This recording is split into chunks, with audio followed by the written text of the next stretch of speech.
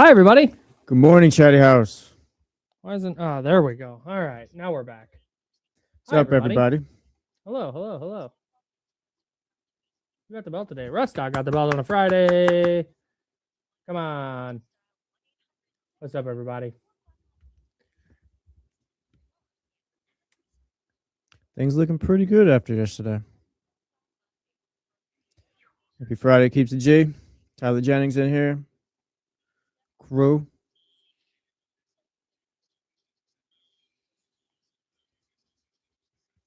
Let's have a Friday, guys.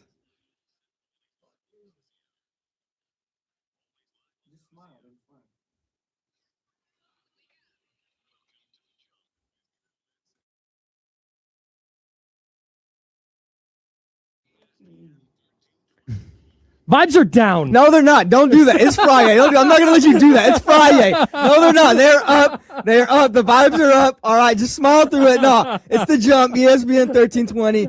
How are you? Hey, good morning. The vibes are up. No, I won't let you do that. I made a very, very minor mistake to start the show today. I'm not letting it ruin the day. Come on. How's everyone doing? I hope great after watching the Kings play basketball last night. I enjoyed that yesterday. Darius Acuff was terrible. Radio guy take. I saw the time. I was like, who was talking? Who said Darius Acuff was terrible? I remember post game. Yeah, he did. I was like, oh yeah, he was actually showing accountability. I guess so we can talk about that later. Yeah, so the Kings beat the Clippers last night. Darius Acuff vastly outplayed Keaton Wagler, regardless of what you feel about Darius Acuff's efficiency right now, which we will get to.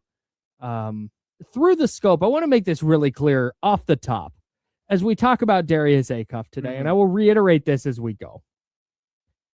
I'm talking about this through the lens of what he said. Yes. I, Kyle, have no qualms with how Darius Acuff is playing so far.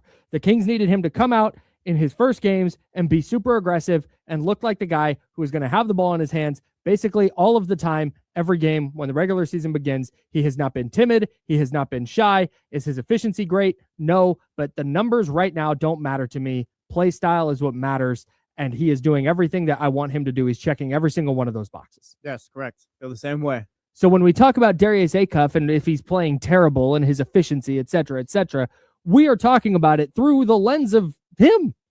Yes, what the man said post-game yesterday. Here's what he said after the game. Gotta be better. Oh my God, here we go. Okay, here's what he said. Maybe the vibes no, aren't dude, no, it's okay. Here's what he said after the game. Gotta be better though. Playing terrible. Why is that? Why do you think you're playing terrible? Too inefficient. Just gotta get, make more shots in a row and get my teammates involved more. That's 7 assists, by the way. Hey, that audio's via ESPN. Yes. Hey, stat nerd, stop worrying about efficiency. Yeah. Nerd. Darius Acuff Jr. analytics guy. Is this a problem? Nerd. I get it, though. I mean, by Darius Acuff standards, yes, sure. You've been playing by his standards. Yes, fine. That's terrible. 6 of 20. I think he was 9 of 29 in the first game. They played at the California Classic. So, yeah, by his standards, no, you don't want to shoot that way. That's awful. If you're doing that, then, yeah, you're not really going to accomplish much. But, again, he's not judging himself by, I guess, what we're watching. I don't know. Perfectly fine. I can't. Accountability is much welcome here. Yeah, man. I can't tell you if Darius Acuff is going to be a great NBA player because I don't know. Mm-hmm. It's trending that way. Looks for me, and I think for you, yeah, and I think for most people listening and watching to this program. Yeah, we'll get into more how he played too right now. Yeah, I think he's fine. Mm-hmm. His defense, if anything, has been better than we thought, or better than what we saw on tape at Arkansas. Like, I'm not saying, he's been amazing or dominant, but he's been fine. Yeah, it's not glaringly bad. Yeah, like there's things he needs to work through and all that, but I mean, as far as the defense, it's like he's not a traffic cone on defense. I'm looking for players in this scenario, and we'll dive further into the roster here, but I think a lot of the focus this summer is going to be on Darius Acuff. I'm just looking for players to check boxes. Mm-hmm. Does Darius Acuff look ready to play the role the Kings need him to play? Yes. Does he need to be more efficient? Like 1,000%. You can't score 20 points on 20. What did he finish with? 26 of 20. He was 6 of 20. 3 of 9 from 3. What do you have? 19 points? I believe so, yeah. Yeah, you can't score 19 points on 20 shots and expect to be successful in the NBA. And it's just not. But again, it's less about the stat. It's more about how, like the I don't know if I'm using the right term here, but like the kind of the prototype of player we got here, like the baseline. Just you're seeing him get others involved. You're seeing him break down defenses. You're seeing him kind of play poised. He's taking good shots for the most part. Sometimes he'll pull it from the mid-range with a hand in his face, but I mean, the dude's a bucket getter. That's just kind of you give and take at that point. Yes. He's getting others involved. He had 7 assists yesterday, and I mean, that very well could have been double digits. He's playing with summer league guys and some guys that might not be with the Kings team. So again, like I think just for the baseline of what we're seeing and how he's playing, it looks fine. Like the numbers will come, the efficiency will come. But as far as like, oh, how did he look in Arkansas? How does he look now? It's about the same, which is kind of what we hope for. And you talk about mindset, right? And checking boxes.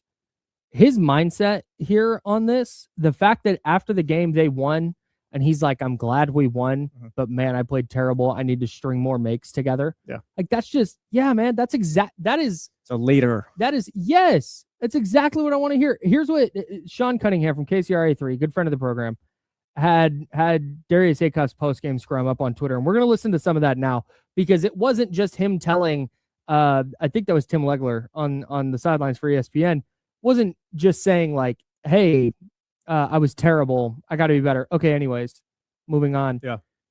It's really clear that he carried that with him post-game. Like he wants to be better. He's happy they won, and he talks about it. Here's what Darius Acuff had to say. This is his extended post-game media scrum after the game via KCRA3's Sean Cunningham.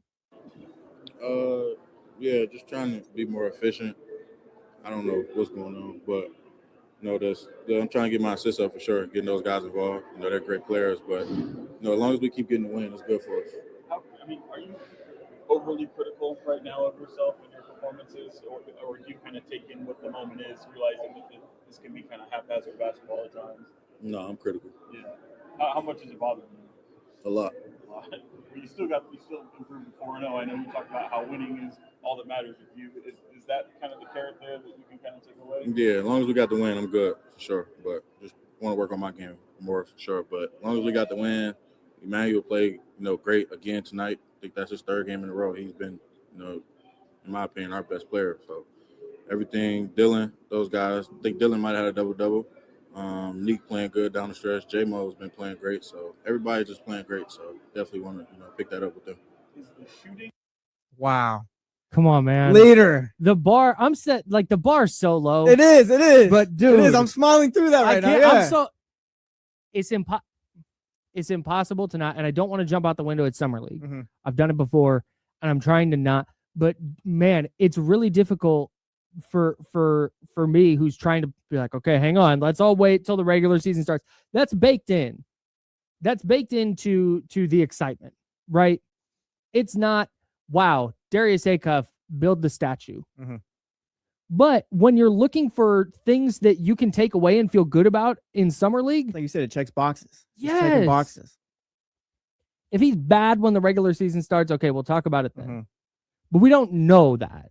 What we know right now is that he's playing the exact role the Kings needed to play. He's stepping into a leadership role immediately. He's not, we're trying to figure it out, and I just got to work on my game, and I'm just trying to do that. He's not deferring to the guys and No, respecting, not disrespecting, but he's kind of like, he knows what the situation is. He's calling his fellow draft pick who plays the same position their best player right now. Yeah.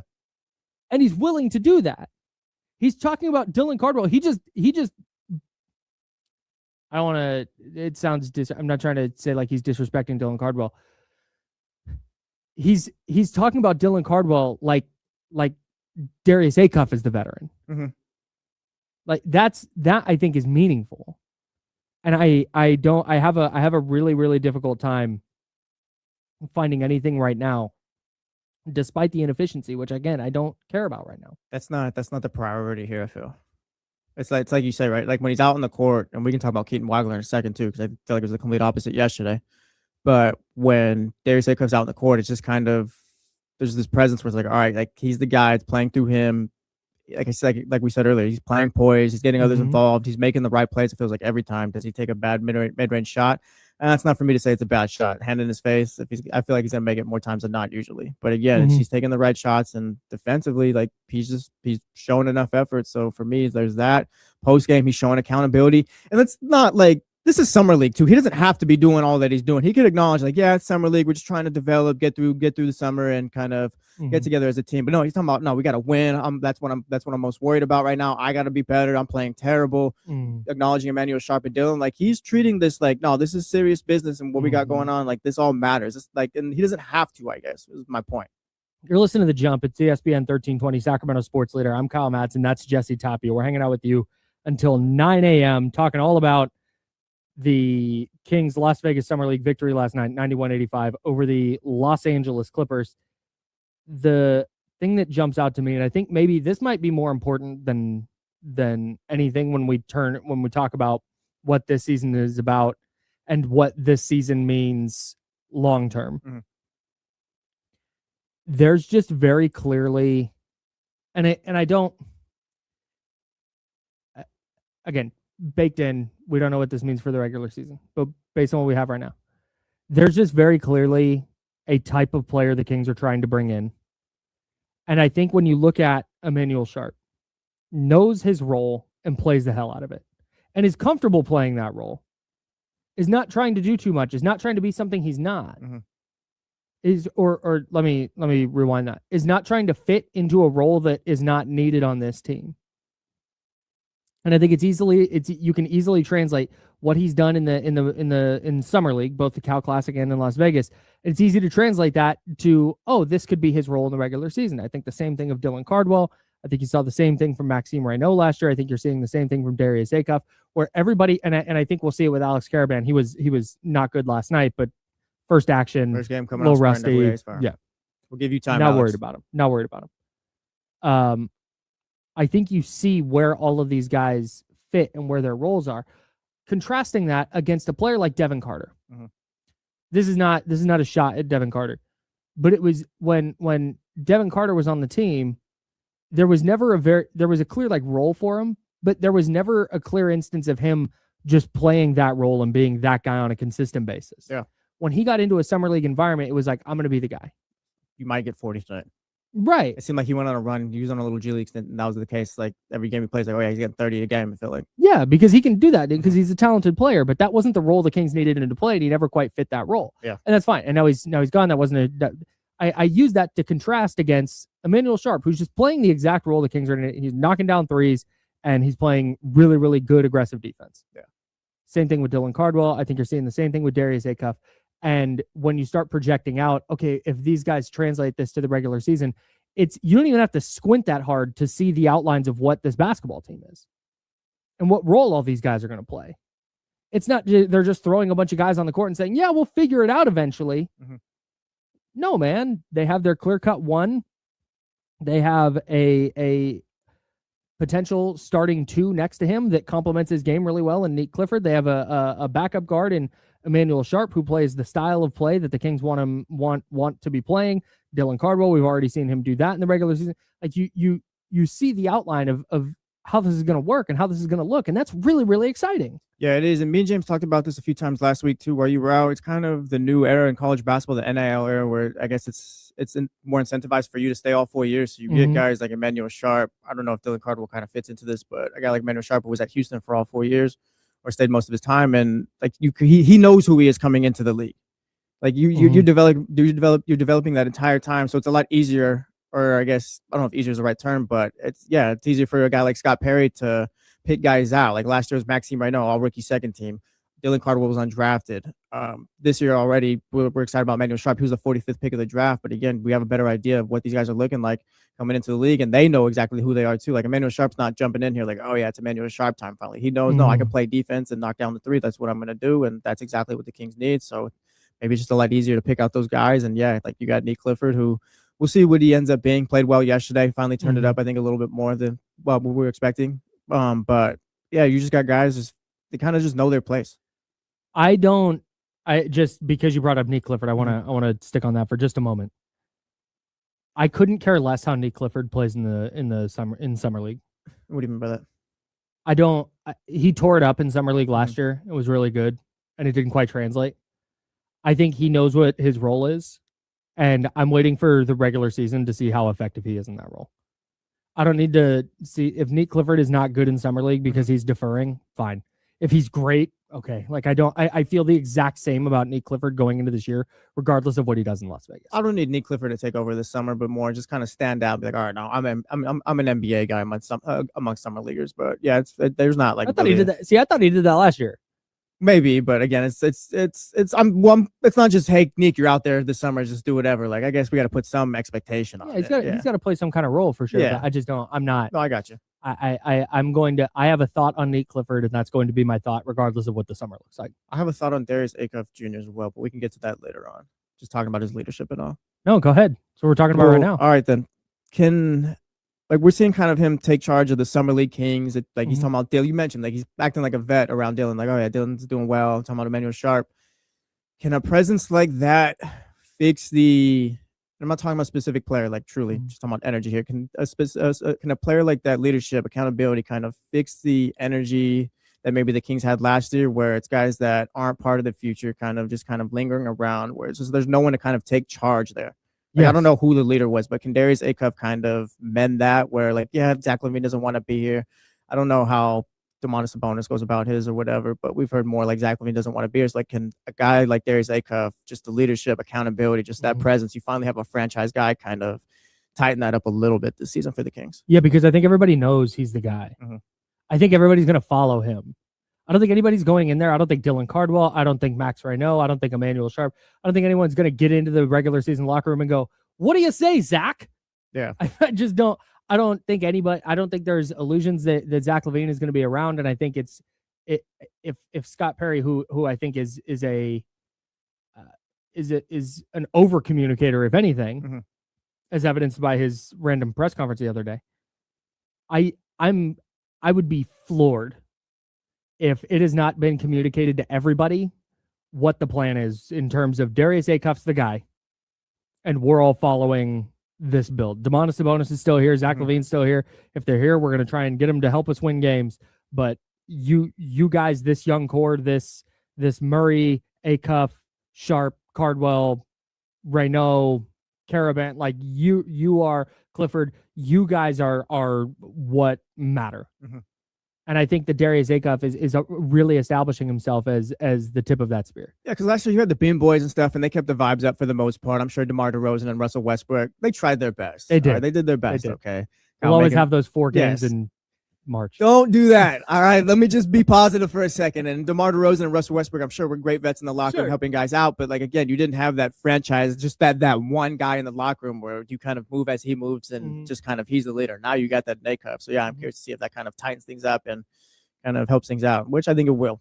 Yeah, if just as long as everyone's bought in and following along. If Zach LaVine's walking around, and this is where I think Darius Acuff's mindset and attitude and the fact that he stepped on the floor day one and grabbed the reins of this team, I think that's, to answer your question, super effective in terms of, let's say they start 5-15, and Zach LaVine's over there telling Miami Heat players on the court during the game, like, man, this sucks here. I don't want to be here anymore. I think it's a scenario where you're going to see those Kings young players say, to hell with you then. Yeah. Not like, oh no, Zach LaVine said a mean thing.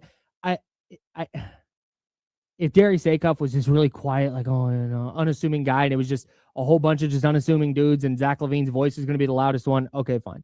But I think there's a very, very clear goal here that's not going to be an issue if that's how Zach LaVine is going to be. Yeah. Which is part of the reason I think the Kings are fine keeping him around. No, I'm with you. So, finally, yeah, man, checking boxes. I don't want to say finally. No, it seems like Darius Acuff. Say finally.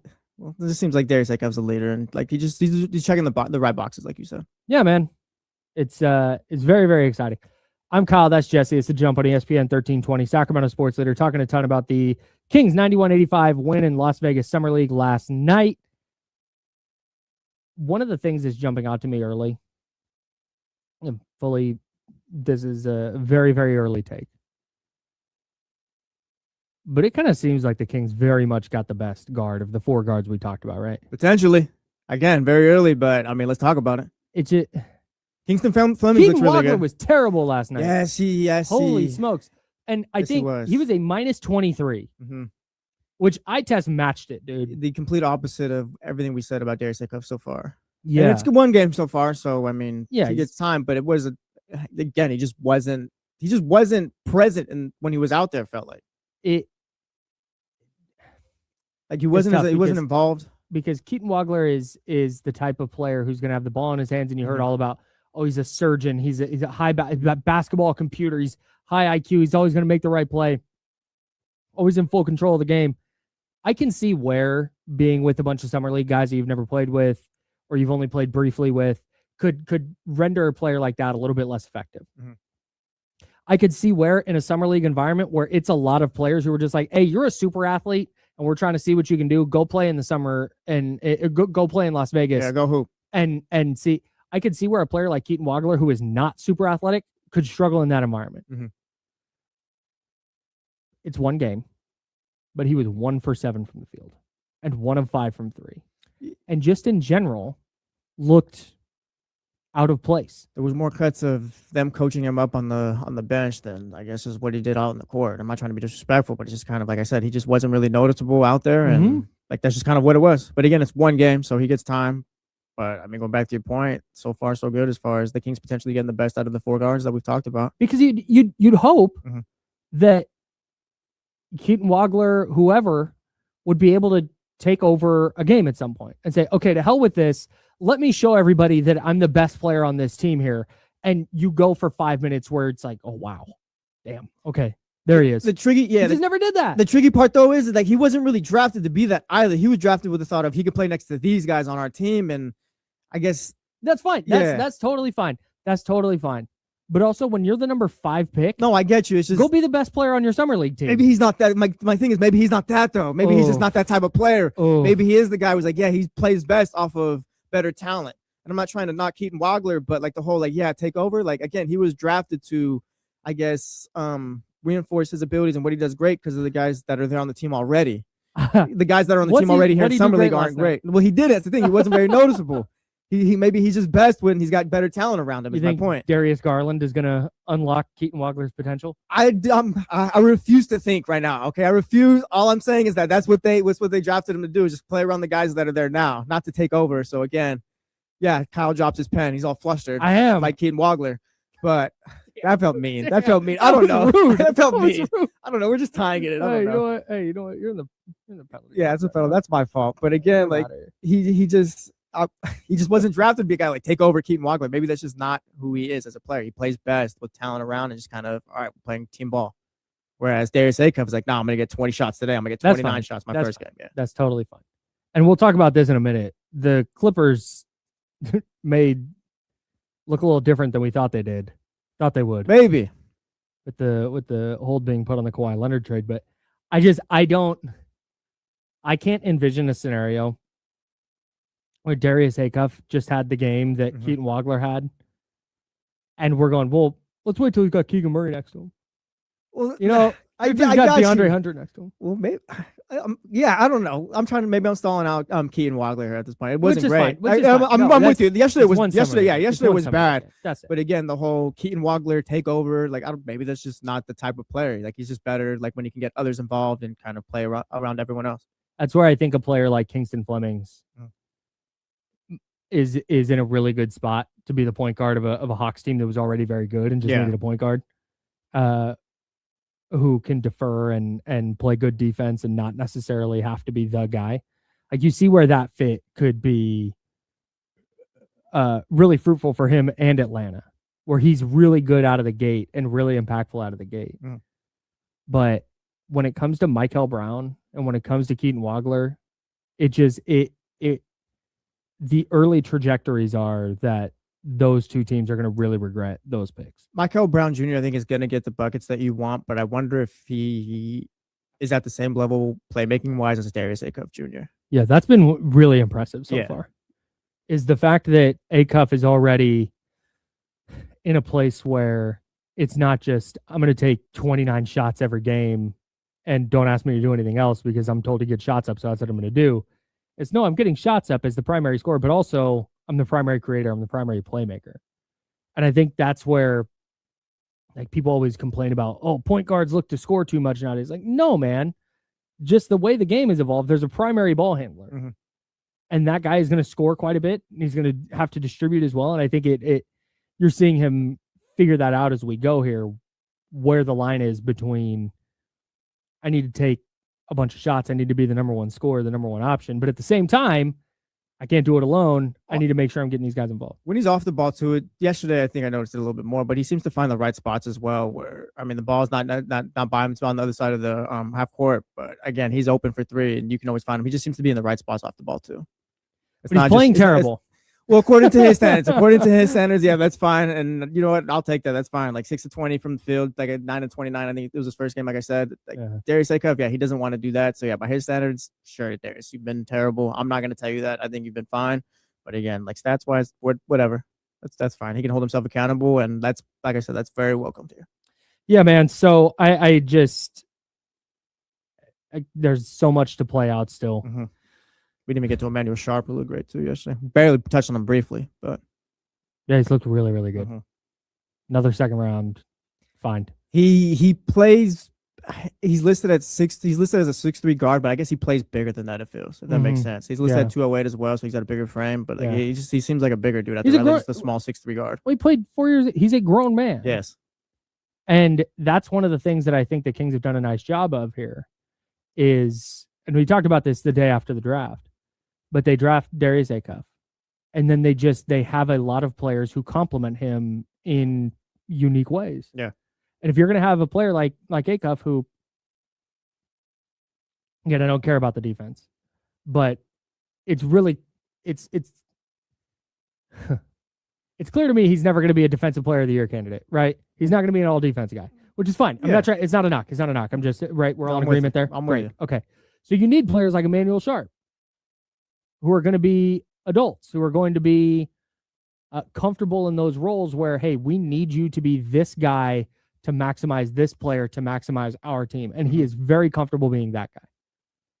And he's comfortable being that guy in Summer League, which leads me to believe when the regular season starts, he'll be comfortable being that guy again. I think that's super important. Team building, man. You got to love it. Dude, that's doing it the right way. That's what so much of the last, and I think that's why I'm not going to get. I think that's why I'm so giddy and so excited about this, is because so I got here in September, got to this station, got back to Sacramento in 2023, in September of 23. So it's right after the Beam team. And everything that offseason and everything since then has been all about the Kings doing the wrong things team building wise. And all of the things that they've done wrong, and they need to do this, they did that. They need this type of player, they didn't get him. They need to draft this type of player, they didn't get him. They need a wing, they got a guard again. You're right. And we had that conversation over and over and over and over and over and over. And now, yes, are they still under the Zach LaVine contract? Yeah. Are they still under the Domantas Sabonis contract? Yeah, for sure. And that's a separate thing. What they're building right now with young players is very, very, very exciting. Oh yeah, looks right. It makes a lot of sense. And that's... You know what I do? What? Hit the button. Oh, yeah. Hang on. We've never meant it more than right now. Yes. Cannot emphasize this enough. Scott Perry is cooking up magic. Yes, he is. Kind of seems like he is. All right, man. 916-909-1320. 916-909-1320. Darius Acuff said he's playing terrible. You grade his performance. A through F, school style. And don't give me incomplete. Don't give me... there's so much. We're not doing credit, no credit. No. The semester ended. We got 4 games. Give them a grade. A through F. It's up to you at 916-909-1320, 916-909-1320. You can call that number. You can also shoot us a text on the Mojo's Local Tap and Kitchen studio text line. And also, of course, hit us in the chatty house at youtube.com/ESPN1320 and twitch.tv/ESPN1320. Appreciate everybody listening on the radio on 1320 AM and on 98.5 FM HD2. Appreciate everybody listening on that side and everybody watching, of course, on YouTube and Twitch at youtube.com/ESPN1320 and twitch.tv/ESPN1320. If you're listening on the free Odyssey app or the iHeart app, salute to you. And if you're listening to the podcast, The Jump with Madson and Jesse Tapia, available wherever you get your podcast. Hello from the future, hello from the past. Hope the future is going well. All right. We'll have more Kings Summer League coming up, but we talked a little bit about the Clippers, who may or may not have the Kawhi Leonard trade go through. Yes, things are happening. Or not, things aren't happening, I guess. Things aren't happening, which I think means things are happening. We'll talk about what the hell's going on down in Southern California next on The Jump. That's Jesse Tapia on Kyle Madson. It's ESPN 1320 Sacramento Sports Center.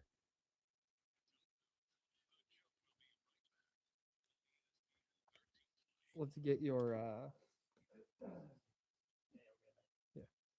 Sup, everybody. Good morning. Thumbs up, please. Hope everyone's having a good Friday so far. Andrew, how's the pup been doing? Michigan, what's up? Steven C. Hey, Michigan, how was that knuckle sandwich, dude? Oh, he got him. What's up, Miss Mac 10?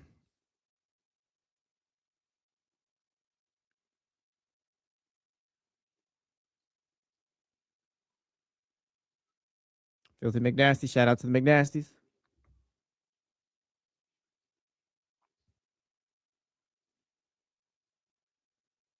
Yeah, no, the vibes are up today, TCG. Vibes are up. A-Cup's playing well. Manuel Sharp looks like a monster. I think the second-year guys are doing what they should so far in the Summer League.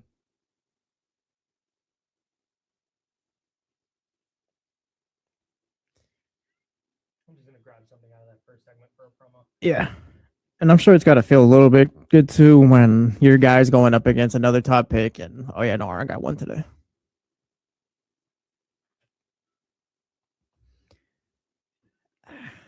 Oh. Cass, I'm rolling with Spain today. I don't see Belgium beating Spain unless Spain just has awful finishing again.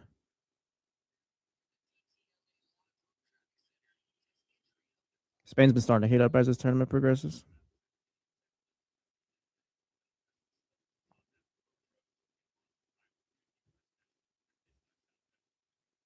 England, Norway tomorrow should be fire too, and maybe Switzerland's low key been like the most. They're not like a top high power or anything like that, but they've been playing some good ball so far. Maybe they can get one against Argentina, who's been kind of on the rope so far. Hey, good morning. Yeah, I think Emmanuel Sharp is going to be the fan favorite. Yeah, in Sac. Yeah.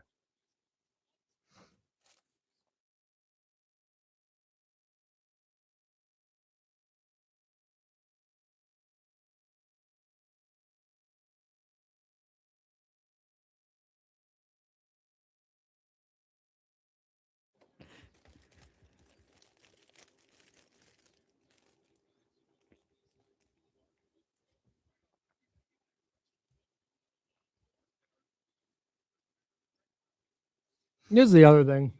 Just effortless. Yeah.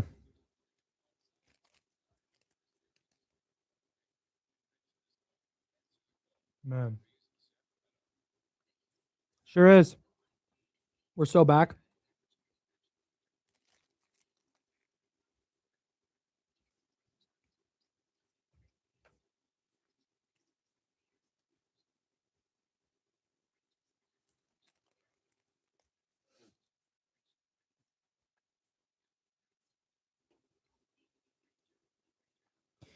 Yeah, it'd be nice, Scarecrow, if Scott Perry's the guy who's able to turn these second round picks into something rather than just throwaways, I guess. Yeah, Sutton's been looking good. Definitely. I hope they're able to keep him in Stockton somewhere. You got all 3 two-way slots filled up right now too. So, like James mentioned, that's easy to move on from.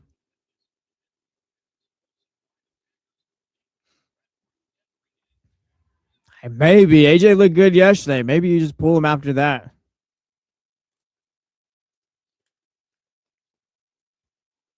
But yeah, maybe the Wizards can throw us a little alley-oop too.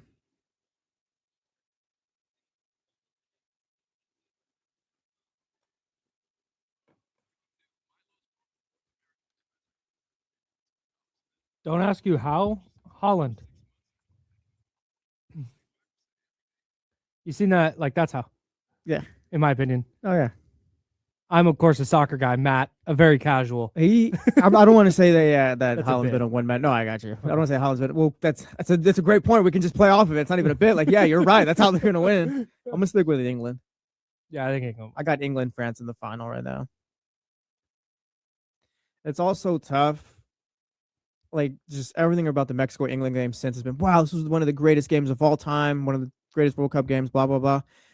And like everyone's just been so positive and happy about it. And like I see it, it's like, yeah, that was a great game, but also I was on the losing end. I don't know if I want to keep seeing like, oh yeah, this was an amazing game, but I was the loser from this. Like, it doesn't really hit the same, you know? It's a little tough.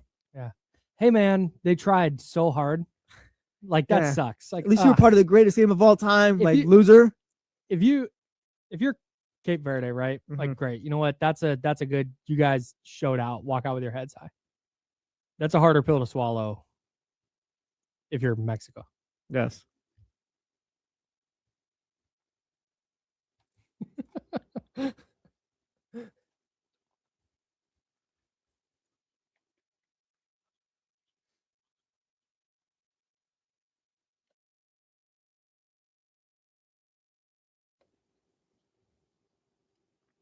Welcome back to The Jump with Kyle Madson and Jesse Tapia. DraftKings is live in all 50 states. Yes, that means you, California. Win or go home. That's it. That's the World Cup knockout round, and DraftKings has you covered for every single match. Right here in California, the world's biggest stage is in the palm of your hand. New DraftKings customers sign up with code 1320AM. Spend $5 to get $200 in total rewards over 21 days. That's code 1320AM. In partnership with DraftKings, the crown is yours. Event trading offered by DraftKings Predictions, a CFTC registered introducing broker. Trading involves risk of loss. Market availability varies. Eligibility restrictions apply. $50 every 7 days via click to claim. Issued in non-withdrawable predictions dollars that expire in 1 year. Ends July 19. Terms dkng.co/predictions promo. All right. We need to talk about this Kawhi Leonard trade. Or lack thereof. Yeah. Which is now on hold because the NBA informed the Raptors that, and it could have become official yesterday. And the NBA informed the Raptors, hey, if Kawhi's punished, this is on you, pal. You eat that punishment. If the findings in the aspiration investigation by the NBA say that Kawhi Leonard suspended for a full season, all right, tough for the Raptors, right? So the Raptors said, okay, we'll wait. We'll wait to finalize this trade. I don't know where you land on this. I've listened to every single one of the Pablo Torre podcasts. There's not going to be a smoking gun where there's a text message that said, we're circumventing the salary cap. But at the same time, at some point, the amount of circumstantial evidence becomes overwhelming to where the NBA goes, okay, yeah, this is what was going on. All of this evidence is evidence of people trying to hide exactly what this is, right? And they interview people, and then Pablo Torre went to the firm, the law firm that's doing this investigation, the independent law firm is doing this investigation for the NBA, and presented them with a bunch of documents that he hasn't talked about publicly and all this other stuff. I think it's very, very clear that something happened. And it's even more clear that something happened, that this investigation that was supposed to be wrapped up before the All-Star break or by the All-Star break has now pushed into the following offseason. And the fact that the NBA is telling the Raptors, hey, FYI, if something's going on here, because if they had been investigating this for a year now, and there was, you know what, man, there's just nothing happening, then I think there would be some conclusion. But that's the thing right there. Can you suspend Kawhi Leonard just off of circumstantial evidence? Because this isn't a court of law or anything like that. But if you don't have like, nope, here it is. Yep, they did it. How can you actually suspend him for that? If it's all just everything points, because we're not dumb. They probably did do this. Like no doubt. Yeah, they circumvented cap, all that stuff. But again, if you don't have something that directly points to it, just hard physical evidence, like yes, text message, whatever you want that says Kawhi Leonard, the Los Angeles Clippers, Steve Ballmer, and Aspiration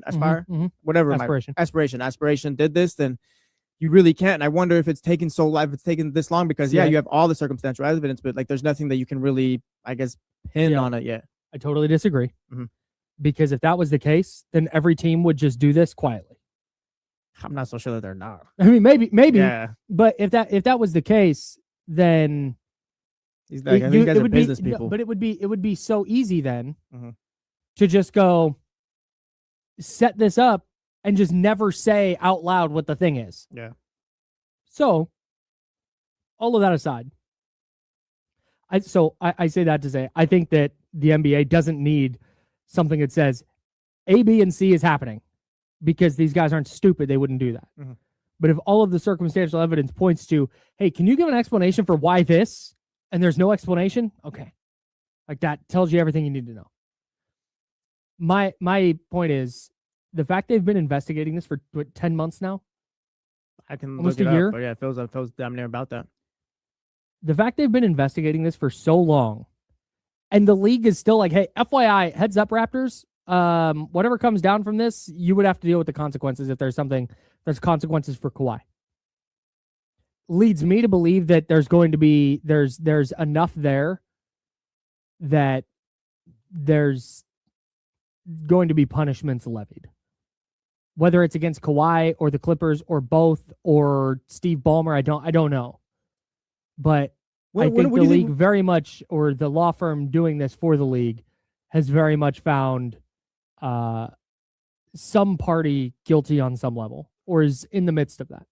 Maybe I just wonder why it's taking so long, because the investigation got launched in September of 2025. We're here in July of 2026, and still no resolution yet. Resolution, I don't know what it is. Point being, like, there's nothing that's kind of come from this. Like, I wonder why it's taking so long. Like, maybe you are right, and they're just kind of, the punishment is coming. That's coming. That's why they let the Raptors know and all that. But again, it's just, maybe this is just super complex investigation. Yeah, that's kind of what it is. Yeah, which it might be. But again, I figure if you had something, you probably would have wrapped this up by now. Something where you could use, I guess.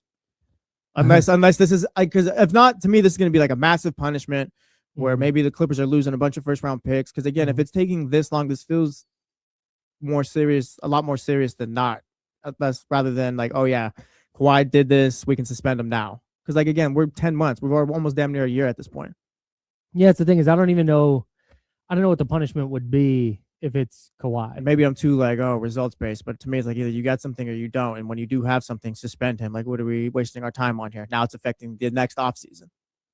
Which is why, so that right there is where I wonder, because if you're the NBA, this law firm is working for you. It's now it impacted last offseason. It's impacted the All-Star game a little bit. And now it's going into the next offseason where this trade is being held up because the Raptors don't know what's going to come of this.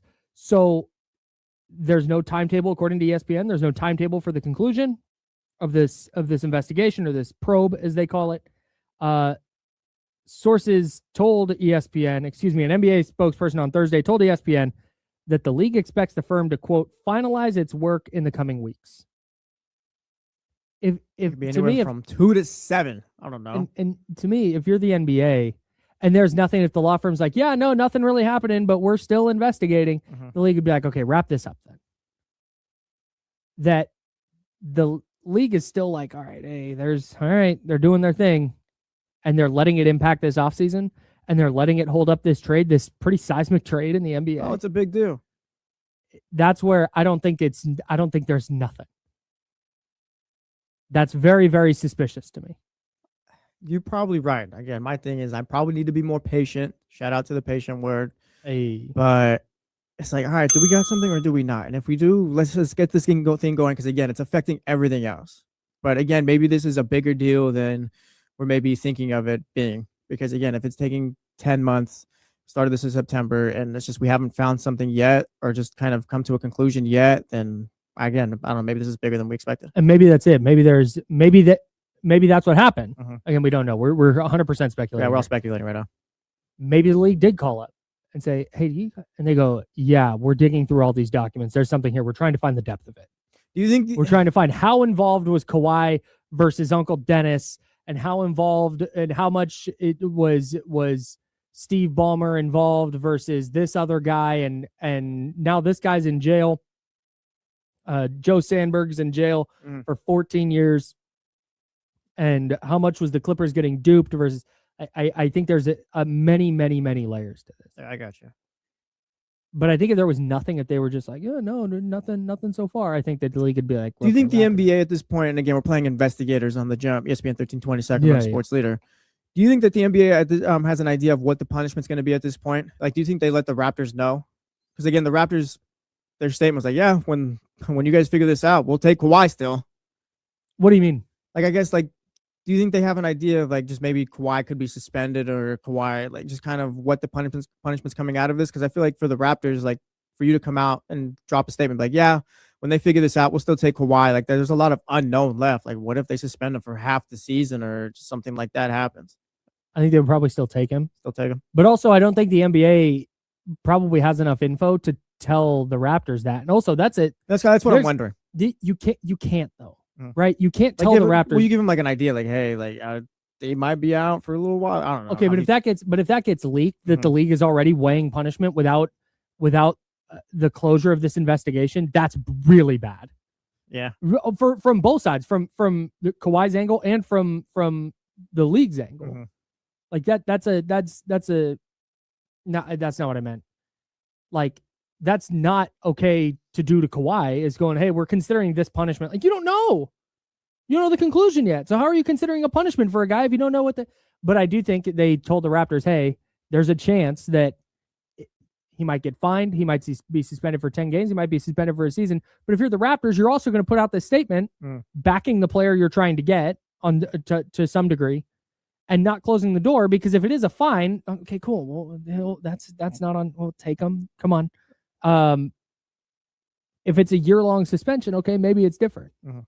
But right now, you're not going to put out any statement that makes the Clippers believe you're going to pull back on the deal, and then they go trade him elsewhere. I get that, but I get that.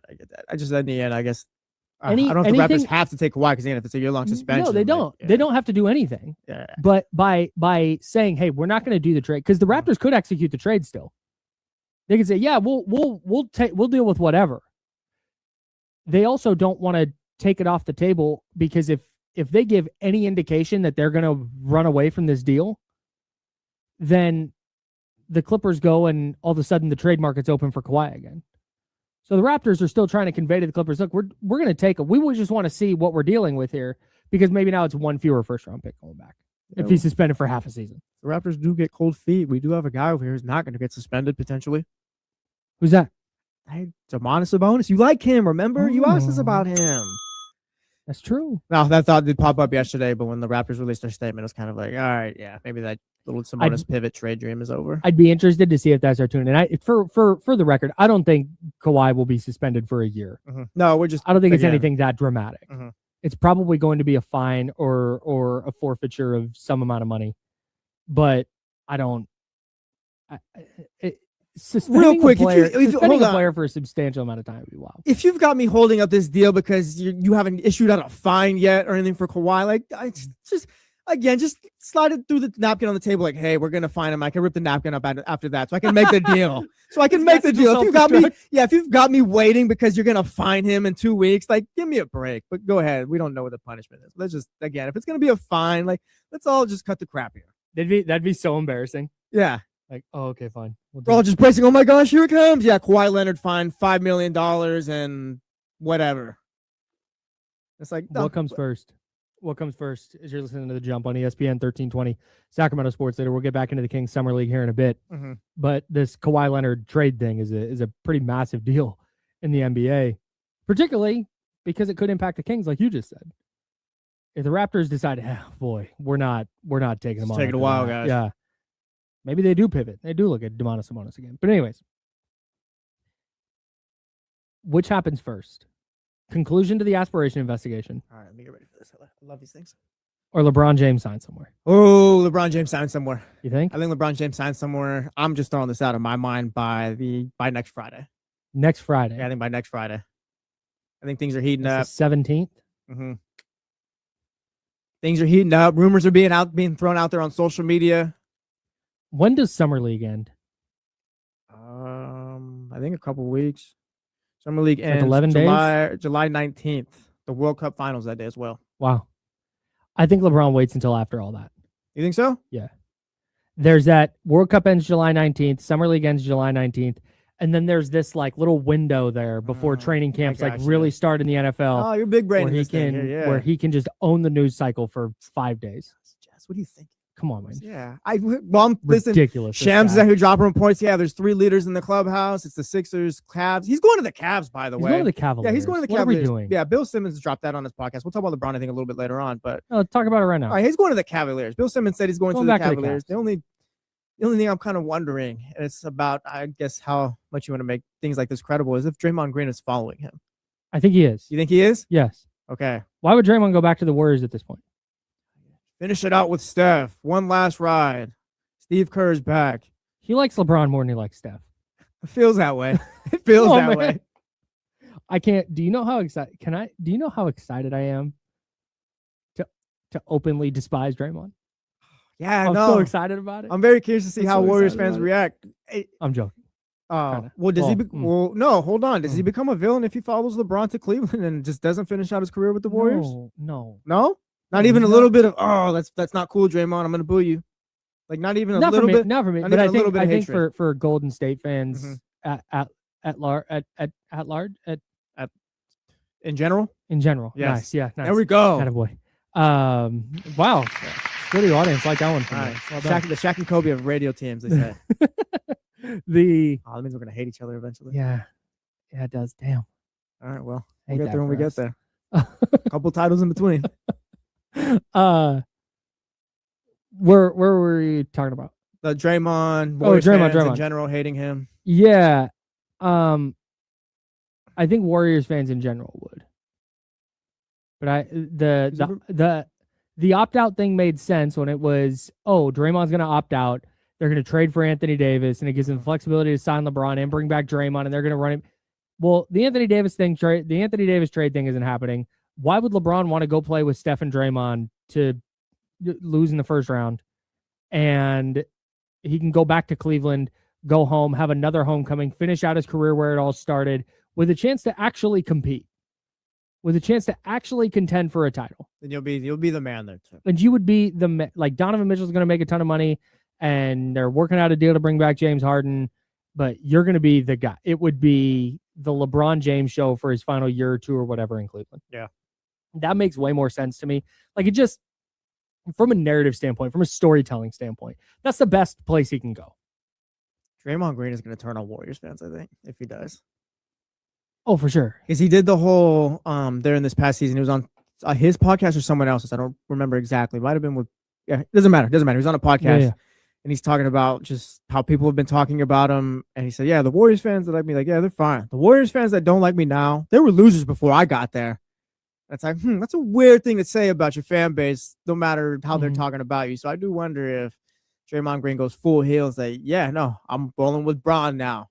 And Warriors fans are just kind of upset because, of course, he lives with LeBron James, who you went to battle with all these times, and you're not finishing out your career with Steph Curry, who, again, you went to war with all these times.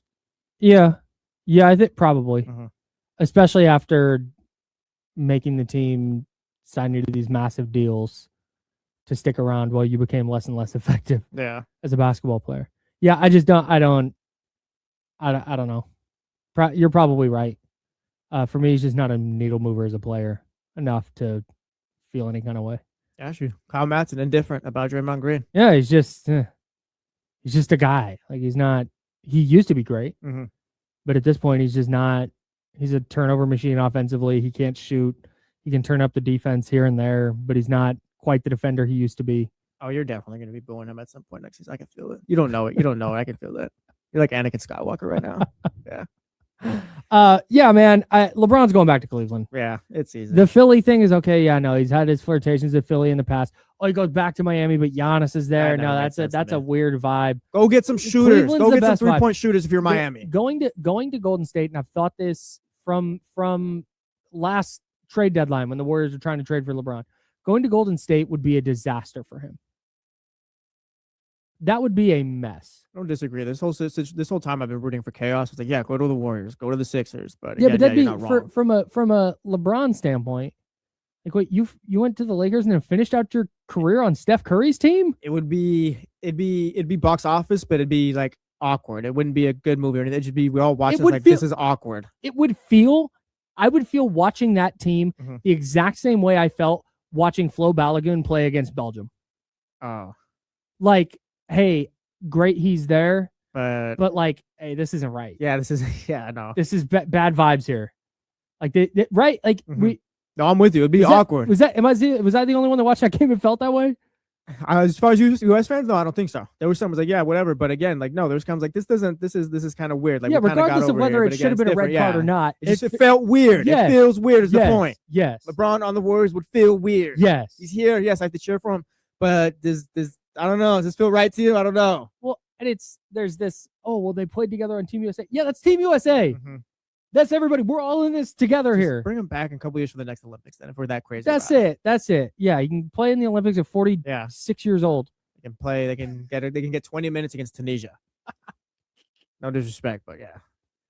I can't wait to talk about what Team USA basketball is going to look like in the 28 Olympics. Yeah. Hell yeah. They might not. They'll medal. I don't think they're going to. Don't. They're going to gold. They're going to win the gold. Are you sure? Yes. Cooper Flag, Anthony Edwards. I'll write it on the board right now and we'll revisit it in 2 years. USA will win the gold. All right. Can't believe you were even going to think about them not medaling. Well, I just don't know what the team's going to look like. It's going to look great. Is it? Yes. Okay.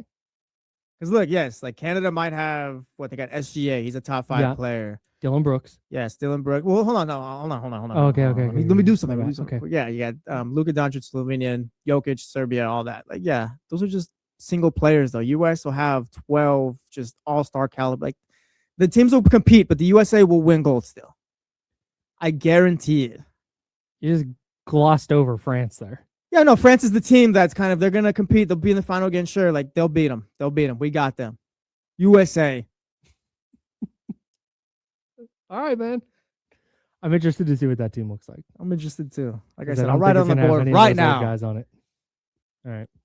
I'm Kyle. That's Jesse. It's ESPN 1320, Sacramento sports leader. 916-909-1320, 916-909-1320. If you would like to jump in on this conversation, the Kings opened their Las Vegas Summer League last night with a win over the Los Angeles Clippers, 91-85.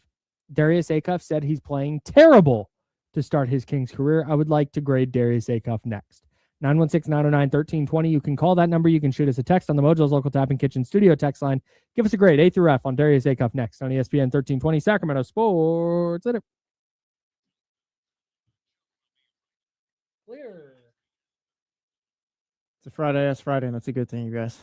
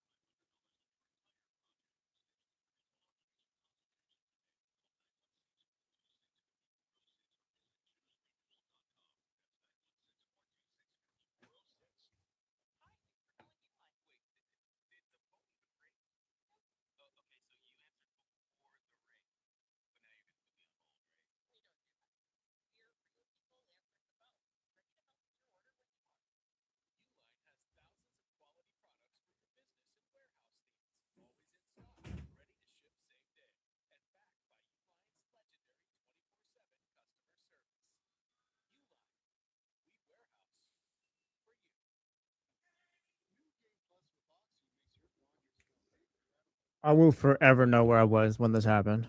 Like, this is like a core memory when it happened. Brazil losing 7-1 to Germany. Oh, yeah. That was a final? No, it was a quarterfinal, I believe. Quarterfinal. No, semifinal. Semifinal, I think, maybe. I don't remember. Point being, I remember like just watching Brazil get beat down. I think it was a semifinal because they played the Netherlands, I think, maybe in the third place matchup. Was that 2014?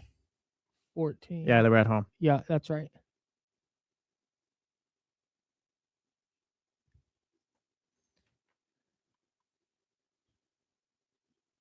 Yeah, it was the semifinals, yeah.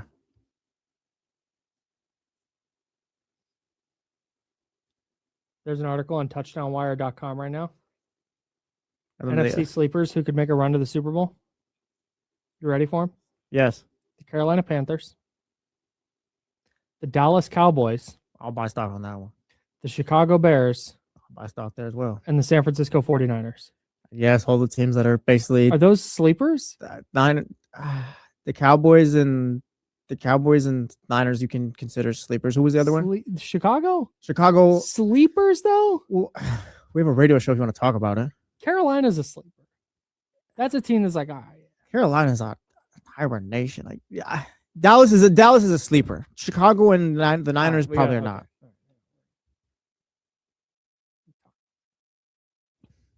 Emiliano, in my opinion, it's because they're still stuck in the 90s. Italian soccer's never really adapted. I didn't realize they haven't been in a World Cup since like 2016. Last 3. Yeah, 2014. 2014, they got grouped, I believe. Costa Rica won that group, or maybe it was England. They got group. Point being, no, it was Costa Rica. Costa Rica and Uruguay made that group. If I'm not wrong, 12 years ago.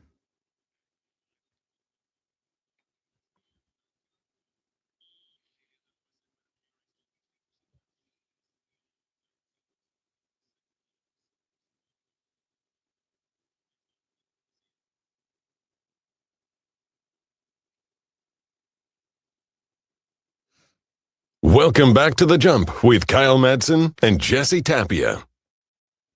Yeah, I'm Kyle. He's Jesse. That's what they call me. I got distracted at the break. I want to talk about basketball. Yes. I want to talk about Darius Acuff, and we will, I promise. Actually, you know what? I'm going to do the right thing here. This thing I got distracted about, we'll talk about next segment. Okay. Instead of stepping on Darius Acuff, which is not the purpose of this program. This is his moment. Yeah, man. It's so nice that he's just as advertised. That's the thing, yeah. Like he's just, he's good. We'll get into the grades because I'll just kind of jump. Yeah, go ahead. That's what we're doing. We're grading Darius Acuff right now through his first 4 games. Don't give me an incomplete. No, don't be a coward. Are we going pluses and minuses or just solid grades? Yeah. Plus minus is great. The reason we're not doing incomplete is because the grade is for the first 4 games. Okay. His first 4 performances. And the reason we say this, just to get everybody caught up, is this is what Darius Acuff said last night. After the game, he told ESPN the following in his on-court interview after the game. Gotta be better though. Playing terrible. Why is that? Why do you think you're playing terrible? Too inefficient. You gotta get, make more shots in a row and get my teammates involved more. Said he's playing terrible. Needs to get his teammates involved more. Also had 7 assists. What do you think if Darius Acuff called this program right now at 916-909-1320, 916-909-1320? What grade do you think he would give himself? If he's super critical of himself, then it's an F. But if he's kind of like giving himself some leeway, I think it's like a D- or something. Because again, if he's just like, oh no, like I'm terrible right now, and just I gotta be better, and that's his mindset, then yeah, he's probably gonna give himself an F. Like this is not good if you're Darius Acuff according to his standards. But again, if he's like, no, I'm like doing some good things, maybe it's a D-, like I said. But realistically, he's probably giving himself an F. Myself, I'd give him a B+. I think he's doing all the right things. The defense is average. It's fine. I think it's what we wanted. The playmaking ability is there. Again, I mentioned he had 7 assists. Could have had more. And I think getting the right shots, getting to the hoop, just all the offensive elite ability that we've kind of hoped to see is there. But I can't give him an A because the production and the inefficiency isn't there. It's just the little things that are just left for him to have an A, I guess, is what I'm saying. Like he's doing all the right things. All the baseline's all there. Like it's good work. But again, it's just all right. I need 11 of 20 rather than 6 of 20. And I think if you're doing that, then it's an A. Yeah, for me, I'm going A- for a lot of the same reasons. He's checking just about every box on and off the court except for that. Yeah. The fact that he struggled out of the gate and wasn't efficient on 29 shots in the opener. I think there's context to that too. First half, he was not great. Second half, he started to they let the game come to him. In the fourth quarter, it's like, okay, yeah, now he's starting to pick it up here. Right. Yeah. That he didn't let that deter him from being the primary shot taker is great. Like, I love that. He knows what his role is. Scaled it back a little bit. Isn't taking 29 shots a game, but is still getting teammates involved. Is still very much grasping the role that the Kings need him to play. The efficiency, I think, will come around at some point. Do I think he's going to be a 50% shooter from the field? Probably not.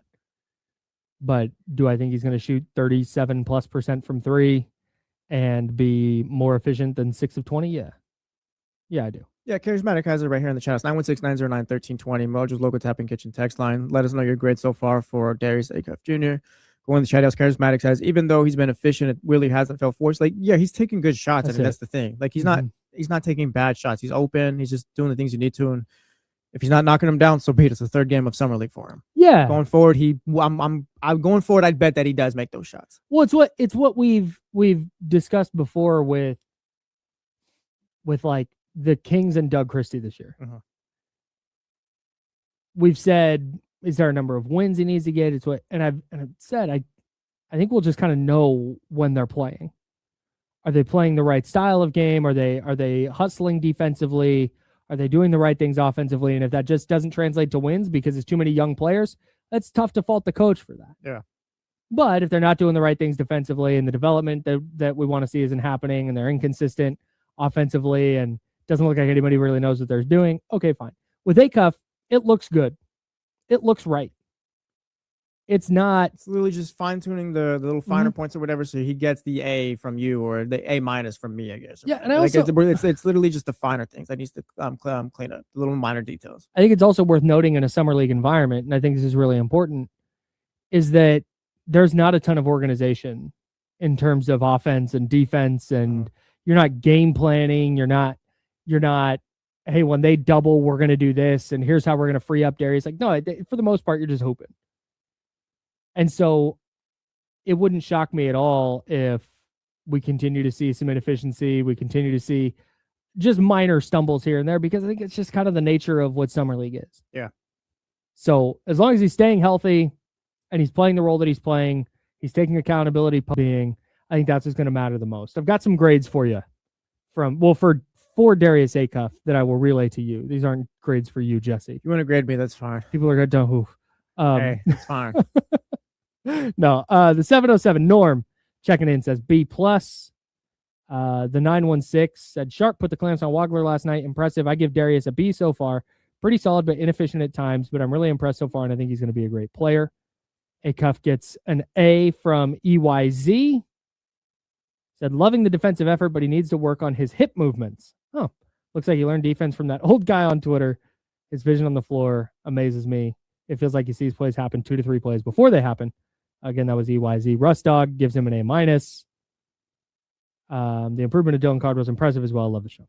Yeah, going to the chat real quick. Filthy's got a B. We got another B right here. A- from Tyler, and then a B+ from Westside Kings fan. I feel like we're all on the same vibe here. Yeah, man. And I think that's what you want from your first 4 games. I have no complaints. None. Not even the efficiency stuff. I don't agree that, and I get that Darius, everybody's their own harshest critic, and he wants to shoot better than 6 of 20. I totally understand why Darius Acuff says Darius Acuff is playing terrible. I just fully disagree. Yeah, no, I disagree too. But not at least he's just aware of what he needs to be better at right now. Darius Acuff doesn't know ball, is what I'm saying. Yeah, you heard it here first on the jump. Kings messed up, but yeah, Stat nerd worried about his efficiency. He's going to hold himself to the highest of high standards. So he can do that, and we can talk about everything else he's doing great, because that's our job. But, yeah, man. Yeah, if he wants to, not if he wants to. He knows he needs to be better efficient-wise and knock down these shots. That's great, but it's fine by me. He's aware of it. He's being accountable. He's being a leader. He's checking all the boxes like we've said today.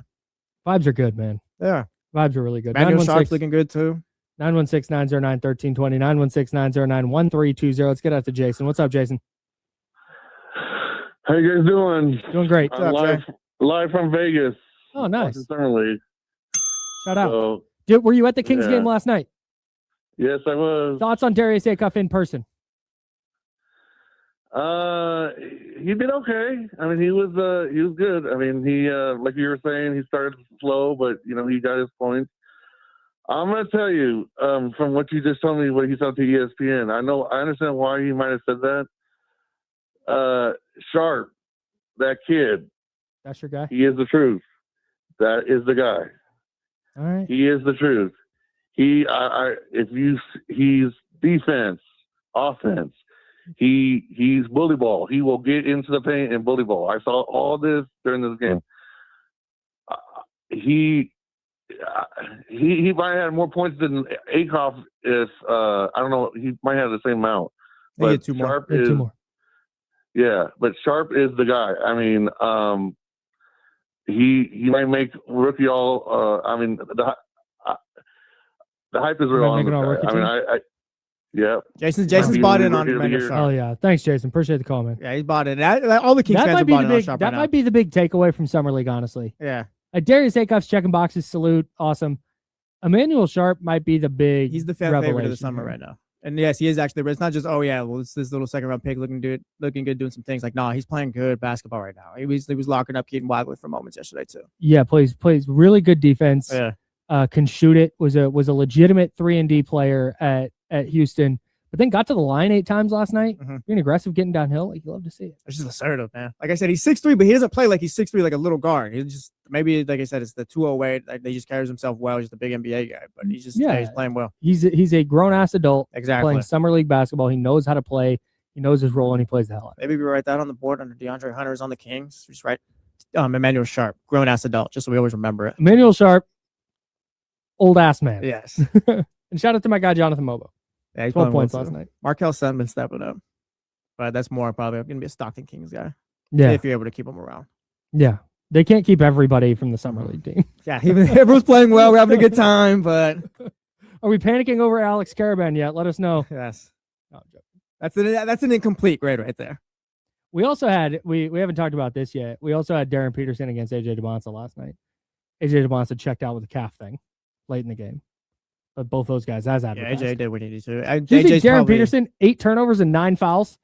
Hey, be aggressive. It's the summer league. I mean, what? Dylan Carter had 9 fouls yesterday, right? Yeah, he did. But I think it's Kings Wizards on Sunday.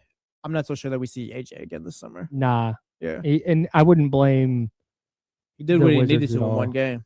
I honestly, if the Kings right now, I wouldn't advocate for this. Yes. But if the Kings right now said, "Yeah, Darius Acuff's good, we're done." Give me an 11 for 20, and you can sit down. Give me an 11 for 20. I need one.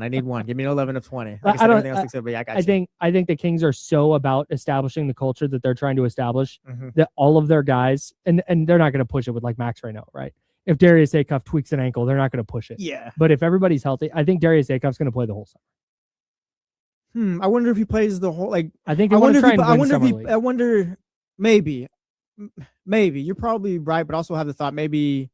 If they're going to try and win something, then Neek and Dillon are playing the entire time. But I wonder if Neek and Dillon are only playing a certain amount of time, like maybe the first wicket. I wonder if Acuff would be on that same timeline and you let the Stockton Kings level players, which is kind of the guys fighting for NBA jobs, kind of battle out the last couple of weeks. Also, we got to see if Maxime right now, he's back with the team, but didn't play, of course, just got back from the French national team. So we'll see. Can I keep it a stack with Max? What? I don't need to see him play Summer League. For himself, no, but I'd like to see him next to Acuff. I don't need to see that. Why not? They can practice together. They can't. For me, though, I want to see it. I don't need. I got you. But I want to see real games.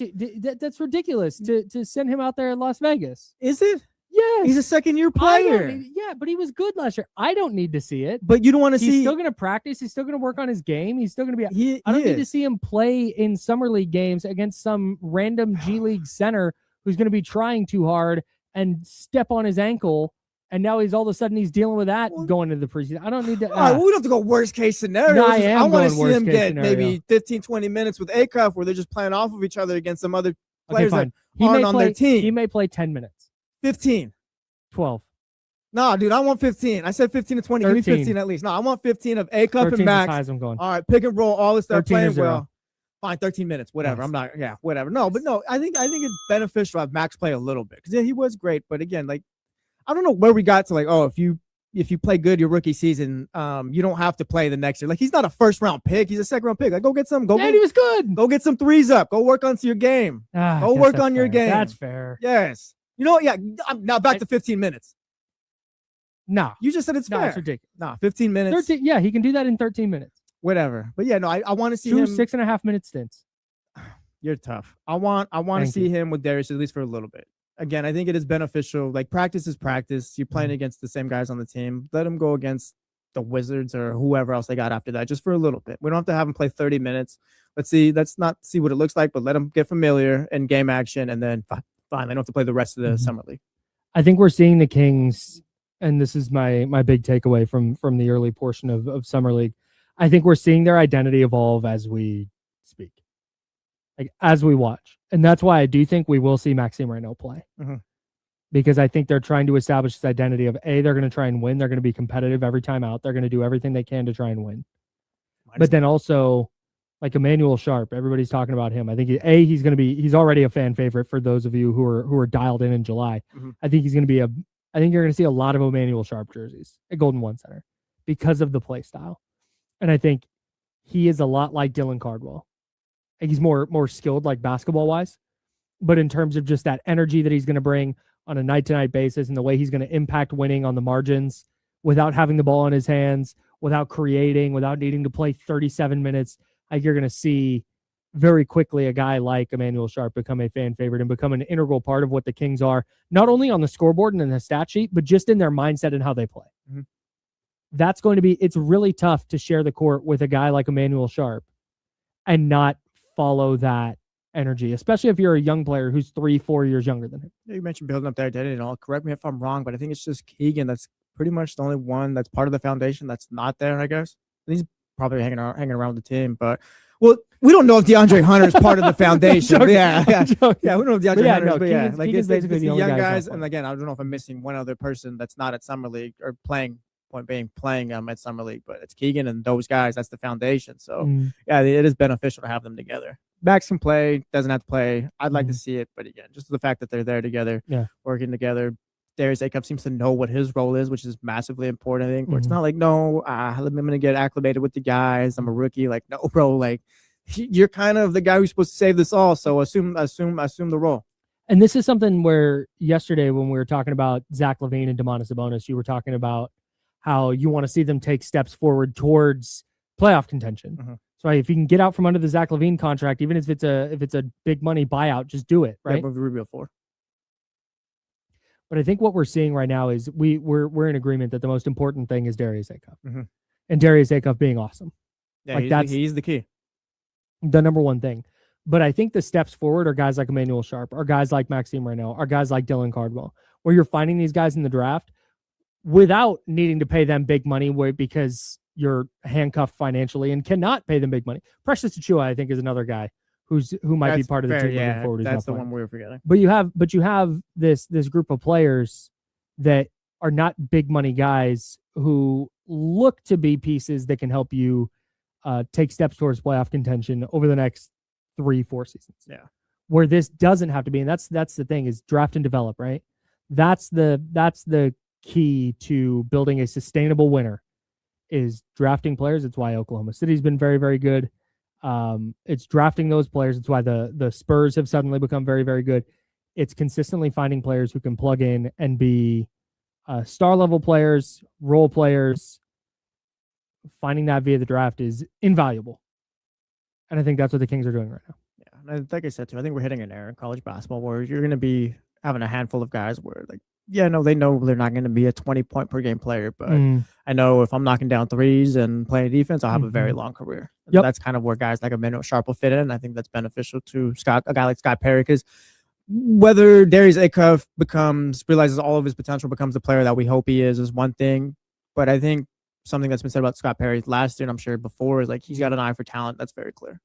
It's just a matter of if that talent reaches its potential. It's that line from the movie Miracle, Disney movie about the 1980 U.S. Olympic hockey team, where Craig Patrick says to Herb Brooks, says, hey, this roster you wrote up is missing some of the best players. And he says, I'm not looking for the best players, Craig. I'm looking for the right ones. Yes. Feels like that's what Scott Perry is doing right now. Yeah. And if there's a talent deficiency down the line, they will address that when they have more financial flexibility where they can maybe go sign somebody or maybe go trade for somebody. But right now, it's just finding the right players to establish a culture and start moving this thing in the direction that Scott Perry wants it to move. You know what? Hit the button again, man. Yeah. What a Friday. We'll do it. Scott Perry is cooking up magic. Friday wouldn't be complete without a call from TC. 916-909-1320, 916-909-1320. TC, give Darius Acuff a grade. Actually, check that, TC. Hang on. Darius Acuff, why are you giving, TC, why are you giving Darius Acuff an A+ so far? Also, good morning, TC. Hey, go listen. Hold on. Top of the morning to my two bros, right? Listen, check it out. You're right, Kyle. To answer your question, because we got us one. We've been looking. We finally won as Kings fans, right? We finally won this time, and I know it's hard for some of us to believe. I know that's why everybody's kind of iffy. Some people are. Majority of the people are coming around like, man, we finally got our guy. We always lose. We always lose out, or we always miss out. We finally got our generational piece, bro, in A-Cup. And also, talk about Perry. Talk about Scott, how he keep hitting on these second-round picks. My boy is A+. That's what I said. Let's go back when I said I believe in Perry. And I said, let's let Perry work because this guy's reputable and he knows what he's doing. He's not blowing smoke up no one's butt. He's not doing any of that. He's going to be straightforward with you. He's going to draft some guys and put a team together. That's why I told you guys, the moves that we made in these draft picks, don't be surprised, bro, if we're top 10 this season coming up and probably on the 10th seed, and we might get knocked out the first game, but we can build from there. And that's a serious note, bro. To me, that's a success. Happy Friday, and I love y'all, bro. Happy Friday, TC. I'm not putting 10 seed on the King. I'm not doing it yet, but I love the optimism. If they're in January and they're in the mix, cool. Well, let's talk about it. But the 10, I'm not concerned about where they finish in the standings this year. No, that's just TC being an optimist. And that's fine. And again, if they're, I'm not saying that, oh, that's never going to happen. That's just not where my brain is right now. No. The Kings have like 5 players. Acuff, Sharp. Talking about the foundation? Yeah. Cardwell, Neek, Max, Keegan, Precious. 7 guys who, if they're on the roster and playing some role on a playoff team in 4 years, like, it wouldn't shock me. That's a really good foundation. Yeah. And again, we can talk about you need more talent, you need this. That's fine. We can address that down the line. The Kings have gone from having no foundation to having a very real foundation in a span of 2 offseasons. Yeah, you got to build around. You got the franchise guy right now. And that's the thing too. Like, you got the foundation, but of course we need to see what these guys eventually turn into. But there's a good starting point, I feel. Yeah. I'm Kyle. That's Jesse. 916-909-1320, 916-909-1320. Did you see what Charles Barkley said about the Kings yesterday? I saw a quote. I didn't hear the quote. Okay. Shout out to Kirsten Moran-Keller from Fox 40. Yeah, shout out. Kirsten's the homie. She had the audio of Charles Barkley from the American Century Championship. And Charles Barkley had this to say about the Sacramento Kings. A miracle, the hand of God, the Pope coming to town. Before the Kings going to be any good. Yeah, we're going to get Pope Leo in town. Kings in bad shape right now. And it sucks because they have one of the best fan bases in the world. I love Sacramento fans, but they need a miracle. You know what? I agree with Charles Barkley. And guess what? They got one. Who was that? They got one when Darius Acuff fell to 7. Yeah, that kind of plays off of what TC was talking about. They finally... No, I'm not going to do the whole, we're going to wait and see. Yes, it feels like they did get themselves one finally that fell to them. Yeah, man. Yeah. They need, okay, I'm let's not going to do the whole, let's wait and see thing right Charles now. Barkley, who I don't think Charles Barkley is locked into what's going on around the NBA. They do a whole segment called, what's the segment called? Where he play at? Yeah, who he play for. Who he play for, that's it. Who he play for, right? They do a whole segment because Charles Barkley doesn't know what happened in the offseason. So I'm not going to sit here and worry about what Charles Barkley had to say. But let's go with that. They need a miracle. They need finding 2 legitimate contributors in the second round in consecutive drafts, potential starters finding Darius Acuff, having Darius Acuff fall to 7, which we acknowledged on draft night, might be the time the Kings finally benefited from the teams ahead of them picking the wrong guy, and the Kings reaped the benefit of that. So the reactions to the Nets pick. Right. Finding Dylan Cardwell, it looks like a rotational big who fits their team as an undrafted player the year before. Like, all of that is stuff that's really hard to replicate. Mm-hmm. It's really tough to just continue to nail draft picks.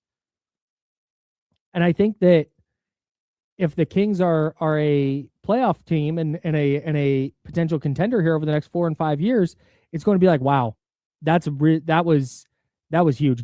Look at these 3 drafts they had in a row. Look at these 2 drafts they had. Like, next that's, I think, where the miracle comes in. I think, yeah, next one's going to be just as important as these last couple. Because next one is going to be the one where, like, that's kind of I like Acuff. I like the guys they've drafted so far. Of course, they need to play more games and just kind of realize their potential. But next one, I think that's kind of the next avenue as to, I guess, maybe finding Acuff's Robin or the most realistic one. So yeah, that's why one next year is like just as important. Where Scott Perry's got to nail that as well. Like, you got to find someone potentially as good as Acuff or just right there. Because I mean, if it's just Acuff and the role players who do well, like that's great. But again, like there's a ceiling. Yeah, there's a ceiling to that. But again, so far so good it seems. Emmanuel Sharp is the fan favorite so far. Not just the fans love him, like he's actually played good basketball and all that. So I like what Scott Perry's been doing. Of course, we'll see what it looks like during the season, but from the 4 games that we've seen so far, 5 games potentially maybe, but either way, it's so far so good. Alex Herro, not gonna write you off yet, pal. Like, you just got here. No, an he's injury. Just not part of the conversation yet. Take a deep breath and figure it out next game. And if Alex Herro is the pick you miss on, fine. You're not gonna land everyone. I don't. Yeah, that's it. If we can go 2 for 3 each draft, or even 1 for 3, or at least coming away with a solid NBA player, or just getting what you need, then we can work with that. The 530 asks on the Mojo's Local Tap and Kitchen studio text line at 916-909-1320. When was the last time 2 second-rounders made all-rookie team in consecutive years on the same team? Buddy, I have no idea. Yeah, I don't know. I don't even know if that's happened. I have no clue. Yeah. I don't know that Emmanuel Sharp will have a big enough role to get in yes, like we're having fun on Friday, but yeah, that's the thing. Zach LaVine, Malik Monk, people are still here. There's still people that need to get minutes. Yeah. I don't know, but yeah, maybe Sharp too, though. He looks really good. Finding high quality role players in the second round in consecutive years is just, that's a huge one. And I'm not going to knock down the Emmanuel Sharp hype because he looks damn good right now. Looks like he's really good. Probably going to be a contributor, but that's kind of the whole thing where it sucks to be in this position if you're the Sacramento Kings, still needing to move off contracts where it could potentially hold up minutes from Emmanuel Sharp if you want to see him this year, a guy like Nick Clifford, because like Zach's here. So he probably does have to start next to Darius Acuff and get some minutes, because that's going to help take the load off of Acuff if teams are blitzing him and all that. But even still, I think if Zach LaVine's not starting, I think it's Nick Clifford. Potentially, yeah, maybe. Like the way Scott was talking, I think Nick's gonna be more of a backup. But again, it's tough to be in this position where you still got to move off guys, because of course we want to see the Emmanuel Sharp play, we want to see the Nick Cliffords play at the 2 and all that. But baby steps. We'll continue talking about the Kings. We had AJ DeBonsa v. Darren Peterson last night, and then I have a quick NFL question for you. Nice. We have 16 days. No, that's not right. 16 days until the 49ers begin training camp. And I saw an interesting article that I got distracted by that I want to talk to you about real quick. When we come back next on The Jump, it's ESPN 1320 Sacramento Sports Center. Clear, dude.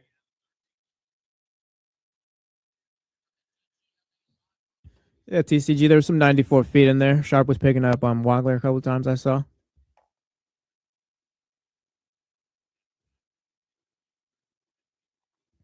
Oh, I have a question. Nice.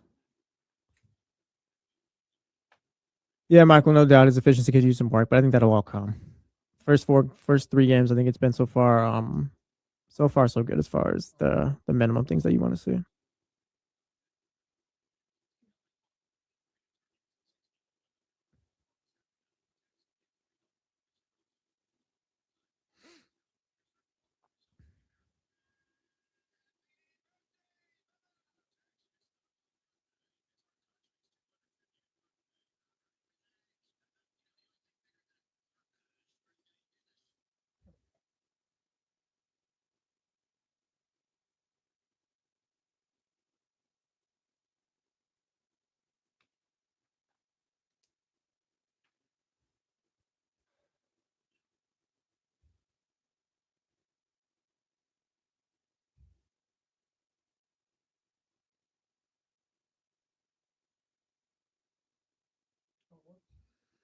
Tradiale was really high on Sharp. I think everybody's really high on. Yeah.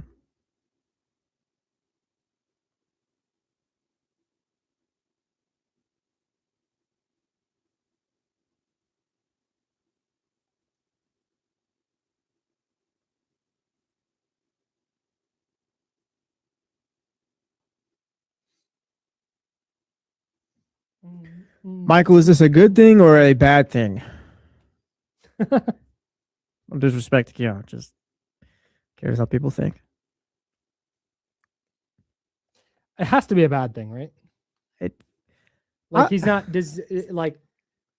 because the only Keon turned out to be a guy who never really got like regular minutes here. Right. Keon was just a fragment of our imagination, damn near. Like he's with the Nets, but like a figment of our imagination was like, yeah, no, there's a great defender there, and he can knock down the three, but it never happened.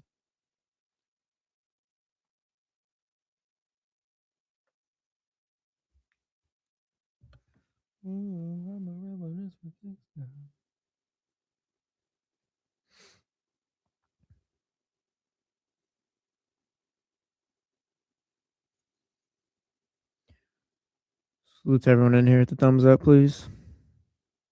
Yeah, if you're in here, please hit the thumbs up. We would appreciate that immensely. Yeah, Sharp's not going to be a G Leaguer. I'd be floored if he is.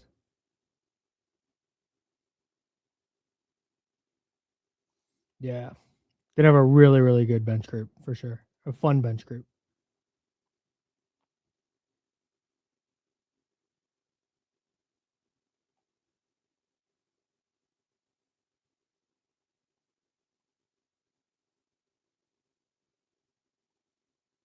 Good point. What's up, Scooter? What's up, Scooter? Good morning. Yeah, dude, Yax looks really good.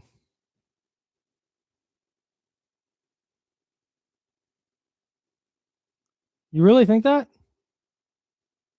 Interesting. Dylan's got to figure out a way to foul less. Might be.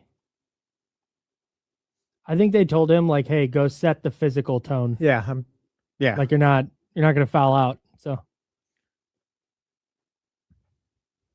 I like that this draft is just as advertised. But also, yeah, it is. And just going back to Dylan, like Namias Kane just got paid, and like he's got issues fouling and stuff. So like Dylan can play past that, I guess. I think that was more like he's not going to be in Sacramento. Got it. Yeah, he is. He looks really good. But also grown ass man.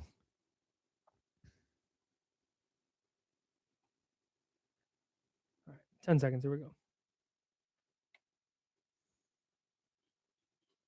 I made this promo, by the way.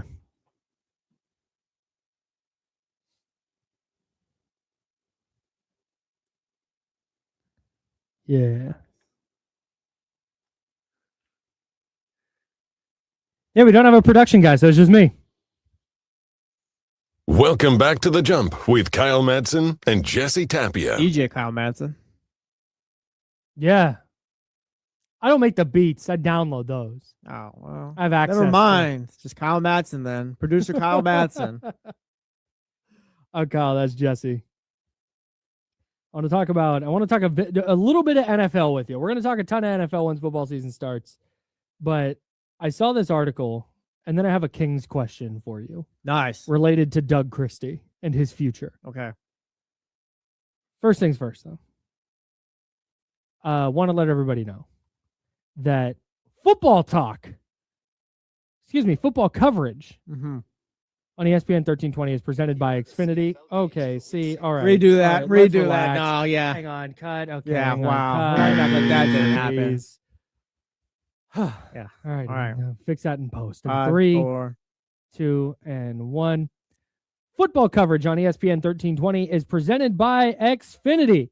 Score the most reliable Wi-Fi, one price, 5 years, guaranteed. Xfinity. Imagine that. Good stuff, man. Thanks. There you go. We worked through. Oh, I love radio. Me too. All right. I'll get to our Kings question and Doug Christie in a moment. But I saw this article from touchdownwire.com, which is a site on the same network that I write on at NinersWire.com. And they listed 4 Super Bowl sleepers in the NFC. 4 sleepers to win the Super Bowl in the NFC. What do we got? They are the Carolina Panthers, Okay. who went 8-9 last season and won the NFC South. They are the Chicago Bears, who went 11-6 last season and won the NFC North and went to the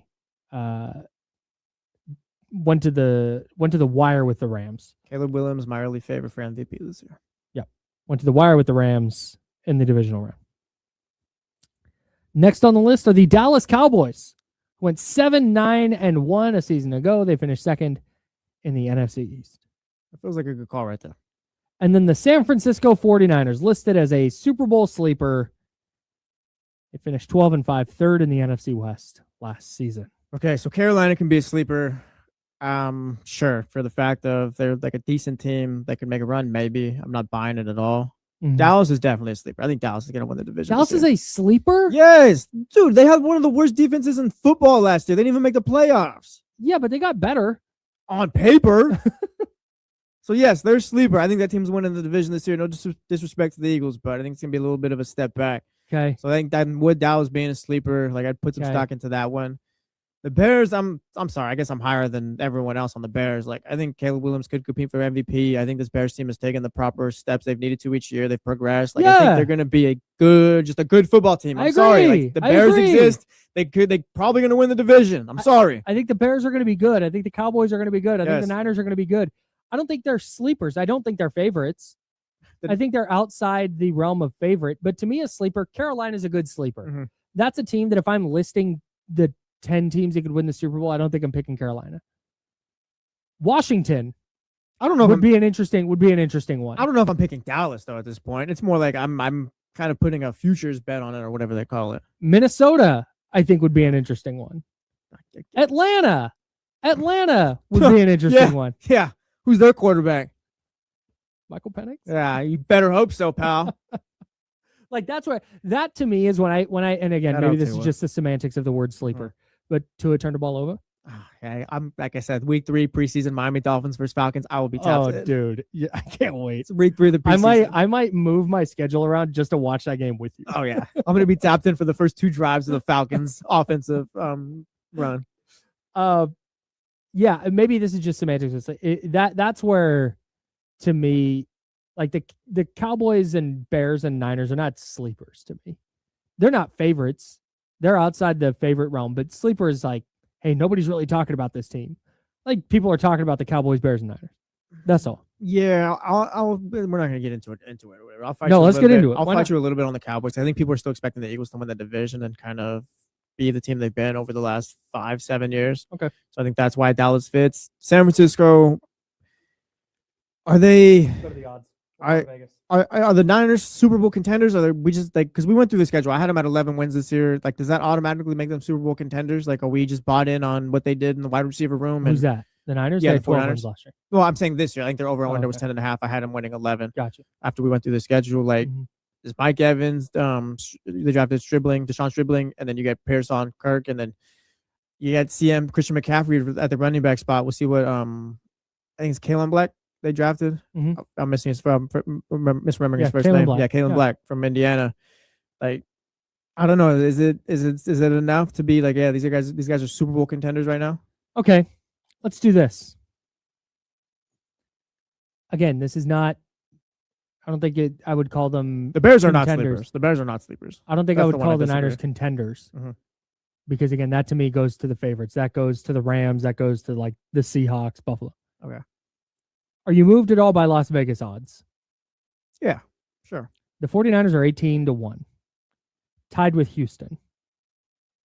Just behind Green Bay and the Chargers, who are 17-1. The Patriots and Eagles are 16-1. The Chiefs are 15-1. That feels. Niners at 18-1 with Houston. Detroit 19-1. That feels sleeperish right there. The Denver Broncos, are they a sleeper? No. 20-1. See, but people are way too low on the Broncos. I'm going to hit pause on the insiders real quick. Jesse, can you hear how that sounds? I don't think Jesse can hear us. Oh, we good? It's all right? Okay. Sounds fine. Jesse says it sounds fine. All right. Back to your Chicago, both 25-1. Program. Chicago's too low there as well. Dallas can be 25-1 because they need to play up, but Dallas or Chicago and Denver should be higher. I don't know why people are sleeping on Denver right now. Couldn't tell you. Like the odds, No idea. because I saw yesterday. There's like, the Bills, the Ravens, and just the normal teams. Carolina is 80-1, and we're putting them in the same group as the 49ers, who are 18-1, the Cowboys, who are 25-1, and the Bears, who are 25-1. Look, Carolina's not a sleeper to me, bro. I'm not like, they have a chance. They're never making a run. No, because a sleeper is like, like you can at least buy into it. I can't buy in a Bryce Young taking the Panthers down. You can't I can't sleep. You're sleeping on No, them. Because you're sleeping we're on dormant. them. You're sleeping on No, them. we're not sleeping. All right. I have a Kings question now. All right, nice. 916-909-1320, 916-909-1320. If you'd like to join the conversation, you can give us a call. You can also shoot us a text on the Mojo's Local Tap and Kitchen studio text line, 916-909-1320. Yes. You listen to The Jump. I'm Kyle. That's Jesse. So we talked a lot about these Kings young players, right? We said they had 7 players who fit as a foundation, not as necessarily like they're part of the foundation right now. You could see them being on the team and having some kind of role down the line. Changes can happen, yes. No doubt. Players can underperform in the regular season. Injuries happen. The need to make a trade happens, and one of those players has to be involved in that trade. Like those kind of things can change that. But right now, we have the 7 guys they're moving forward with. It looks like just the young guys. Yeah. Acuff, Nick Clifford, Keegan Murray, Precious was in there. Dylan Cardwell, Precious Achua, Maxime Reynaud, and Emmanuel Sharp. That's the 7. If they have 7 players who look right now to be, and again, it's baked in that it's July 10th. Yes. And things can change between now and the start of the year. Fully get that. But right now, it looks like they have 7 guys who are in some way part of the foundation of the team moving forward. Is that enough that you can now properly evaluate what Doug Christie is as a head coach? It's enough. It's enough. It's enough. I think there is a caveat with those 7 foundational players, but I think what's that? It's that it might be like it's 7 foundational players, but it's like it might be 1 franchise guy and 6 role players. Sure. It might be 6 guys who are just bench caliber. No disrespect, but they're just guys who are going to come off the bench. Maxime Reynaud, I think, is the next guy. It's like, hey, maybe he could be potential starting 5. Dylan, I'd like to see him foul less. He's a rebound and protect the rim type guy. Nick, again, we don't know. But there's 7 guys who we're interested in. 6 of them might be role players. So again, there's that.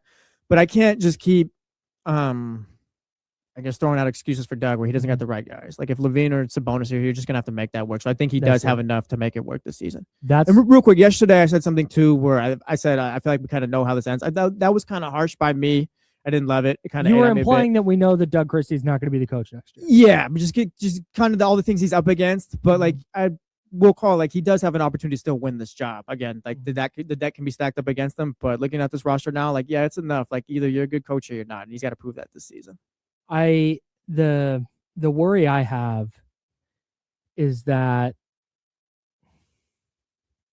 I can't just be like, oh yeah, Zach and Sabonis are here. What can Doug do? Get him to buy in. You're the coach, pal. Sure, right. That's kind of what it comes down to. Yeah, for sure. You just got to make it work. My concern is that Scott Perry is drafting these players because of their mindset and because they play a certain style, and that's not going to get credited to Doug Christie. They got players who buy into their roles on purpose. That's why they were brought in here, not because they were the best players and not because they had the highest upside, but because they're going to buy into this very specific role that the Kings have for them. Yeah. And they're just going to go do that. And I worry that the evaluation for Doug is going to be how many games can you win with these players? Maybe, and we can call it what it is. Every time we talk about these players, it's not Doug Christie's players. We're acknowledging Scott Perry and kind of what he's doing, but it's the $1 million question, I guess. What does Doug have to do? Because if he has to win games, then it's not looking good. But if we're forming an identity and Scott has in mind that oh no, Doug realistically can lead this team forward, we just need to see an identity. Alex, I'm sure we can ask Scott what last year was like. That wasn't what he was expecting or what he wanted. So you got 1 year from Doug, but I've talked about this. More. We talked about this a little bit yesterday. I just have a hard time believing that if the Kings go win 19 games and it look like they're playing with this identity and it's just not, I don't think that they're going to bring back the coach. You don't think they'll bring back Doug? No. Yeah, I'm with you. I think there has to be. I'm not so sure that you do if they win 22 tangible again. evidence of like over-exceeding. Yeah. Or not over-exceeding, just exceeding expectations for number of wins with this roster. Yeah, I never thought there was really much of a future when we saw the contract and that was reported. Yeah. Maybe things can be different. Yeah, but I think so that's where I kind of think, because going into when you said that yesterday, I was kind of like, yeah, I think I agree with you. I think we all sort of know, whether we want to believe it or not, we all sort of know at least where this is heading. Yeah, I don't want to write them off already, but just everything. If you look at the evidence, it's like, come on. But then, man, you watch, and it's just Summer League. I know. But you watched last night, and you watched the first 3 games of the Cal Classic. Oh, man, maybe Emmanuel Sharp is like good out of the gate. And Darius Acuff looks good out of the gate. And you get a jump from Nate Clifford. And you get another jump from Maxime Reynaud, and you get Dylan Cardwell fitting in where he fits in. And maybe Acuff and Sabonis fit really well together. And Keegan Murray and DeAndre Hunter fit nicely into this switchable wing 3-4 kind of combo that they have. And they complement each other, and the Acuff Sabonis duo really well. Like, I think you could start talking yourself into a scenario where, and again, you can believe me, you can think I'm insane, you can think I'm wearing purple glasses. That's totally fine. I don't blame you. But I think you can talk yourself into a scenario now where a good coach, a really effective coach, could get this team to something more than 22 wins. Maybe, potentially. And I mean, it's up to up to Doug Christie to do that. Going back to the original question, does he have enough here? Yeah, I think he does. That's what I'm saying. Yeah, last year he didn't. Last year, yeah, I can there was no. Say there it was no the island coach. of misfit toys. All right, like it's tough to kind of reel that in. It was the island of misfit toys. But this year, again, it's only 1 year he's got. Maybe there's a 3rd-year team option, but again, I don't even know if that's real. Like, it's there, but yeah. Can we just get that out of the way right now? Ahead. If you're picking up the option, you're extending it. Mm-hmm. I don't think there's any scenario where the Kings get through 82 games this year and go, you know what? We just need 1 more year to figure this out. You either know or you don't. No, this is it. This is the year, yes. Figure it out. So as much as, again, the deck has been stacked up against Doug Christie. He's had some assistants leave already after last year. We were talking about, he's finally got his crew together, and like that'll help Doug. Like, there's already been some changes. Bobby Jackson's no longer there. Despite all that, and despite the 2-year contract and just kind of this all being put together, like, yeah, he has enough to prove whether or not he can be a good coach. I'm not sure what the parameters are for Scott Perry and what he wants to see, but there's enough here for Doug Christie to win himself a job, I think. At least with the roster itself. You just gotta, yeah, you gotta. I don't know if 22. Again, I don't know if I'm putting a wins thing on here and that's what he's got to do, or identity, if that's kind of what it is. Because you'll go to the chat house real quick, 916-909-1320.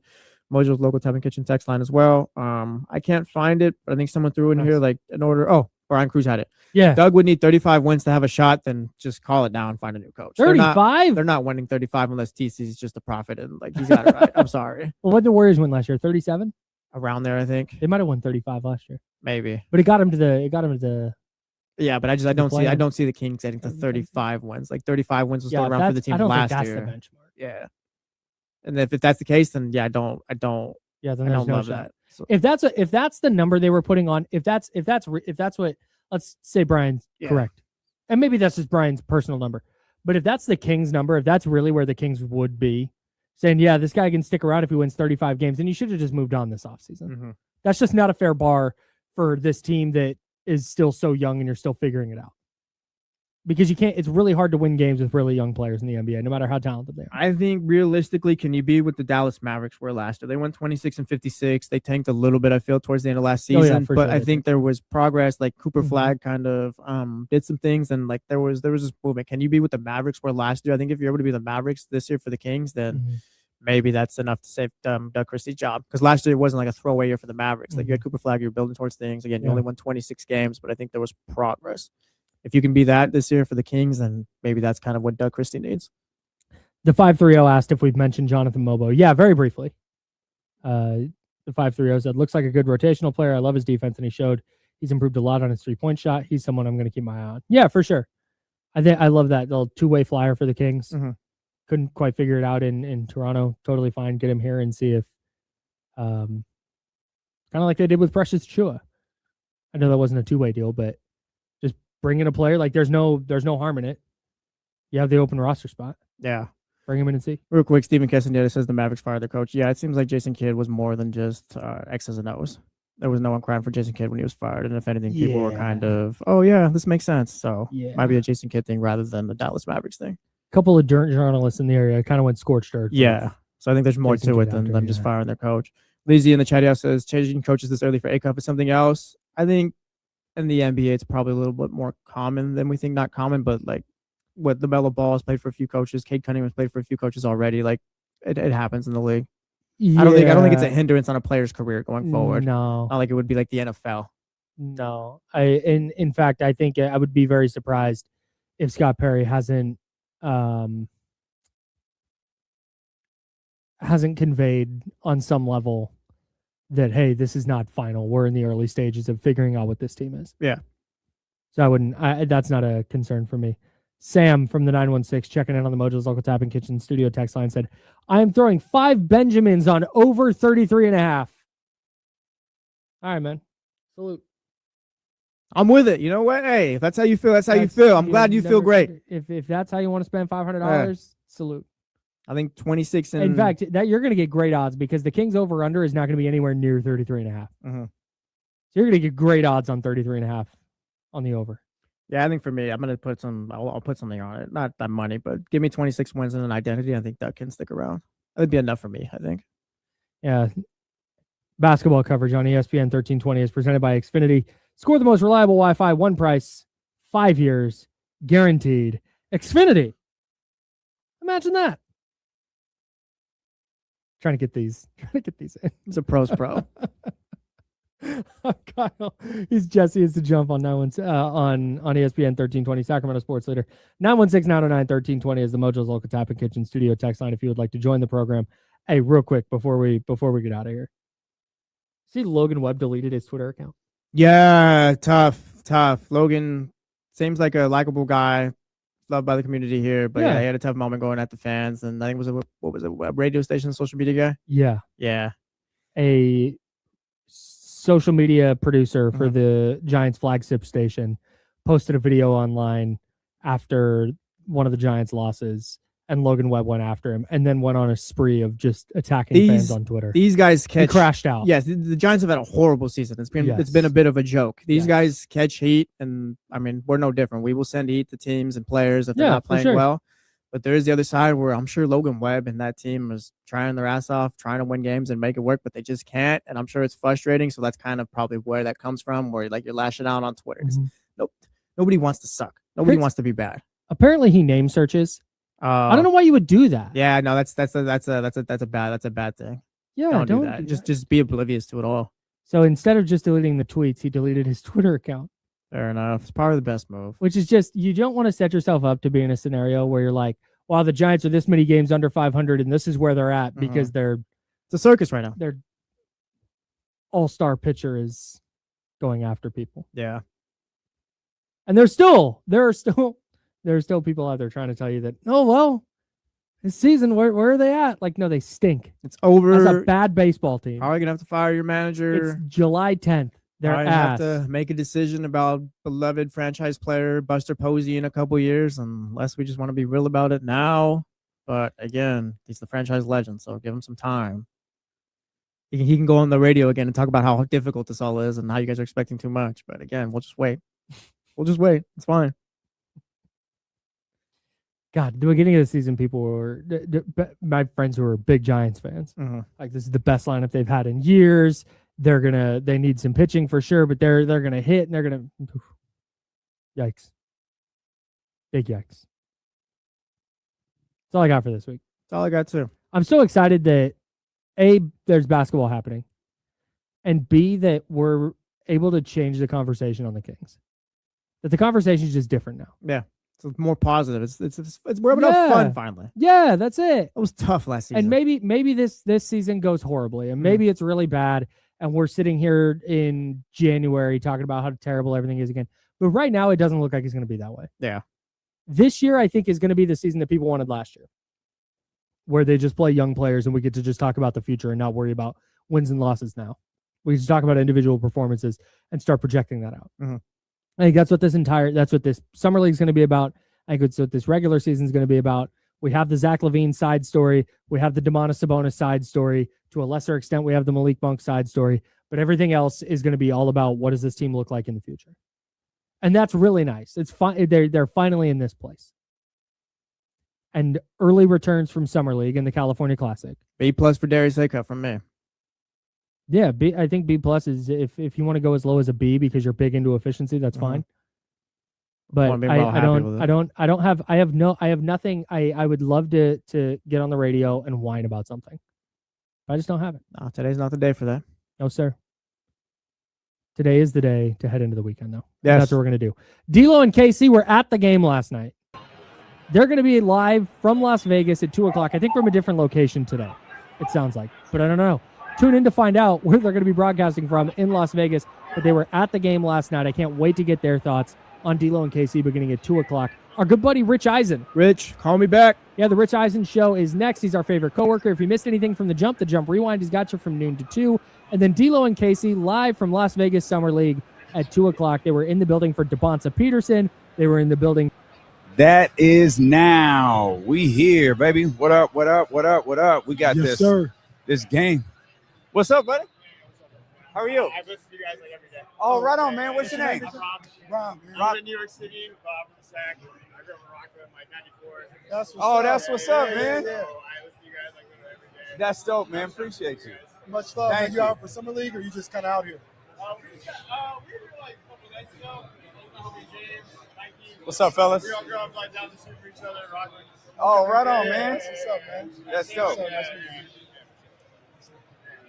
This is the most famous What's up, boy? Sacramento. Damien, nice to meet you. What's up, boy? Damien, nice to meet you, man.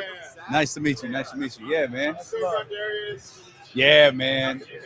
Hell yeah. Super excited. Yeah. Hopefully, man, we get this thing going a little bit. No interruption, man. We just getting ready to get started. It's all good. Yeah, we appreciate you. Thank you. Thank you, brother. Appreciate you so much. Thank you. Thank you, brother. Thank you so much. Thank you.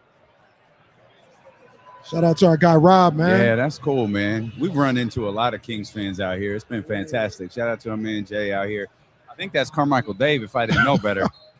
If I didn't know Dave was in Cancun, I'd say, hey, Dave, come do the show with us, bro. What we doing? Pull up on us one time. Good boy. Did you see him? Was it an 8? I'd say 8.5. Man. 8.5. I'll give you 8.5 on that. Yeah, I don't know. I don't know. They be everywhere. He coaching the Spurs. He be out here in Vegas. Like, he everywhere. Man. Jesse, we got can you hear about me? 2 minutes. So I got a question real quick. In this game that just happened, Belgium almost had a goal. Goalie moves or whatever. The guy from Spain kicks the ball and the goalie catches it. I thought that was illegal. I thought if your team kicks it, the goalie can't pick it up. Clearly it's not. Everybody moved on like it's fine. But I didn't know. I thought it was. I think if it's in the air, I think if it's in the air or whatever, like you can't like directly pass it to him, but like if you it flicks off you or whatever to the goalie, that's fine. Got you. It was in the air too. Like directly pass it to him though. Got you.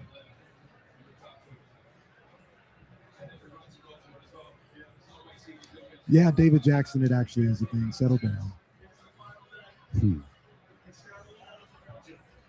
Oh, I wish we could tighten that up just a little bit behind us.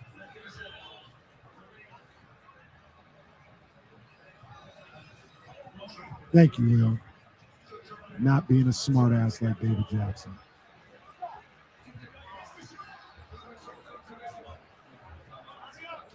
Get rid of it.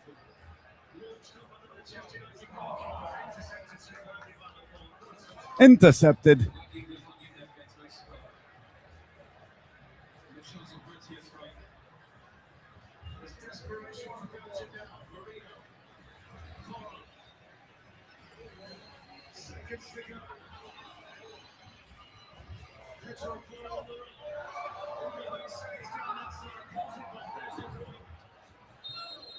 Thank you, my friend.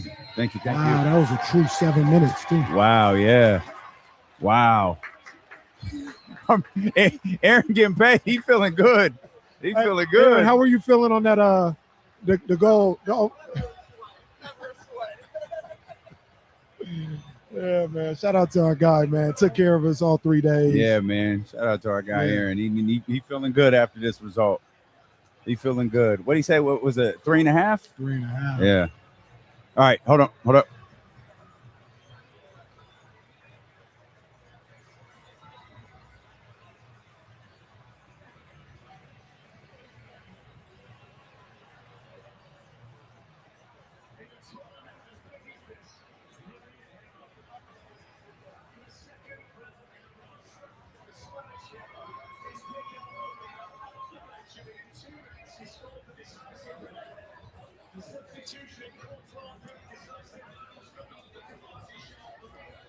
Spain and Belgium has just wrapped up. We are live at the Overhead Bar at Circa in Las Vegas. Is Dilo and KC. The road trip to Summer League continues, driven by Elk Grove Kia.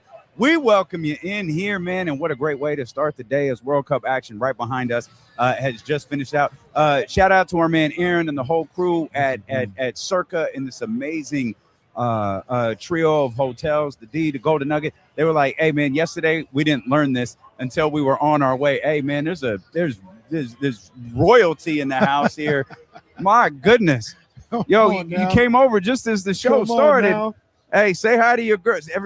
You gotta at least get on camera. John, what's up, man? Probably not the best time to meet, but it's all good, baby. We're gonna spend some time together later. Trista Crick and her friend came over to see us. Where you guys going? The pool? Oh, you was already at the pool. Okay. All right. TK, is the cameraman? She looked like the cameraman. TK looked like a wrestling ballet. Like she about to walk John to the ring to go like take on Roman Reigns. Sensational Sherry out here. Shout out to our girl TK coming through and saying hi. She was out at Stadium Swim. They moved us inside today, praise God, for 2 reasons. 1, yesterday was the first 110-degree day in Las Vegas in 2026. The locals were tripping off of that. 2, Conor McGregor fights tomorrow, and everybody is here. That's facts. Everybody. For fun. Facts. So we were originally going to stay at Circa, and then about 2 weeks ago, Aaron hit us, and he was like, hey, man, would it be cool if we moved you to one of our sister hotels? Yeah. And we knew Conor was here. We're like, yeah, man, that's fine. I looked at prices just for fun because I was with Colt last night, and Colt was like, man, the room's going to be crazy the next couple of days. Shout out Colt, Elk Grove Kia. Bruh. Rooms for a night. I already know. 13, 14, 15. Here, 8. Crazy.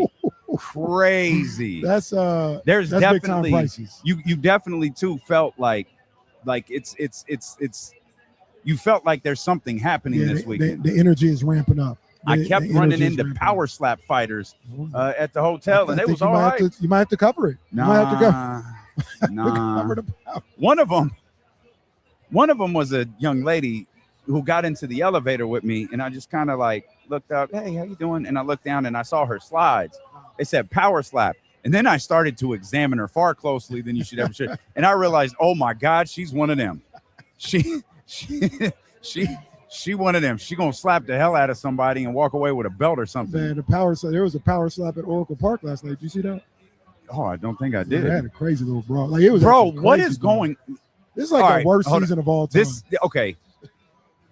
As Kyle Madson would say, put a pin in that. I'm not caught up. I don't know what's going on. I was texting our friend Bonte because there's people acting stupid on Twitter last night. Usual. And yeah, right, per usual. And I don't know what's happening. I know there was something going on with Logan Webb and deleted accounts, and it's like, listen, I'm all for the dirt and the gossip. We're gonna have to put a hold on that though. But I'm very curious as to what's going on. We'll find out together. I guess so. One thing we won't find out together, man, is this young group of Sacramento Kings, man, they are balling. That's why we are here. We are here for NBA Summer League. We are here to cover your Sacramento Kings, and we were able to do that last night when the Sacramento Kings took on the Los Angeles Clippers at a buzzing Thomas and Mack Center, and Darius Acuff did not disappoint. Go a step further and say this young group of Kings did not disappoint. We'll dive into that further. I want to do a quick callback, though, on something we were talking about yesterday. We were talking about Darius and how stoic he is when he's on the floor. I noticed yesterday that's not entirely true. He does show one emotion, and it was frustration.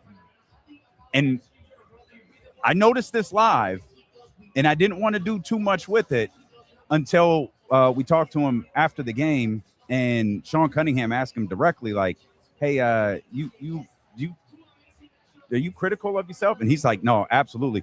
He was furious with the way he played last night. He's very frustrated that he's inefficient. He's very frustrated that the shot isn't falling the way that he wants to.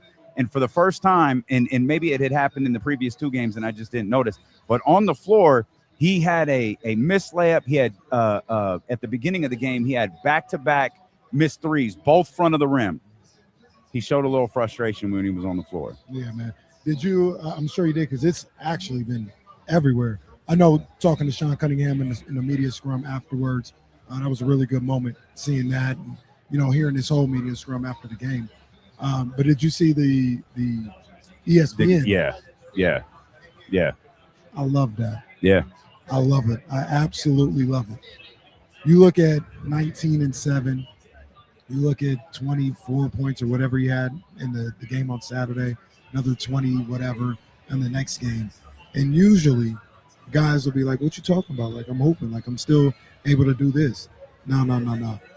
He's holding himself to a higher standard than the regular public.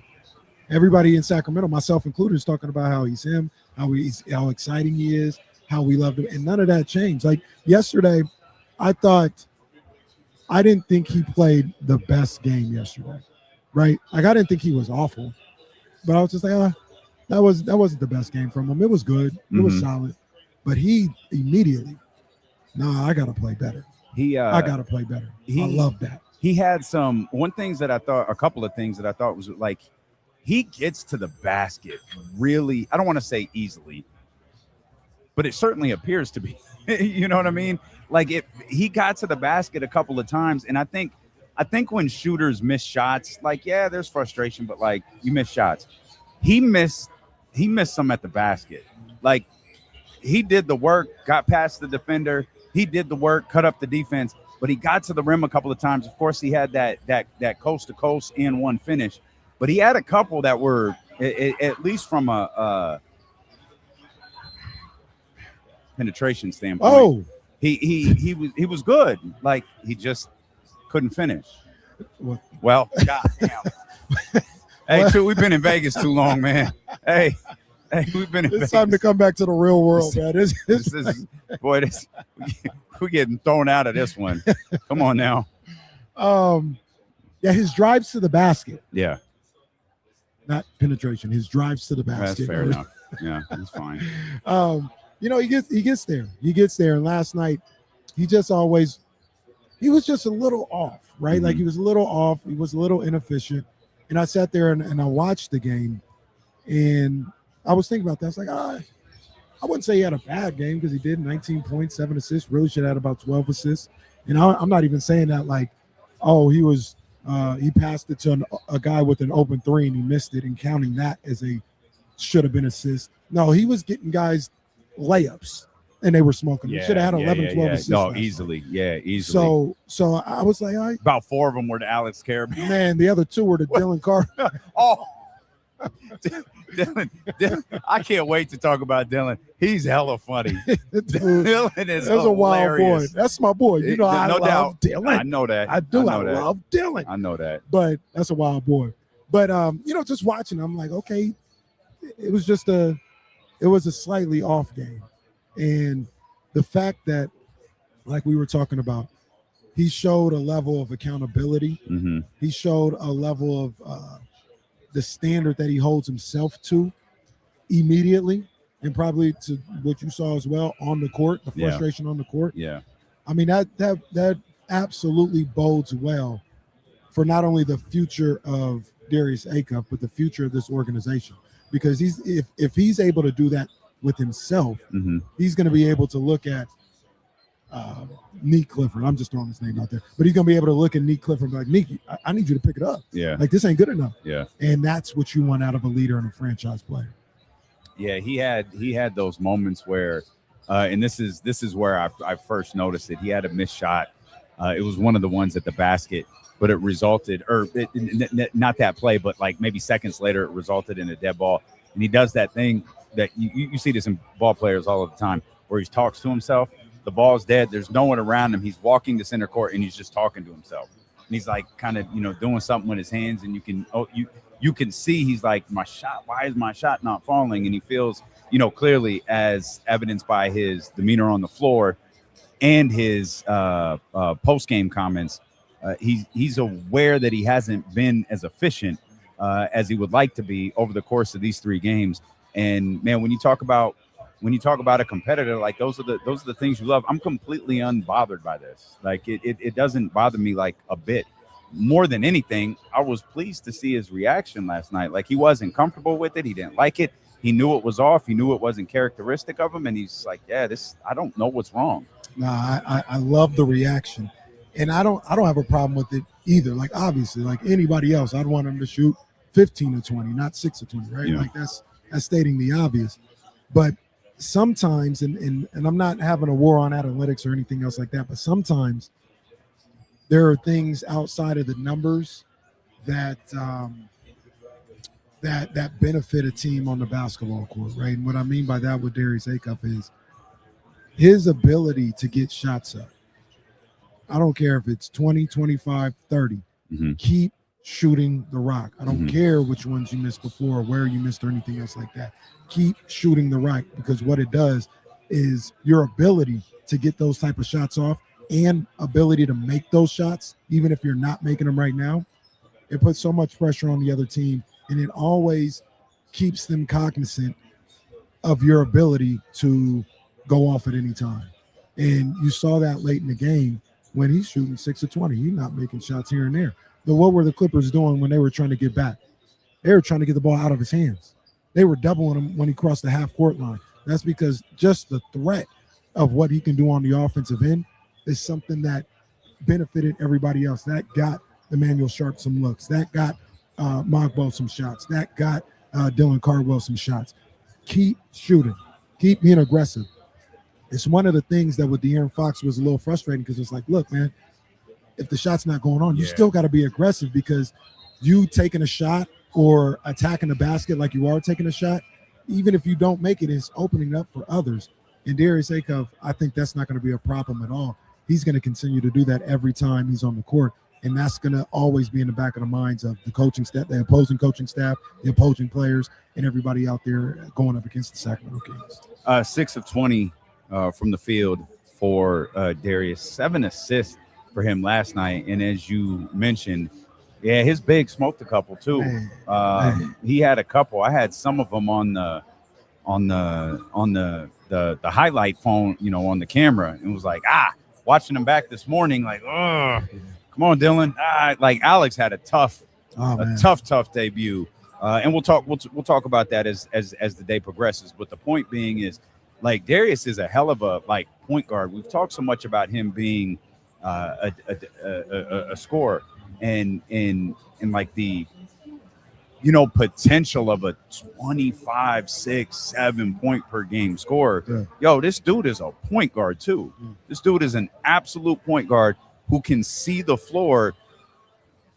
Man, I won't say flawlessly. He could see the floor really, really well. Yeah, absolutely. And some of the passes he made even last night were like, man, this dude, when he's throwing the ball to, hypothetically, Domantas Sabonis, when he's throwing the ball to Keegan Murray, Malik Monk, when he's throwing the ball in these live games, like he's gonna get guys a lot of really, really good looks when the season starts. Man, we ran into Doug Christie before the game, and was talking to him and unsolicited. I was just like, man, what you think about your point guard? He said, oh man, he's crazy. And I said, what I love about him is his passing ability and his vision. And he said, I'm only saying this because it was said by Mark Jones, I think a week ago or something like that. But he was like, yeah, they can get 8, 9, 10 assists a night. Yeah. A night. Yeah. And his vision, his decision making, and his just raw passing ability, yeah, absolutely. He can be one of those point guards where he's averaging 20 and 8, 21 and 8. And to your point, I just want the ball in his hands. Yeah. Even if it's like a hockey assist, like it doesn't have to be a direct assist, but he's going to know where the ball's supposed to go. He's going to make the right decisions. And I just want the ball in his hands time and time again whenever he's on the floor. I had a funny moment at halftime. I was walking over. Tristan and I were sitting on one side. My fiance Katie from the Wake Up Call, Colt, Elk Grove Kia, they were sitting on the other. So we waited for halftime to kind of to make our way over there. And as I'm walking up the stairs, kind of get pulled on my shoulder, and I look back, and it's Scott. So Scott stops me, and I talk to Scott, and there's like this scrum, and like we're talking, like he stopped what he was doing, and we talked for a little bit, and then kind of made my way up and looked back. I was like, yeah, it was nice to Scott. And I was like, who's he talking to? That was a group. Like, that was a group. Like, that's John. That's John. That's Coach Cal. Coach Cal over there holding court, telling these stories, being super demonstrative. So I'm sitting 3 rows up from Coach Cal and Scott Perry and BJ and that whole crew right there, and the G-Man and Bobby Gerald. And Coach Cal just kind of gets up, and I'm like watching. It's like, is he just gonna leave? Like, is anyone gonna walk him out? Like, he's not gonna make it up the stairs. One step, stops. He goes to hug this family, and I look over. I was like, oh, that's Darius. Oh, that's Darius's family. Yeah. That's because I recognized his mom. Like, okay, that's his dad. Okay, I see what's going on here. Another step. Coach Cal talks to someone else. I was like, he's never gonna make it up these stairs because we're near the bottom. I was like, Coach Cal's never gonna make it up. And Katie, the fiance from the Wake Up Call, was like, who are you looking at? Like, you see that guy right there in the knitted shirt? She's like, yeah. Like, he's the most famous person in this building. And Glorilla is sitting right there. He's the most famous person here. And she goes, who is he? He's the biggest college, coach in the game, blah, blah, blah, blah, blah. And I was like, I guarantee you, he's not going to make it up those stairs. Step. Someone stops. Hey, Coach Cal. And he just starts talking. That's what he does. I think he was recruiting him. I'm not really sure. The guy was 40, bro, but he was recruiting him. This went on for 10 minutes. Hey, Coach Cal. He stops and talks. He is the most charming son of a bitch you'll ever meet. Look, I'm gonna tell you right now. That's the one person in that gym last night where I was like, I kind of want to go talk to him. Man. I want to go talk to my boy, Coach Cal. That's my boy right there. When I saw him over there holding court and doing what he does over there, I said, oh, Coach Cal is here. Oh, man. That's the one person all night, and there was a bunch of people in the building. That was the guy. I was like, man, I kind of want to say what's up to Coach Cal. So, when you say there was a bunch of people in the building, let's be clear.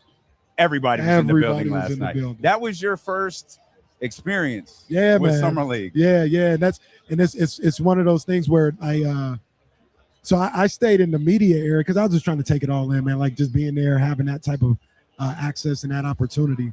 I was like, man, let me chill out down here and just kind of take it all in. And it's as advertised, man. I'm super blessed to have that experience, man, especially this experience that we have like as media people. And everybody was there, man. Everybody was there. A lot of the times, and this isn't shade or anything else like that, it was people were barely even watching any of the games. Yeah, right. It's just like, oh, what's up, big dog? How you doing? Like, they might start watching as the weekend goes along or whatever. Mm-hmm. But that was like the first time people were seeing each other, so they're saying what's up to everybody, and everybody's there. We was standing next to Bomani Jones, and like Bomani Jones here just kind of chilling. And it's David Aldridge was there with flip-flops with no socks. Yeah. I said, oh, man, okay. There were some choices made last night. There was some. Look. And your boy, the newest Atlanta Hawks front office, man. Oh, yeah, he was there, man. Geared out, hat backwards. Like, oh, okay. Bontemps. Yeah, we know Bontemps, yeah. Tim Bontemps was walking around that media area like he is 6'8". He had his Atlanta Hawks quarter zip on. He had his hat on backwards. He's walking around taking in all the congratulations. Remind me, put a pin in that. I'm gonna remind me to tell you who that reminded me of. And let me remember this. Yeah. Now, I won't forget. I'm waiting all morning for this. We got another story to tell about a rather prominent NBA insider, but we're going to wait until 2:30 when Eddie Gonzalez joins us, because it's a good one. Oh, yeah. Because I'm going to admit, it started with a little bit of frustration. It started with a little bit of frustration. I'm going to tell you why, and then we'll tell you how the story ends, and Eddie will get a kick out of it. But we were standing back there. We wrapped up for those who might not be aware of this on the radio. We wrapped up yesterday's show early. So even though you may have heard something that was rerun, obviously the stream knows. We wrapped up early because it's about 10 minutes to kind of casually pack up, 10 minutes to get back to the hotel, and then we tried to clean up. We just wanted to get to Thomas and Mack as quickly as we could because we knew what 1 versus 2 was going to be. Right. And so we got there. It's 6 o'clock. It's 2-0, I think, when we walk in. And now we're trying to navigate. Everybody's seated. So we basically stood in the media area and just kind of absorbed everything that was around us. And we're walking down the stairs to just get to our spot. There's Mark Jones greeting us. There's my man, Garrett Temple. We walk over. We got to pass Chris Bosh for some reason, to get over here. Trey Young comes over to do an interview, and so what's up to my boy Trey Young? And we're just kind of like taking this whole thing in. Our man Law Murray comes up. Law Murray with Law Murray has a very unique style, very unique. Love Law Murray, big fan. Been rocking with us for a long time. But strong like Macho Man Randy Savage vibes to his attire, and then but yeah, we just kind of stood there, just kind of stood there to kind of take all that in. How does this man know me? Yeah, it was it's quite the experience. So I was talking to Trista. I was like, this is it's a really cool thing to be a part of. And I was like, you've been to an all-star game before? She's like, yeah. I was like, it's like an all-star game without the hose. Now, after the game, we went to Fountain Blue. Yeah. Found them. I'm telling you, they are. Not they just weren't on. I'm just saying that. Oh no, definitely the women not. Are out. No, just the All-Star Game visitors. They were outside. They just weren't on Fremont Street. No, they were. So we're walking around. It's so weird. And it didn't dawn on me. We've been here since Wednesday. It's only Thursday. The hours change Friday. So there's a lot of stuff that closes at 10 or 11 o'clock in casinos that tonight will be open till 12, 1, 2 o'clock in the morning. That's over. Yeah, right, exactly. But we're looking for a place, and we're I'm kind of walking, and I'm like, look, that's Tony Parker. That's Tony Parker. Who's he talking? Is that Patrick Ewing? I was like, wait a minute, what is happening? What is here? Just walking, and now I'm experiencing a whole different part of this year's summer league to where it's everybody's out here in this because Fountain Blue. I think the Kings are practicing at Resorts World, if I'm not mistaken. The Venetian, Wynn, they're all kind of in a close little trajectory, and I realized after spending a night for dinner at the Wynn and then some time at Fountain Blue last night, a lot of the heavy hitters are spending their time around there. I meant to tell you, I don't know if you peeped where I was sitting for the game yesterday. You see who I was sitting next to? Scottie Barnes. Scottie Barnes? Did you tell him you thought he sucked? Because that's not true. I actually told myself, Scottie, what's up, man? Big fan of your game. Oh, if you lied to that man. That ain't no lie. That's my boy. What you should have said, hey, big fan of your game. I actually thought you were ass. And when I thought the Kings were going to draft you, I was ready to turn over a table. That's not my boy. I'm not going to give my boy. You made a nice. He can go. You made a nice career for yourself, little buddy. He can go. He can go. Scottie Barnes. I'm still with Trista. Trista was like, "Where's Kenny?" I was like, I lost him a long time ago. And then I looked down. I was like, "Oh, is that Scottie Barnes? And she goes, yeah. I was like, well, there's Kenny. I was like, I hope he's telling Scottie he thinks he sucks. I told Scottie, I said, I'm a big fan of your game. Should have never given you that max contract. Yeah. He was there the whole time to see his boy Magbo. That's his boy. Okay. Magbo came I saw them. Was it at halftime? I think they hugged. It might have been before the game. Yeah. But he was his number one fan out there last night. I like Magbo too. Yeah, it was funny. I know you saw BI come in. Yeah. Brandon Ingram and Glorilla come in. And we're kind of like, it's so funny. I don't know if you saw where they were sitting. It looked like they just grabbed chairs for Ingram and Glorilla. Like they weren't really, like it was obvious they weren't a part of the row. And it's like, hey, can someone grab Glorilla a chair and sat them with each other? And we just kept looking like, I wonder why he's here. Because it was supposed to be his new team. Yeah. But as of right now, it's not. I had a conversation with Glorilla. No. Oh. Didn't talk to Glow. Didn't talk to Glow or BI. I got a funny video of Glorilla. Like when I tell you this woman did not look like she was interested in basketball. She was out there doing an appearance. That's what it was. Like, why are we here? And I enjoyed Metro League. Boomin is performing down the street. I enjoyed Summer League, but I could understand Gorilla saying, Right. I don't care about Magbo. Right. Okay. I don't care. Right. I get it. But I was talking to somebody last night, and this isn't factual. I'm just having a conversation. These are things that you have or at these places. And they're like, it's gonna get done. Like the Kawhi thing, it's gonna get done. He said they're trying to figure out, what the amount of a fine would be for the Clippers. That flies in the face a little bit of some stuff that was reported this morning. A little bit. But to your point of like why BI was there. Well, the thought is it's not what I'm saying ain't even a done deal. Yeah. The thought is, it's gonna get done. The Raptors statement was so definitive. It was like, he had to have told them something, right? And we didn't talk about this yesterday. We should have. This could all be from an optics standpoint. Right. Like, hey, we're going to do this. You could do it. Agree to the parameters. Do all of that. It's a bad look for everybody involved if you do it now. Right. Just wait. Let us issue the results, the state, all of that. It's going to get done. Just don't do it right now. Right. Because the Raptors didn't do like LeBron when he saw Giannis got traded and said, oh my God, I didn't know. LeBron didn't do that. Kawhi might get suspended. I didn't know. LeBron didn't do that. Will you stop? Yeah. We'll come back. We've got another story to tell you. This is a good one too.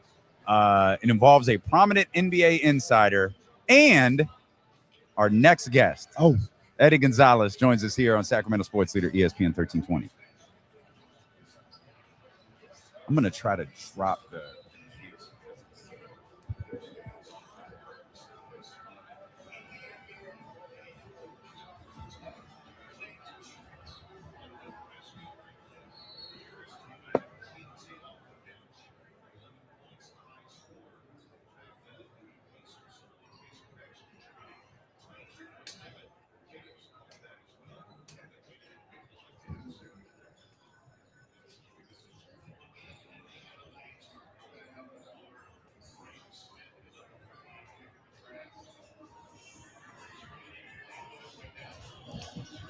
What's going on with y'all, man?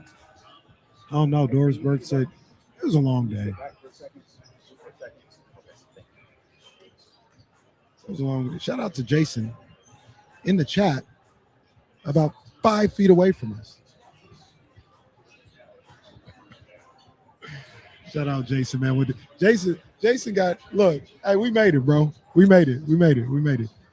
Shout out to him. Bless his heart.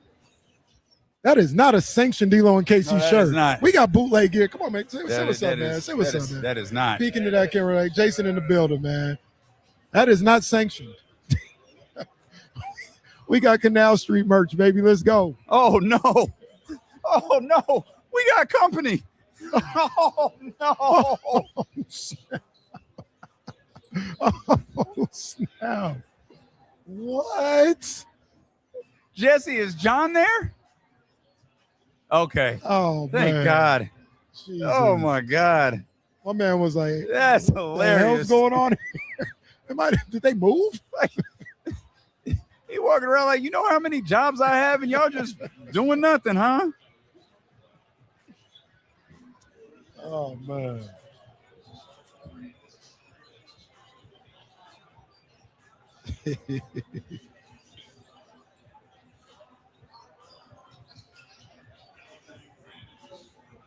Jesse, we could take phone calls, okay, right? Because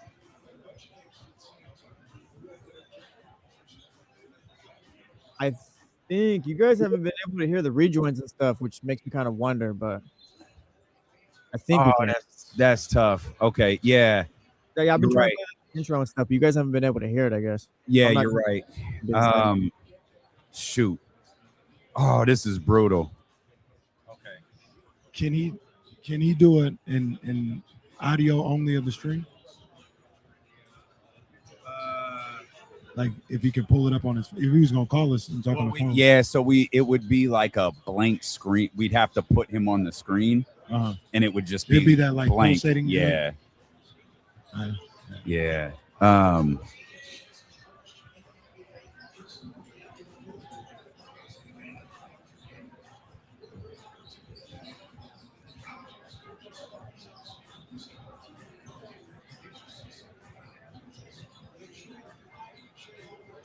Hey, my bad, man. I can't scroll up on this without the mouse. Who said, oh, there we go. Andrew. What's up, man? I saw Andrew after the game last night. A lot of Kings fans in the building, man. Shout out to my boy Andrew, man. Yeah, there definitely were.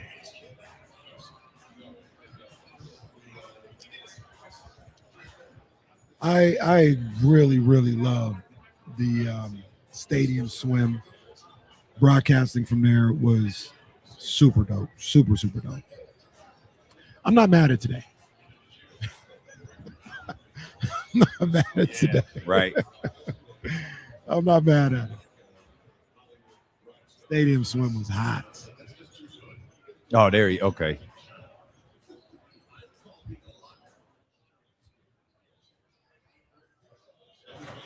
Eddie, you got us? Yeah, you got me? Okay, yeah. Yes, This sir. will work. This is how we'll do it. This will work. Yeah, this is what I meant. Okay. Like, whatever works. Now, because you need to be here for this. Yeah, story. we gotta tell you this All one. right. Yeah, we should be back in a couple minutes. What you Okay, doing good. in Connecticut? I'm driving out to see the son play the Valkyries. Oh, okay. You ain't. So, hold on. You ain't in the Bronx? What you talking about? You ain't in the Bronx? Hey man, you know I ain't messing with none of that, man. I ain't none of my business. Hey, look, Drake ain't gonna be like Eddie came back to me talking about, oh brother, you know, he said he ain't gonna be me. He gonna know where I'm at. Y'all are funny. I would have gone to the Bronx though. Y'all are funny.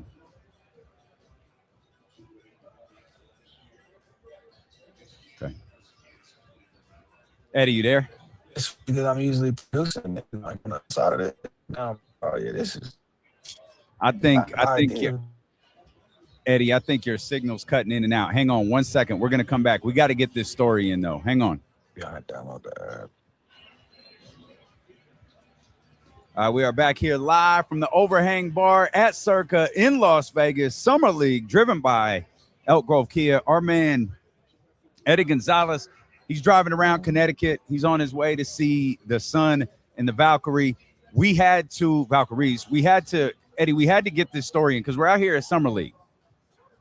You know, last night was the Open. Number 1 versus number 2, AJ, Aaron Peterson, the whole deal. Everybody was outside for this one. Well, we're standing there, Eddie. We lost him. No. Eddie gone. Well, see, that's a damn shame, too. That's a damn. Was in the middle of a story. That's a damn shame, too, because I know I sold this well. I sold this really, really well. And now I'm going to have to, I'm going to give Eddie a second, but I'm ultimately probably going to have to pay off this tease without Eddie hearing it. Still gonna be good. Still gonna be good. because I got a nice little chuckle out of it. I think we all got a little chuckle out of that. I'm gonna give Eddie a chance to see if he can get into a better cell area and just and rejoin us just for a couple of minutes, and then we'll let Eddie get on with his drive, going to see, man, the last season of Sun basketball in Connecticut. Wow, man. Yeah, that was I say this all the time. Like the league is outgrown. The league has outgrown Connecticut. Connecticut was perfect for what it was. It's a little bit bigger than the Mohegan Sun Casino now. It's a little bit bigger than not trying to be funny, a 65-year-old average age season ticket holder. Yeah. On top Our of man that, Colt from Elk Grove Kia. What's up, Yes, boy? sir. My guy. I got a quick question as we wait for our man Eddie to join us back up. Did you wind up going back out after we got home last night? After we got back? I did, absolutely. All right, I knew it. I knew there was no chance. It was like 1 o'clock. I knew there was no chance. He hit me up. Done. Colt was like, "Yo, I'm about to charge the phone, man. We about to get back at it." I said, "Colt, I'm out of gas, big dog. So I'm out of gas. I need to recharge this phone and my life." Our man Colt from Elk Grove Kia, he is wired different because he's here, he's partying, he's having fun. He flies home tomorrow, packs up, and he goes to the Tahoe, the celebrity joint in Connecticut, or in Tahoe. Though. We back at it tonight, though. Come on, man. Yeah, that's it. That's it. That's our man. Big thanks to Colt and all the people at Elk Grove Kia who have helped get us here to Summer League. So we're going to bring our man Eddie back in here. Eddie, I want to be able to get this story out and then let you go on about your business out there in Connecticut. We're sitting there. It's me. We in the middle of nowhere. You good. You good. It's me. It's Trista Crick. It's Kenny Caraway. And here comes Shams Charania. You was at the Red 8? No, so Shams comes over and he gives Trista a big hug, and they're talking, and I'm standing directly next to Trista Crick, and I'm like, and I'm in my head, I'm thinking, hey, dog, you gonna introduce us? Like, yo, you over here talking to the NBA insider. I'm gonna need you to make an introduction. Yeah. And nothing. Finally, she somehow like butt dials me. Like, I look at my phone, it's ringing, and it says Trista Crick, and I'm like, yo, are you calling me? And she was like, oh, that's weird. And Shams sees that, and he goes, that's weird. And Shams looks, and he goes, hey, my man Eddie does the show with you guys, huh? And I'm like, yeah, I'm D-Lo, this KC. Yeah. It's nice to meet you. He goes, yeah. Eddie talks too goddamn much. I know he was. I won't say when. But it was one time I said something, and it was like instant text. Hey, yo, why'd you say that? I'm like, I ignored it, right? I ignored it like I'm acting like I ain't seen it. Yeah. He know I'm on the radio right now, and then I get another one. I'm like, ooh, now I gotta say something. And look, that's what he said too. He said, yeah, man, I'll be having to hit Eddie up sometime. Like, what are you doing? Nah, that was funny. That's cold, man. I was about to I was gonna FaceTime you while we were standing there, but he wound up, going off to do Shams' business, whatever he was doing. But yeah, man, he be moving and shaking out there, man. Summer League. Look, don't run me off yet. I want to know how y'all felt about the game yesterday. I'm waiting. As long as you here, we ain't got to talk about Darius A-Cuff yet. Like, come on, man. How we feeling? Well, look, I know. I think I speak for a lot of people in Sacramento and Dila, but I'll speak for myself here for sure. I love Darius A-Cuff. I love everything about his game. I love everything about his ability. And then last night, after having, I didn't even think that I had like a terrible game or nothing like that, but it wasn't his best performance. But even after that, last night, he's like, nah, I got to play better, bro. This ain't good enough.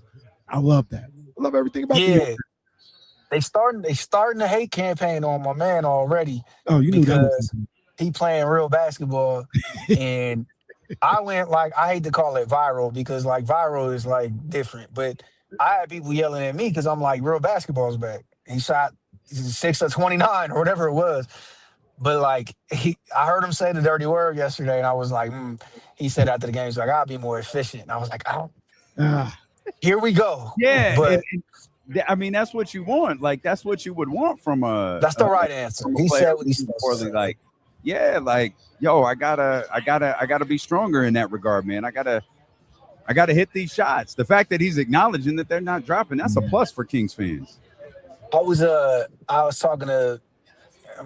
I'm picking the name up off the ground, but I was talking to Vince Carter when we recorded this week, and I was asking him how he felt about Mikael Brown. And he had a good game out there in Sacramento. Everybody was excited. He might have ducked the fade a little bit, but he played well. And, we were talking about it. I said, I don't know if he see, like, only so much I can care about some of it. He was like, thank you. I was like, man, like, some of it gets me every year the same way, like, UFL gets me, where it's like, man, we get to watch some basketball. I'm excited. And then you see your first quarter, somebody's like, yeah, this sucks. This is not even basketball. I could do something else with my day. That's how Summer League gets me every year. So, like, I like to see the guys doing good. I feel like, a top 10 guy should do really good in a Summer League game. I can't get all beat up when they don't do well, and I can't really care all that much in general. But I will say this. That AJ DeBonsa dunk yesterday, that was enough. That's enough. Oh, that was nasty. You go ahead and go home, young fella. We'll see you at camp. I tell you that the arena was that there were murmurs and buzzes, and like it lingered after he did that. Like the crowd was on the edge of their seat every time he touched the ball after that. Yeah. Hey, I got to read something to you, Eddie, real quick. Yeah, you said you didn't want to get beat up. This from your boy Sean. This from your boy Sham Sharania. Okay. At Bansky, shut the hell up. That's what the tweet said. Nah, that's not true. That's not what it says. Here's what Sean wrote. Listen to this.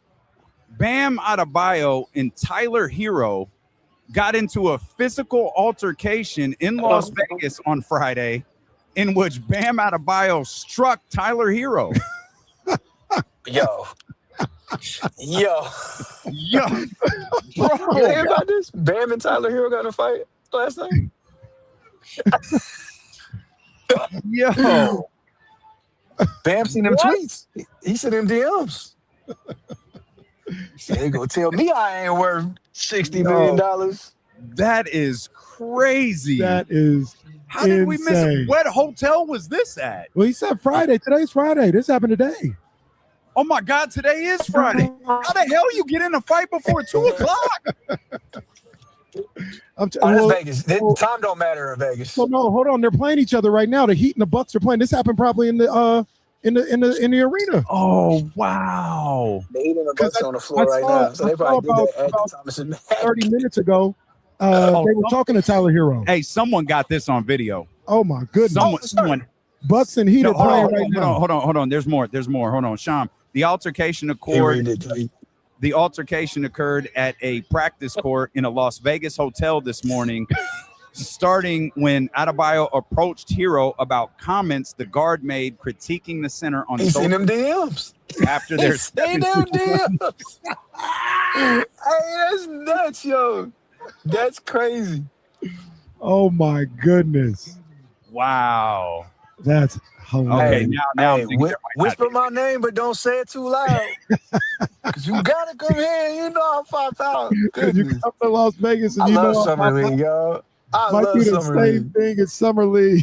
Yo, that's and Tyler gotta understand that's Bam's other home. So like, you know, right. You're kind of in my hood right now. You're in my territory. Bro, that's crazy. Hey, you're starting to get choppy, Eddie. We're gonna let you go, man. We're gonna let you get on this drive, man. We'll reconnect, brother. We love you, man. Drive safe. Hey, and I'm gonna text you real quick too, Eddie. Just to spell something for me. I'm gonna text you. Okay, bet. All right, guys. Good weekend, man. You, brother. Yes, sir. Yes, sir. That's our man Eddie Gonzalez right there. He's driving to Connecticut. Man, this has been such a fun day to talk to our man Eddie. But he out there doing things and having spent time in Connecticut. I know how many dead spots there are when you're driving around. I know how many dead spots there are. Yo, Bam Adebayo and Tyler Herro got in a fight today in Las Vegas. That's crazy. And Bam, I guess Bam hit Tyler Herro. I mean, hey, how did it get to that though? Hey, like if you're gonna talk, man, you look. I'm not condoning it. Yeah, entirely. But if you're gonna talk, like you better. So what Eddie said. I don't know that. I'm being too passive. We don't know what happened. What Eddie said is, if y'all caught that, he was like, "Oh, he saw the DMs." If it's something in the DMs that's more than what kind of got that out there in reports or whatever, then I kind of understand it. But from what came out in reports, I can't remember exactly, but it wasn't nothing that I think we should be putting hands on somebody for. But if he saw more, like I said, if he saw them DMs and Tyler was talking even crazier, okay, Matt, yeah, maybe you got an answer to that. Chris Haynes tweeted the Miami Heat informed me they're aware of a physical incident between Bam Adebayo and Tyler Herro, but they're not commenting on it. Hey, not funny. Stop. Come on, man. They was fighting. Them not commenting is funny. They're very much so. Very, very much so. Man. It's the best league. I'm going to keep searching just in case. It's the best league in the world. The best league in the world, man. Come on, man. The NBA. My beloved NBA. This doesn't happen anywhere else. Imagine showing up for week 2 of Summer League. Summer League. Imagine showing up for week 2. Bam and Tyler Herro are gone. Glorilla's gone. My guess, AJ Coach Cal is gone. Everybody gone. But Glow, like, don't ever bring me back here again. Like, what are we doing? Ty Dolla $ign is performing downstairs. I saw 2 Chainz.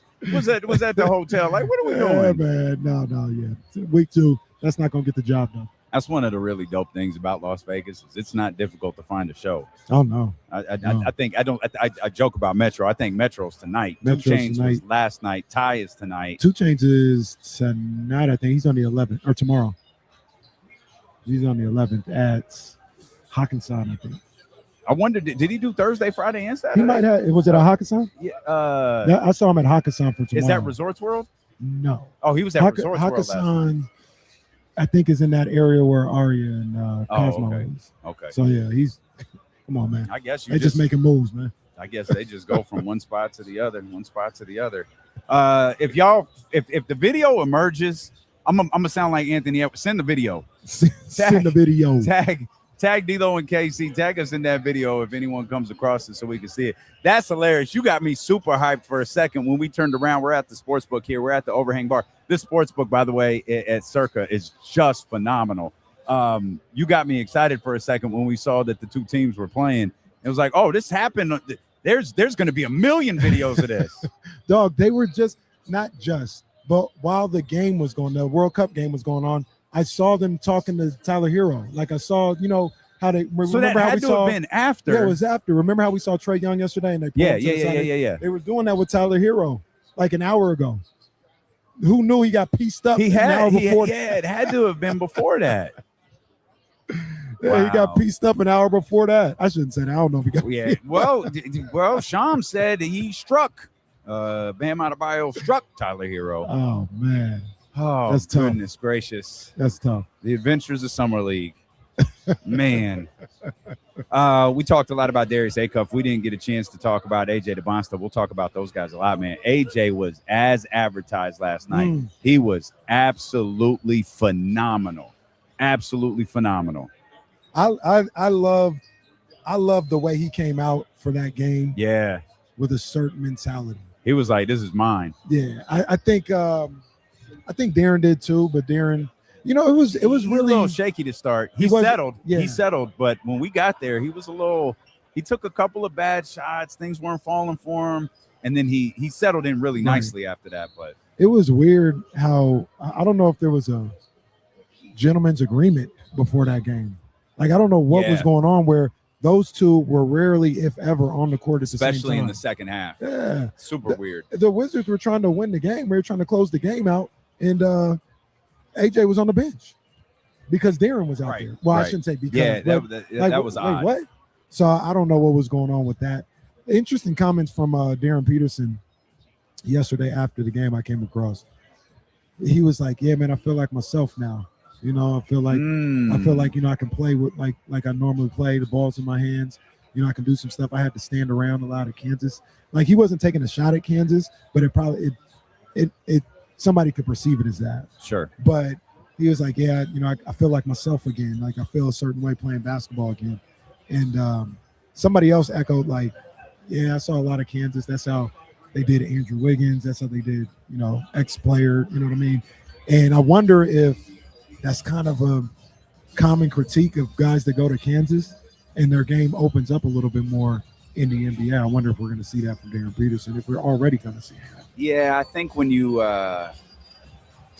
Darren Peterson had like, was it 9 fouls yesterday, 8 fouls, a bunch of turnovers. The shot was really, really rough for him to start. But again, you know, things, at least in the shooting department, kind of settled down. But I felt, I know that's your boy, but I felt that AJ was the star last night. AJ was terrific. AJ was terrific. They both had their hiccups. When they had their one-on-one, oh, for sure. When they had their 1v1 moment, though, and the crowd, like, got up. That was some good stuff. Like, yo, that was a moment. Darren had 9 fouls and 8 turnovers and started slow. AJ was 0 for 7, I think, from beyond the arc. Oddly enough, I think they both finished around like 7 of 18. They chose different ways to get there, but it was like, I think Darren had 24, AJ had 25, and one was like 7 of 20, the other was like 7 of 18 or something like that. It's something that's gonna, like, they're gonna be married to each other for a long time. Oh, yeah. And I like that. I like that. Real quick, this isn't breaking news, but like, this is Tyler Herro an hour ago on ESPN. Uh-oh. And he's smiling. They got video too, and he's kind of smiling. Look, his hat kind of looks a little knocked off too, by the way. But he goes, it's all love in Miami. I've seen a couple of those guys, coaching staff, Chris Quinn, Spo. We're all good in Miami. And an opportunity for both sides to reset, get a fresh start. We're both super happy for this. He had just got pieced up. They're not all good in Miami. We think. Look at his hat. Look at his hat. He just slapped the hat off of him. Well, I would hope he had fixed his hat by then. Maybe that's the new look for hats. I don't know. I don't know how the kids wear their hats. Like that, I don't know. You think he got hit so hard that look at the hat, man. He had fallen off his head. He got a dent in his forehead. Bam must have really got him. Like, oh man. Maybe the strike wasn't a punch. Maybe it was like, hey man. Maybe it was a aggressive shove. That's because he didn't say he punched him. He said he struck him. Could have been a mush. The mush. Yeah. I don't know. Bam, like I said, unless it's something we don't know about. Bam, the altercation occurred at a practice court in the Las Vegas hotel this morning. So, yeah, it absolutely had to have been before that interview. Yeah. I would have declined the interview. I'd have been like, nah, man. I ain't doing it today. Oh, man. Unless he got to look back too. David Doris to talk to somebody else. He might have got to look back too. Maybe. And he's like, Shams ain't say that. Shams didn't say, hey, Bam struck him and Tyler got him back. That's not what it said. Look, the Heat didn't say that either. They got no comment. Yeah, man. So how does that? I mean, I guess maybe Tyler, the Heat are practicing, and Tyler's like, well, maybe they were practicing in the same area. I don't know. I'm trying to figure out how Tyler Herro got in the Heat's practice or Bam Adebayo got in the Bucks practice. It could have been same floor. Yeah. Could have. I mean, truly, it's the NBA. They could have just walked in it. Yeah. It's not like it's top secret or anything like that. Well, look, I don't need Brandon Ingram walking into the Kings G League practice. Hey, back up. Brandon Ingram ain't even got a team right now. True. Trista asked me something yesterday that I didn't really think about until she asked it. Did Brandon Ingram become more famous after starting his relationship with Glow? Yeah, absolutely. Like, Brandon Ingram was signing autographs on his. I've never seen anybody ask Brandon Ingram for an autograph before. Nah, I mean, he was normally just puts his hood. I've seen him a couple of times in settings like that. He just puts his hood up and his head down and walks. So a couple of things with yesterday's setting. There's a level of fame he has here in Las Vegas because of playing for the Lakers. So, you know, there's people there's a lot of Laker fans that I know that love BI. They were mad that BI got traded. It was like, y'all, man, y'all tripping. Like, I don't care if it's AD. Like, you don't give up BI. They believed in him a lot. So that might have had a little something to do with it. But, I mean, absolutely. Like, Globe raised the profile. You know what I mean? And Globe's not even the most famous person in the world, but she's a musician. So they're, you know, they're different. Yeah. They already got probably 40,000 more followers than you at least. Right. Musicians, so. For sure. Just one of the many little fun notes that are going on here. Of course, there were some games that happened yesterday that I wish I had gotten a chance. I'm at some point, and I'll probably do it on Sunday. I'd like to see the Yaxel game. Yeah, man. He had a nice, what was it, 21-10 or something last night? 21-10 and maybe like 6 or 7. Efficient. Yeah, I want to go back and see that. That game was happening, while we were doing the show. It was happening.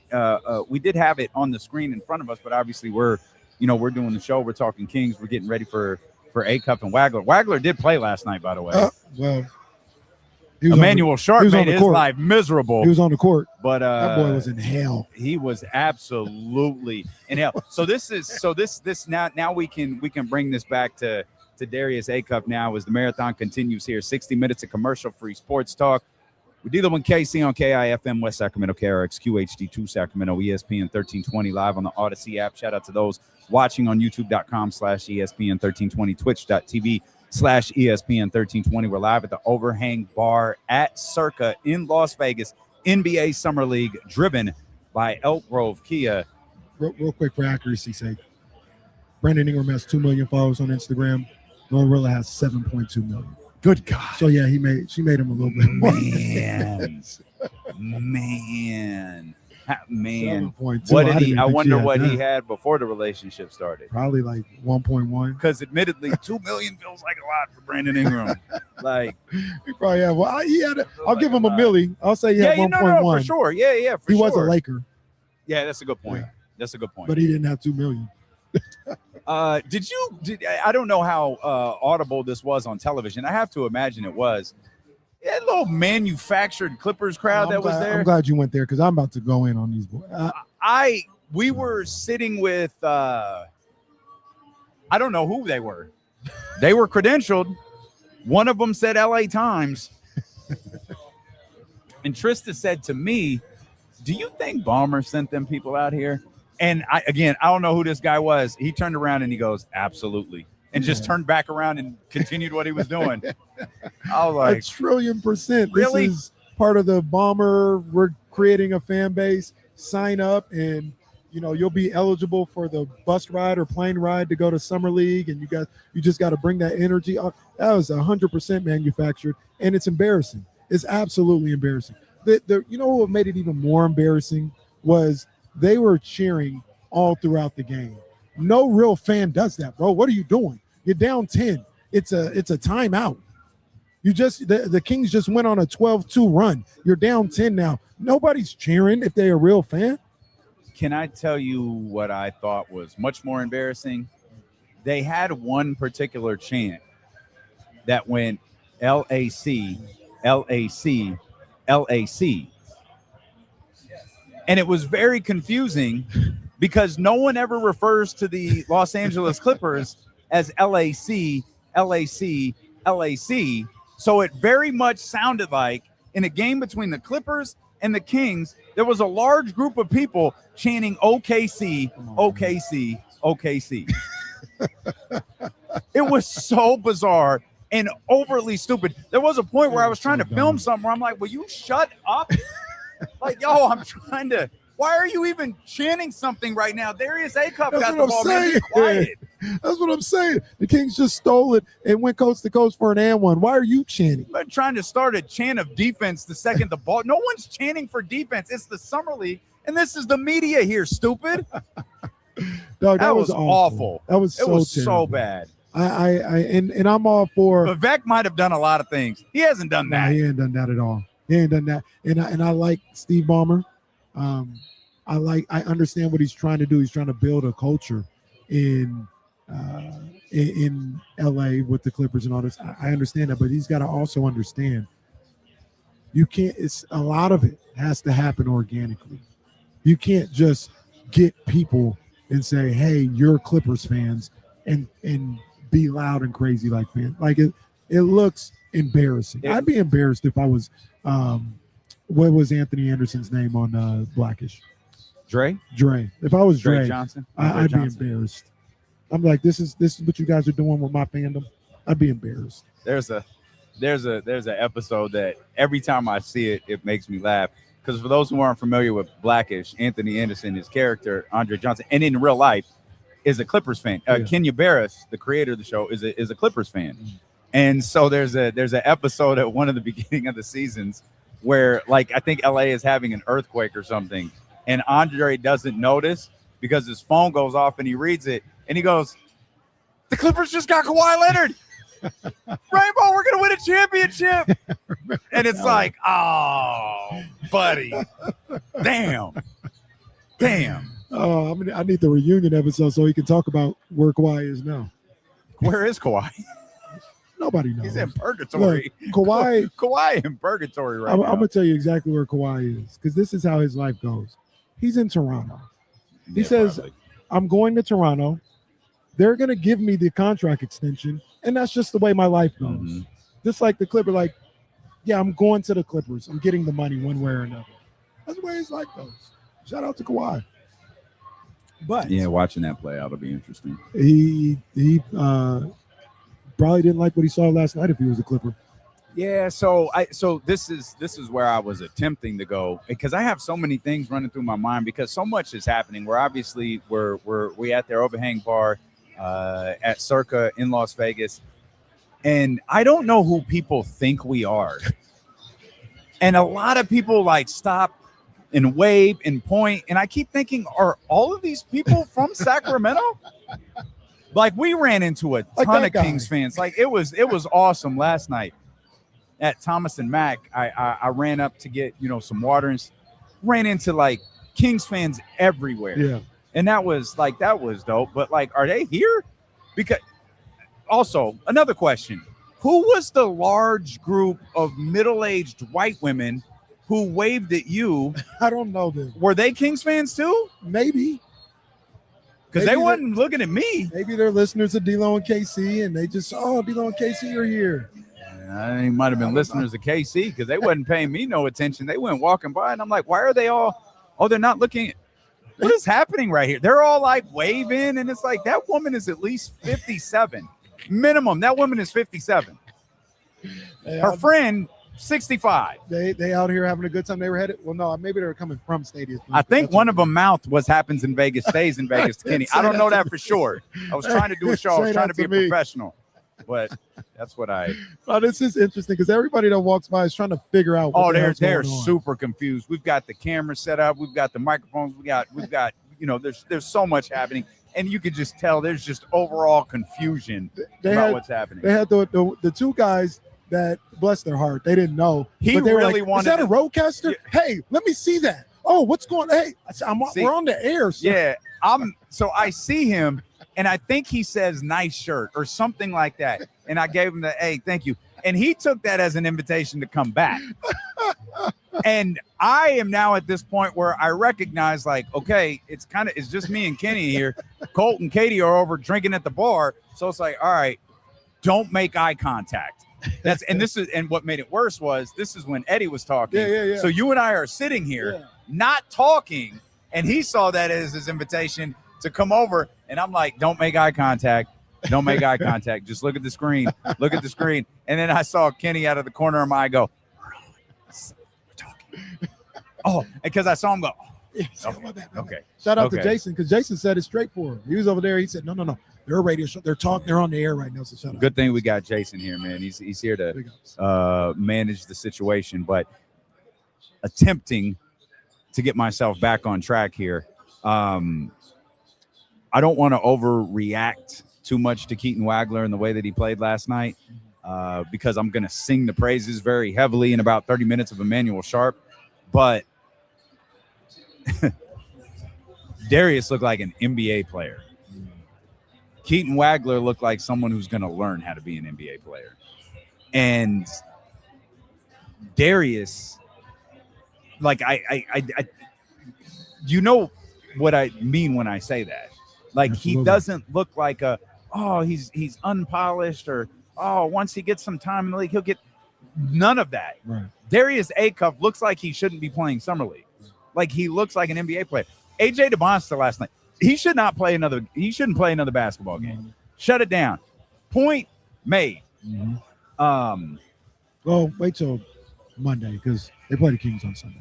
Okay, there you go. Yeah. Give me that. Yeah. Good call. Good call. And I think I ultimately think that'll be the case. I think Darius will play Sunday because I kind of think Max is going to play Sunday. And then, give me another game of AJ DeBonster. But Keaton, like, I'm not I'm not rooting against the young man by any stretch of the imagination. He looks like he's, he physically he looks very young. Yeah. On the floor last night, he kind of had and remember last night was his first game. He didn't have Cal Classic. He didn't have the games that Darius and some of those other guys had. It did very much feel like kind of, I don't want to say deer in the headlights, but like, this is it. And there were times where you could kind of see him like looking around, looking at officials, looking at teammates, and it's like, okay, he probably needed to get this one under the belt a little bit. He probably needed to get this one under his belt. I think I think Keaton Wagler will look a little bit better if he plays another game or two here in the summer league. But Darius just looks like an NBA player to me. Oh, for sure. Darius is at 19 years old. Looks like he's ready for the NBA. And what I mean by that is, okay, like you said, one more game, and then let's go get ready for the NBA. Yeah. We don't need to see you in summer league. And I'm gonna tell you right now, Will said it in the chat. I agree with him 100%. We don't need to see you next year either. Like this it's gonna be your last summer league game on Sunday. Because that you're an NBA guy. Like we're done with that. Yeah. But Keaton Wagler, man, he was getting tossed around like a rag doll by Emmanuel Sharp. Emmanuel Sharp had him in hell. Emmanuel Sharp looks like a grown-ass man out there playing with Keaton Wagler. He had him in hell last night. And not even fouls, but just being physical. Sorry for the radio audience, but Keaton Wagler, getting smacked around out there. And I don't know if Emmanuel Sharp, I'm sure he did to a certain degree, because this is what competitors do. It's like, the number 5 pick is out there. I'm about to lock him up. Hey, I'm about to lock him up. Sharp's going to play for the Kings. Oh, he's like, I love Emmanuel Sharp. I don't. Sharp is going to play for the Kings. I had a terrible thought. I'll say it out loud because I don't hide anything from y'all. Emmanuel Sharp might actually be what people thought Keon Ellis was. Sharp is the real deal. Yeah. Like, I'm dead serious. He's playing minutes for Sacramento. I put that on social media, and a couple of people were like, you got to work through there's a lot of players in front of him. I don't think those players are going to stay in front of him. No. And I mean, there are no exceptions to that. I don't think Malik will stay in front of him. I think Malik will. I do not think he will. I don't think Zach LaVine is going to stay in front of him. Now, Zach LaVine is a whole other conversation because I'm just all over the place with what I think about Zach LaVine. I have feelings about what I think is going to happen, but in the event that it doesn't, I think his position can be taken. Potentially, for sure. I think Malik will stay in front, mainly because I'm kind of starting to feel like Malik is going to be the backup point guard. So I think his minutes will be secure kind of in that way. I know how we're talking. We're talking. We're having a conversation, and much like you, I ain't gonna lie to you guys. We're gonna have a good talk here. I know how this may come across. It's not hate. I like the young man. I think he can play. I think he can take Nick Clifford's minutes.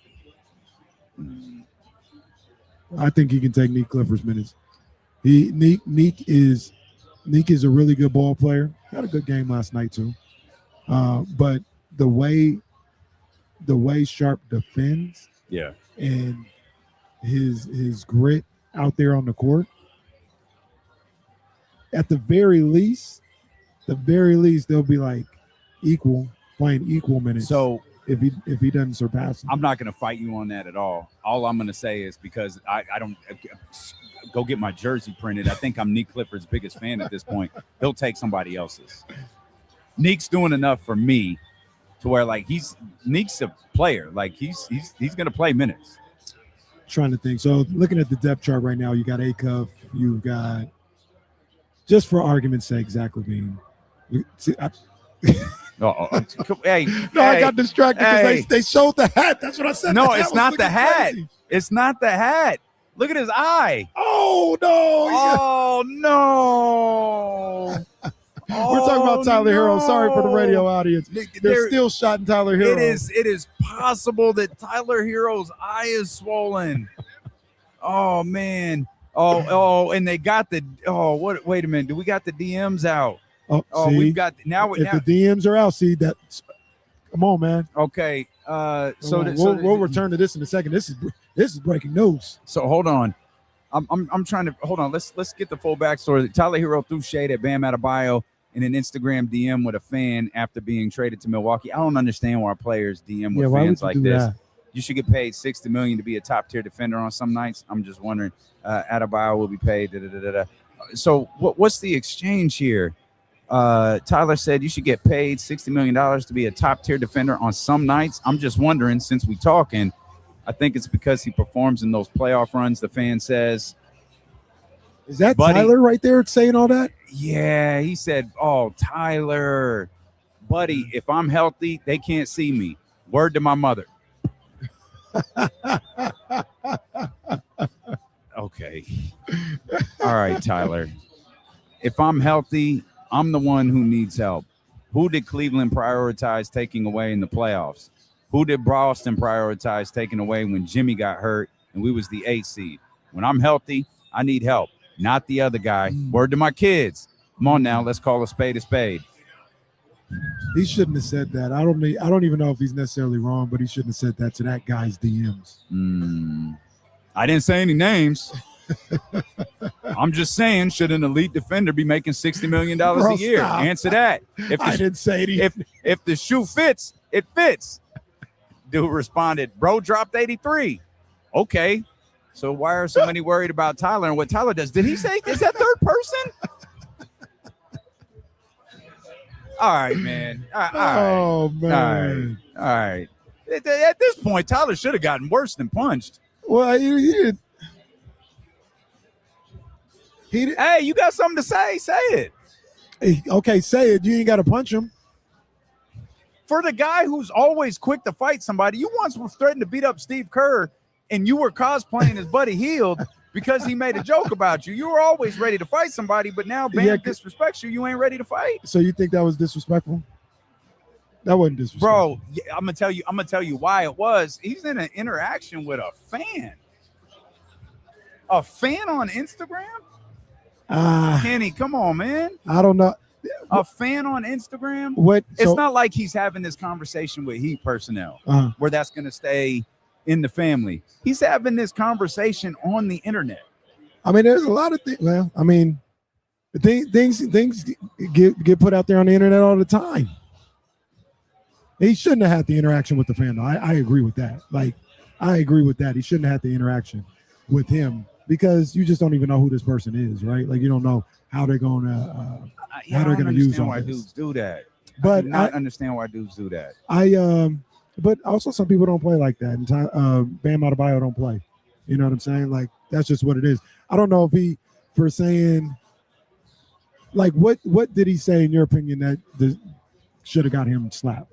Hold on 1 second. No, hold on. This is a Pruder film. Stand by. It's Tyler. Shout out to Tyler. If he really did just get punched in the face, get a black eye, and still went to Summer League.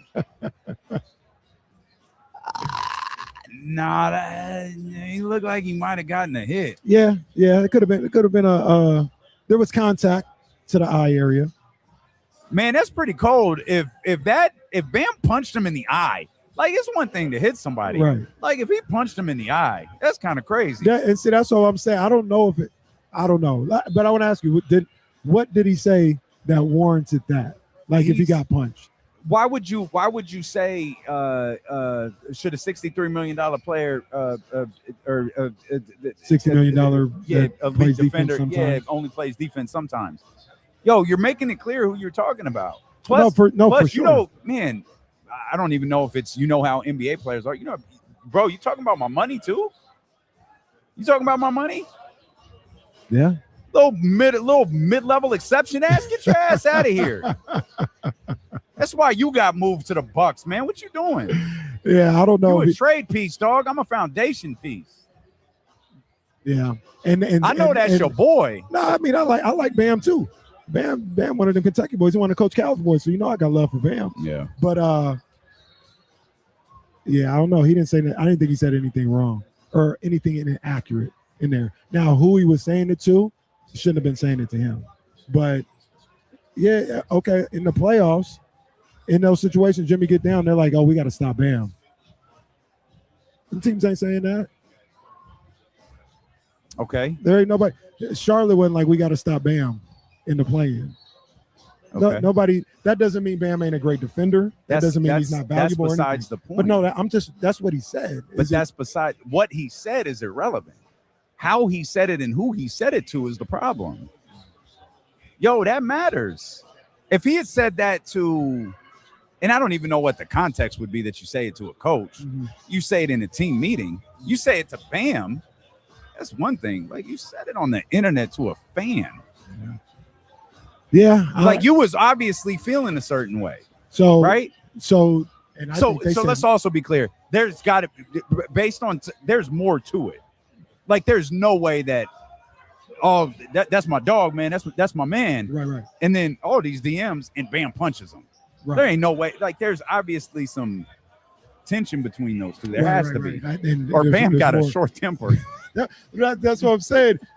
That's what it sounded like originally. And I think he actually kind of disrespected these guys or whatever. But Sengun and them would be cool slapping up KD. Sengun, say that again. Sengun, they would have been cool putting hands on KD. I think KD said more than Tyler Herro said. Allegedly. If they did, if they one don't advise it, but two, yeah, I absolutely understand. I've asked that question multiple times on this, particularly during this offseason, as it pertains to Houston. Like, so everything's cool. That's always what I mean. It's not. I know. Like because from a basketball standpoint, we talk about the Fred VanVleet thing, but I really am asking the question. So it's cool. Like it's hard. Like you working with someone who openly disrespects you. Yeah. I guess that's the other thing. It's not exactly open.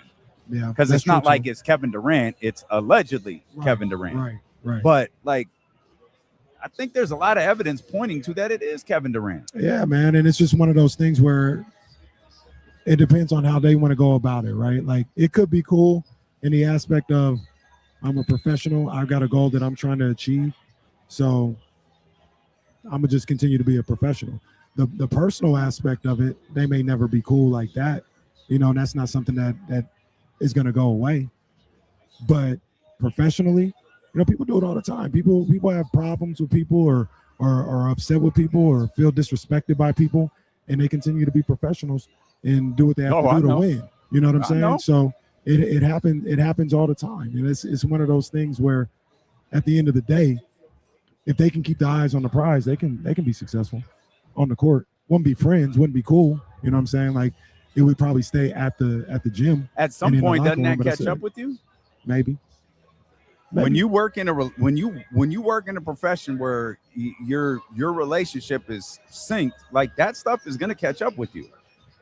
It can for sure, but if the people are staying locked in on the prize and locked in on the goal, as long as that's still the goal, as long as that's something that they're trying to do, win a championship or win the West or whatever they're trying to do, it can still be achieved. It's not going to be as harmonious or enjoyable as if they were like locked in with each other, but the job can still get done.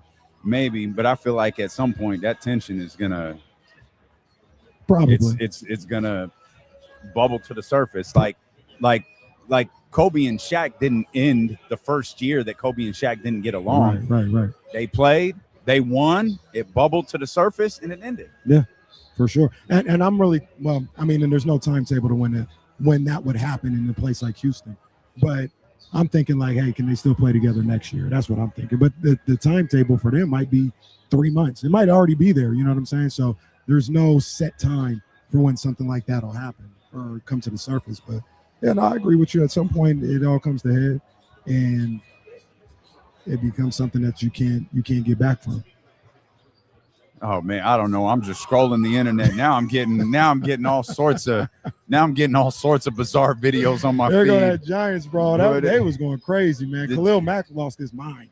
Not the real. Please clarify. Yeah, please clarify. The guy wearing the Khalil Mack jersey. That's crazy, man. He was out of pocket.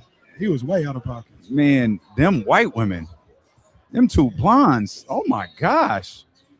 This was at Oracle. This is what you was talking about? Yeah. Oh, yeah, this man. was last night. That's how bad it is for Giants fans. I ain't never seen nothing like that at Oracle. Goodness. Giants Dodgers games going on. I ain't never seen. Almighty. And those are just Giants uniforms everywhere, and then the Khalil Mack jersey. No, that Bron meme is funny. All right, so I just keep refreshing Twitter because I'm just waiting for. Dave McMenamin tweeted a second ago. He was leaving a practice or a shoot around or whatever with a player when the news came across. The player goes, "That doesn't seem like a fair fight."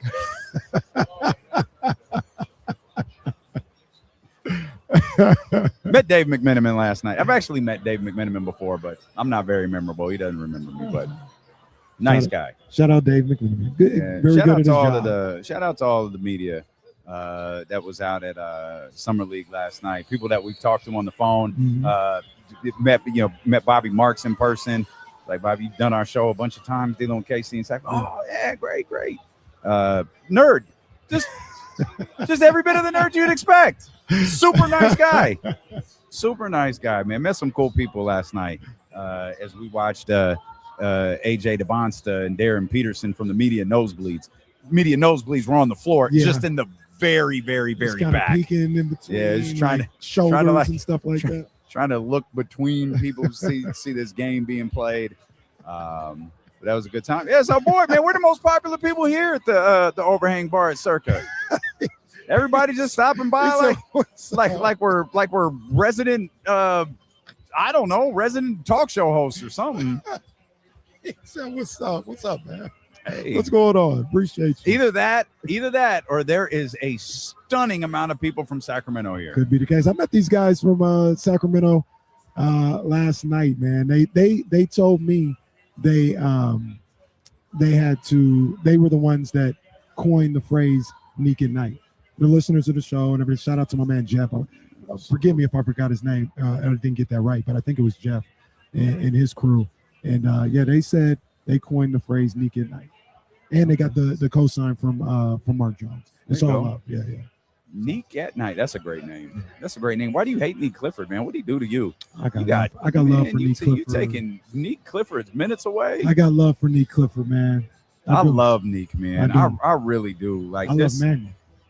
Oh, that's my guy. That's my guy. Manuel, and I have a feeling that's going to be Doug Christie's guy too. Oh yeah. Oh hell yeah. I have a feeling that's going to be Doug Christie's guy also, man. So the reason why I pushed back a little bit on you saying he would take Malik's minutes is because by proxy, that means Neek Clifford going to take Malik's minutes. And I don't think that'll happen. You know what I'm saying? Because if Emmanuel is taking Malik's minutes, then what? Like, Malik is just going to go behind Neek on the depth chart? Did Malik get DMPs last year? He did. He got DMPs when it was a weird situation, right? I legit can't remember. We thought he was playing his last game. He was going to be traded. Yeah. And stuff like that. But I don't think that. I think after that went by, I don't think he got the DMPs no more. I could be wrong, man. You are. You're not wrong. I believe you're misremembering. Okay. What I think happened. What I think happened is, if you listed Scott Perry's favorite players on the team, Malik would be near the bottom of that. I think the same is true for Doug. And I think they gave Malik an opportunity, especially with the injuries, the season-ending procedures, all of those different things. I think Malik got an opportunity to play. Obviously, as you pointed out, the trade deadline passes. Yeah. He's still a Sacramento King, and time passes. They give him an opportunity to play. He comes back. He actually, I thought he took advantage of it. Yeah, he played pretty well. But I guess here's what I'll say. Instead of declaring, I think Emmanuel Sharp is going to earn minutes for sure. What I think is going to happen is, outside of Darius Acuff, you can go to that backcourt position. You can go to that to the backcourt part of the floor, and you can put Neek in Malik and Emmanuel Sharp there. No one, and Zach LaVine, no one has promised anything. That's like, if you told me Doug Christie is going into this preseason with an open battle for that 2 spot, I would believe you, and I would think it could be earned. I don't think anyone in that position this season is given anything. That includes Zach, Malik, Neek, Emmanuel Sharp. And my whole point about Emmanuel Sharp is he's going to play in a way you cannot keep him off the floor. I agree. That's my opinion. You're not going to be able to take him off the floor. I agree. And what I say about that is, I don't think there's not another guard you can say that about. And that's where I come in there with Neek. I don't believe Neek is going to have Say that again? There's not another guard outside of Acuff that you're going to be able to say that about. Where, like, when you talk about Neek, like, I can't not have him on the floor. I don't think that's the case. Sharp. Yeah, Sharp. Yeah. Okay. Sharp is like that. Okay. I got you. I don't think Neek is in that category. That's enough. what I'm saying. Fair enough. And Malik Monk and all those, I don't think they're in that category. Zach LaVine for his reasons too. I'm a Neek and Sharp stan at this point, so just give me the dual jersey, I guess. But like, if I have to pick one right now, it's Emmanuel Sharp. And that if you put this on the board right now, Emmanuel Sharp does not get a DMP CD this year. Oh yeah, he absolutely that is not going to be a thing. And if that's the case, and I'm gonna hold off on sending these praises, and I'll say if that is the case, man. Scott Perry 2 years in a row with a second-round fine that could wind up playing like substantial minutes for you. For sure. Moving forward. We'll come back. There's a lot more to talk about with this. I'm so impressed with this young group of Sacramento Kings. We'll come back. We'll talk more about them and Zach LaVine. Questions, comments, things that just continue to run through my mind as we watch Summer League. We're live out here at the Overhang Bar at Circa in Las Vegas. NBA Summer League, driven by Elk Grove Kia, Steele and KC on Sacramento Sports Leader, ESPN 1320.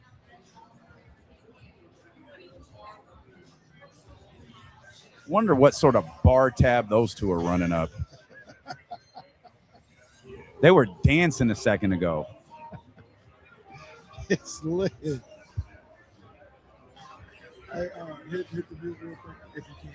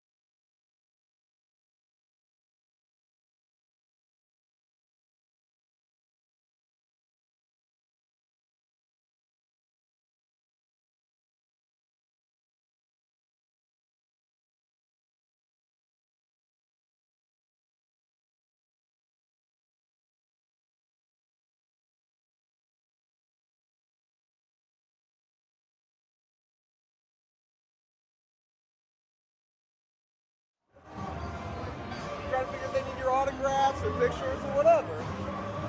That's this guy. Good. Awesome. Then we got the other two over there sitting at the bar running up God knows what sort of tab.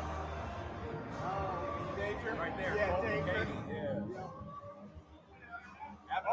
Always dangerous Yeah, to do man. that. You guys need anything? You good? I think I'm gonna have you bring me over a drink. But Go for it. yeah, man. Let's see if anybody good was on bartending. You could do a little flair for you guys. It would be fun to bring over, just get someone flipping the drinks on camera. Oh, there you go.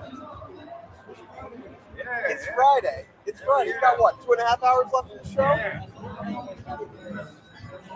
So you're saying to send over a bunch of shots and you start the segment with a shot. That's what you're saying. I'm not a shooter. Maybe something to sip. I don't know about a shot. 5:30. Last segment. I'll take a sip. Last segment. All right, there we go.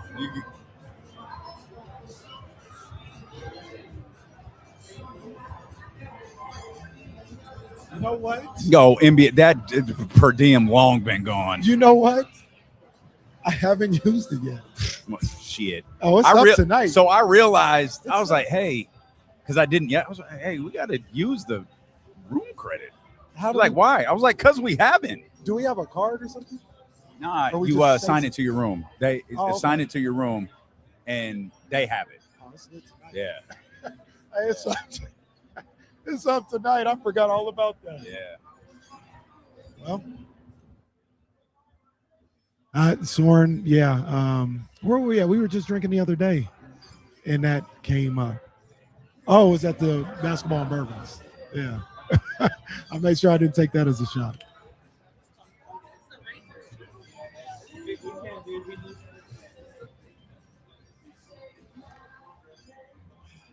No, I need per diem. Yes, no, don't listen to Bob Brown.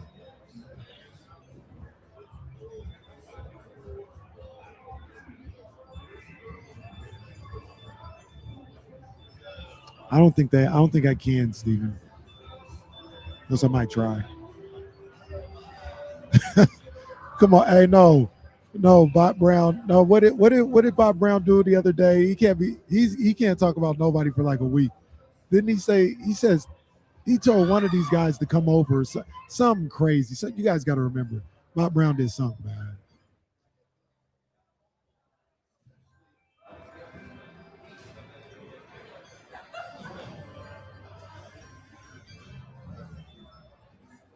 Jesse gonna be Bam Adebayo, and I'm gonna be Tyler Herro when we get back.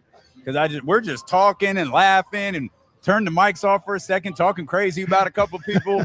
Our man Aaron came over. He's been taking care of us. We're running through some ideas. I know Katie's over here running up a tab with Colt from Elk Grove Kia.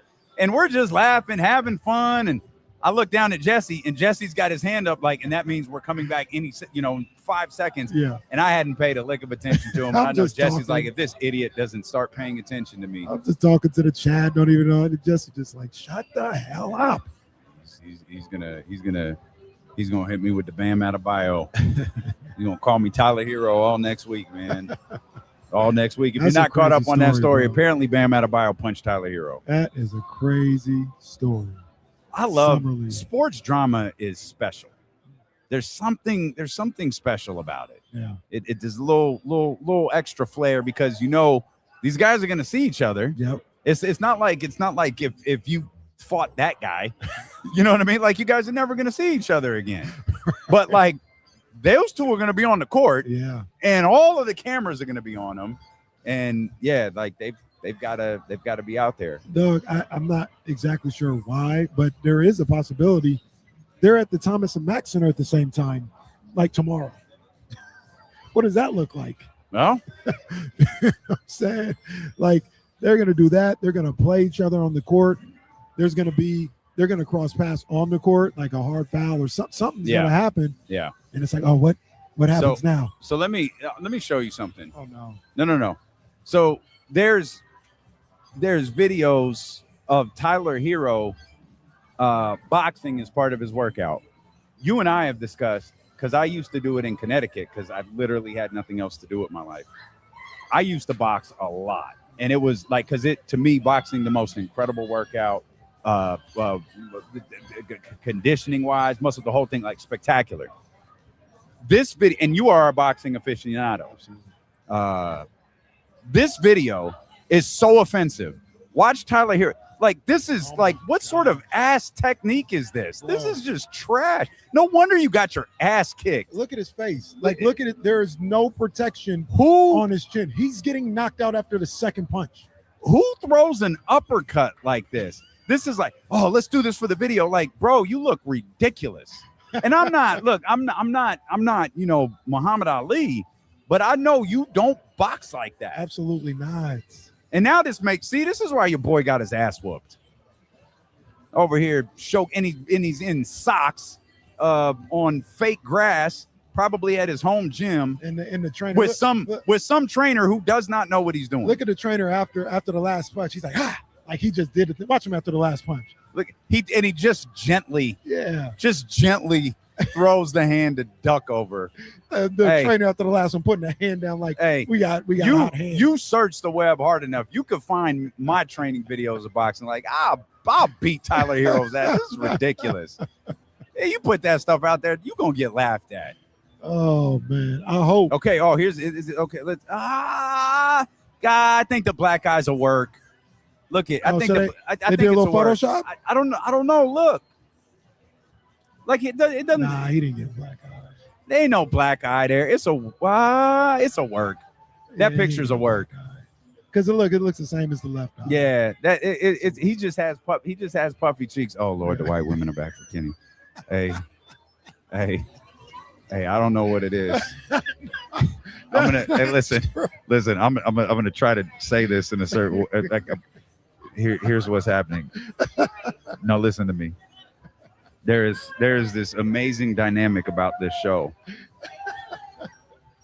Black women, they're with their husbands. Dark-skinned black women love me.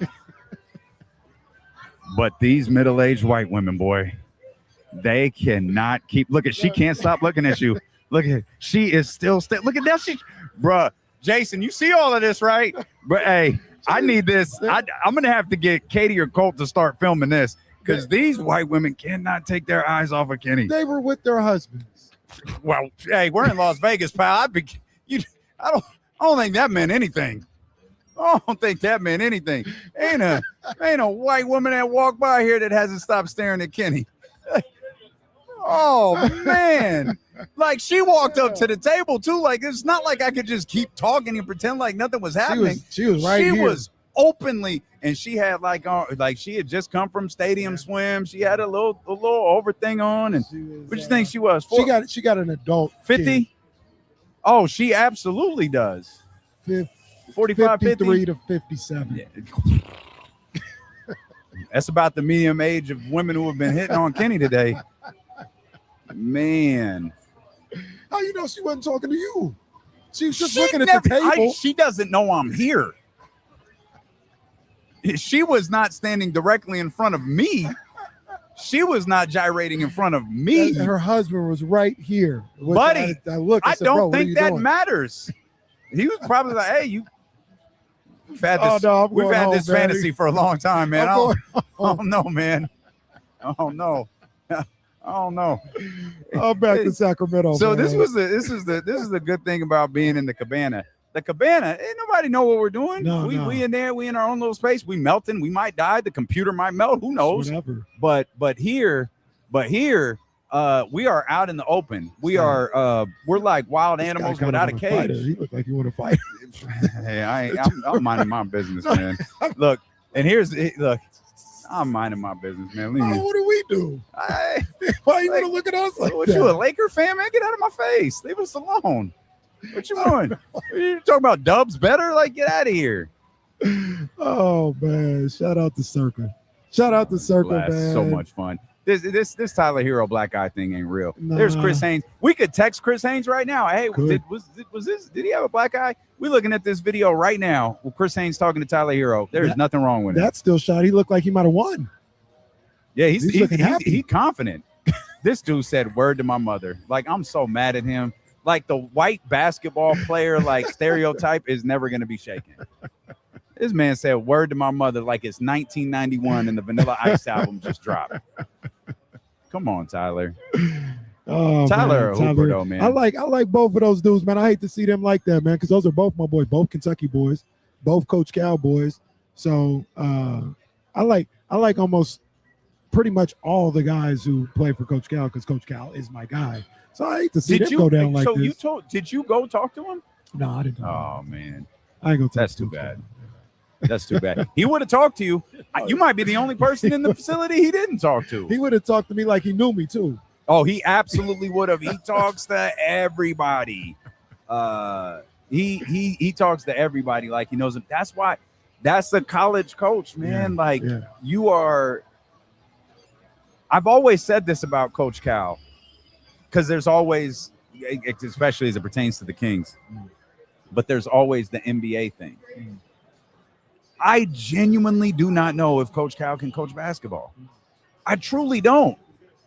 But I know there is not a more charming individual than Coach Sean Calipari. I know he can win your grandmother, your mother, your father, your aunts, your uncles, your wife, your girlfriend, your mistress, and you. Yeah.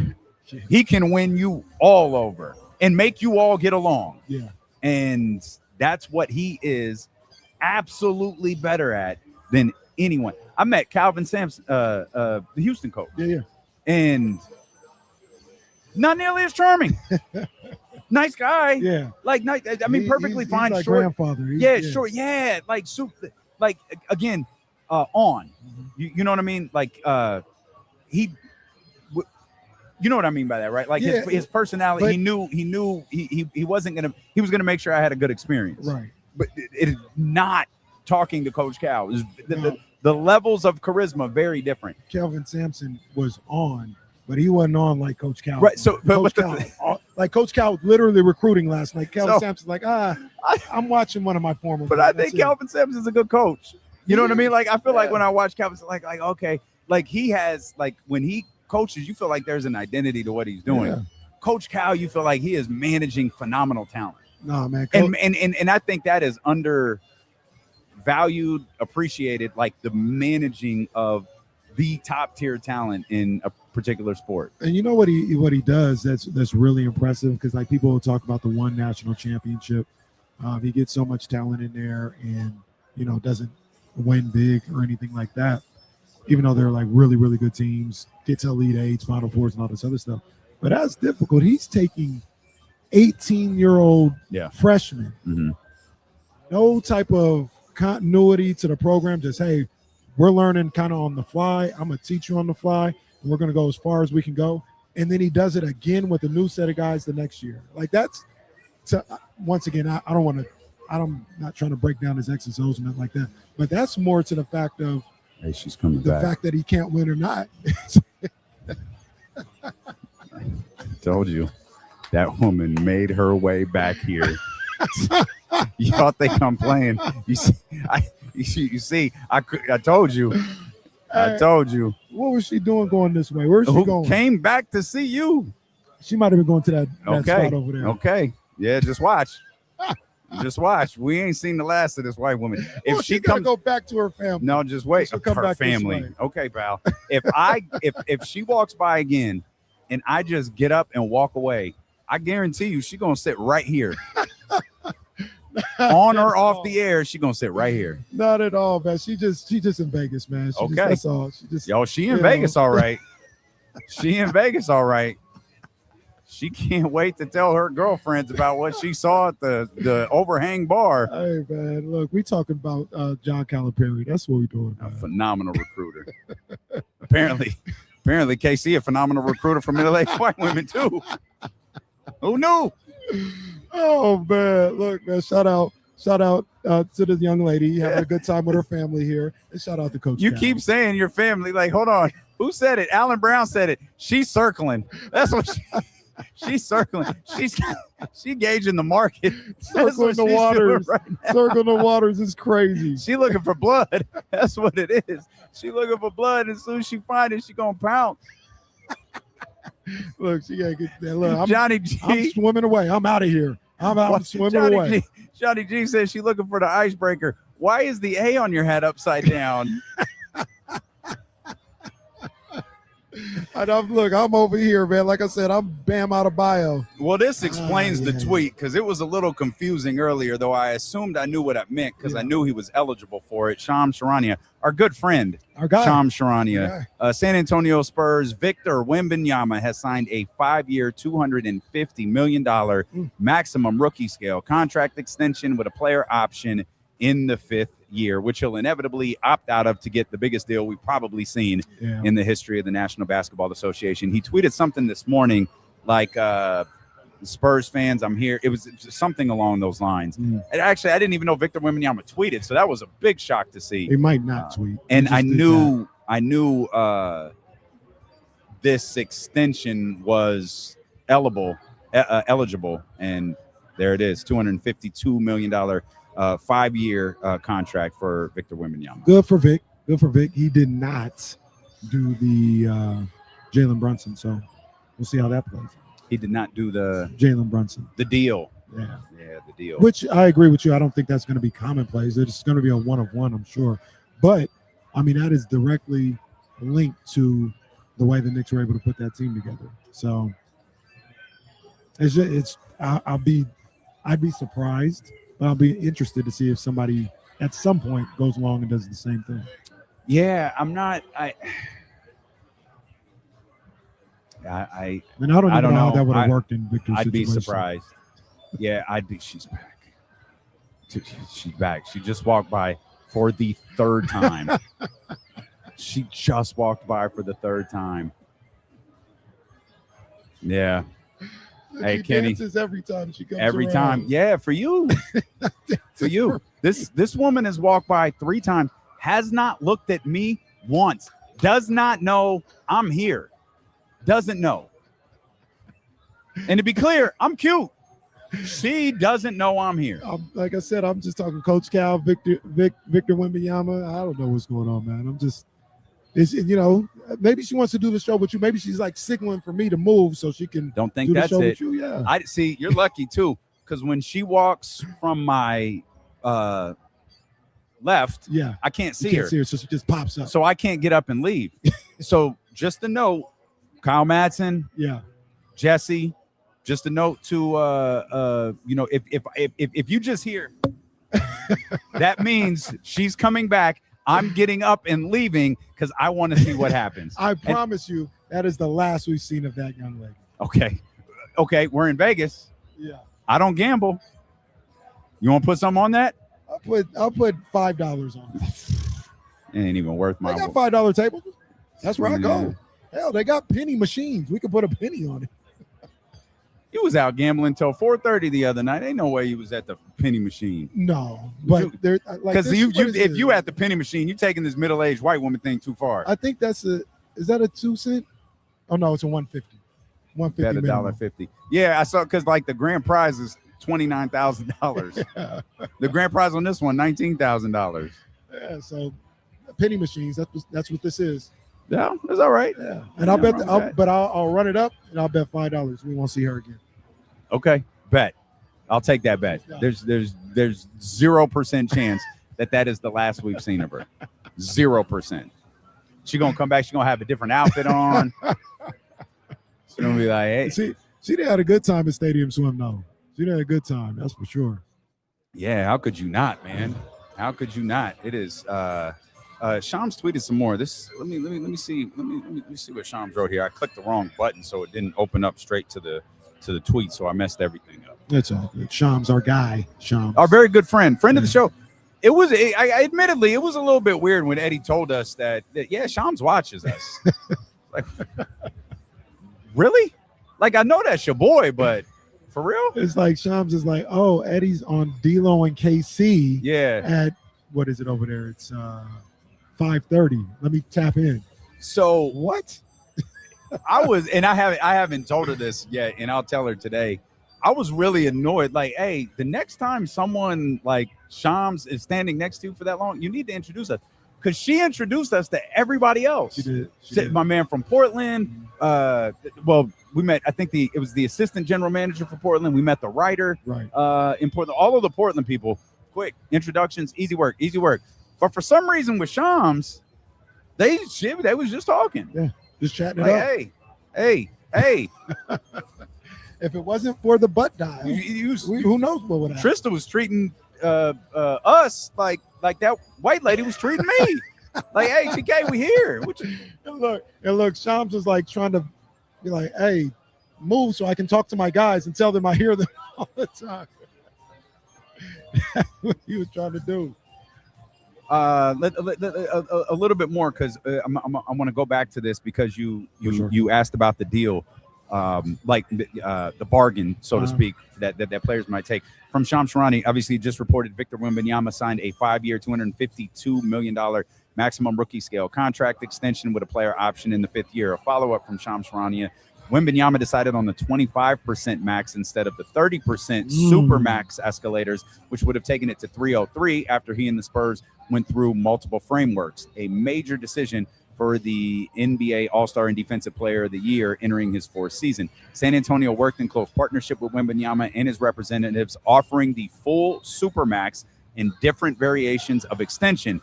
But Wembanyama ultimately chose a contract sacrifice rooted in giving him and the organization increased ability to build a sustained title contender around him.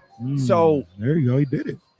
Admittedly, I thought the 5-year 252 was the highest he could earn because I've lost track of what the highest you can earn as a rookie extension is. And apparently, and I think he's already earned it, is 303. Yeah. He's already earned it, right? Yeah. He was because he was Defensive Player of the Year. He's been All NBA. Like he's all of that. And stuff, that's if I was hearing you right and reading that, that's kind of what Shams said, right? Like it was there for him. Yeah. They offered it. Yeah. San Antonio offered it, and they went with this. And I have to assume the way that they did it is they went. I have no idea. This is how I would envision it. Here's what happens when we have to pay Steph Castle. Let's go with best case scenario for all our guys. Here's what happens when we have to pay Steph Castle. Here's the year and what happens when we have to pay Dylan Harper. Here's where we are with De'Aaron's contract now. Here's how we can maneuver around all of this. Here's how we can maneuver around all of this next year. Here's how we can maneuver around this when De'Aaron Fox's contract ends. This assumes no trades. This assumes no nothing like that. Right. You just work with the framework of what you feel like is your nucleus. Yeah. Obviously, him being the centerpiece, the sustained title contender, this is what it looks like. Yeah, man. I love to see that. I love to see that from Vic. It's easy for me to say because it's not my money and I'm not leaving money on the table. But Vic's not poor. No, he's not poor. He's going to eat. He's not going to be poor either. Like he's probably in 5 years or 4 years, like you said, when the extension's up, probably going to be 300, 350. It's also, like I'd also be fascinated to know just the nerd of the business. She's gone. She was right there. No, she's gone. She was seen. I want to say the white woman was seen. But I think on a technicality, the money stays in the middle. On her way to the stadium. On a technicality, the money stays in the middle. Because she did, in fact, turn the other direction and not come this direction. What's the in baseball, like if your shoulders go to the left, like when you're going to first base, if your shoulders go to the left, you're free to be tagged. But if your shoulders lean to the right, you can run through the base. That's what she did. Her shoulders went to the right. Okay. Shoulders went to the right. All right. Her momentum. Fair enough. Oh, one interesting thing talking about the dollar figures that Victor Wembanyama left on the table here for this upcoming contract, or for the contract extension he just signed. Excuse me. Bobby Marks, our good friend Bobby Marks, noted that San Antonio has Steph Castle extension eligible next summer and Dylan Harper in 2028. So that the scenario fictitious scenario I just laid out has to be what happened. Yeah, for sure. Right? Because you mentioned what these guys will potentially make moving forward. But Vic has that. He has a unique setup where he's an official partner with Louis Vuitton, but he's also an official partner of Nike. And I wonder what again, this is just kind of the nerd in me. Like, what's the language in that? Like, part of the Nike sponsorship is being seen in Nike gear. Right.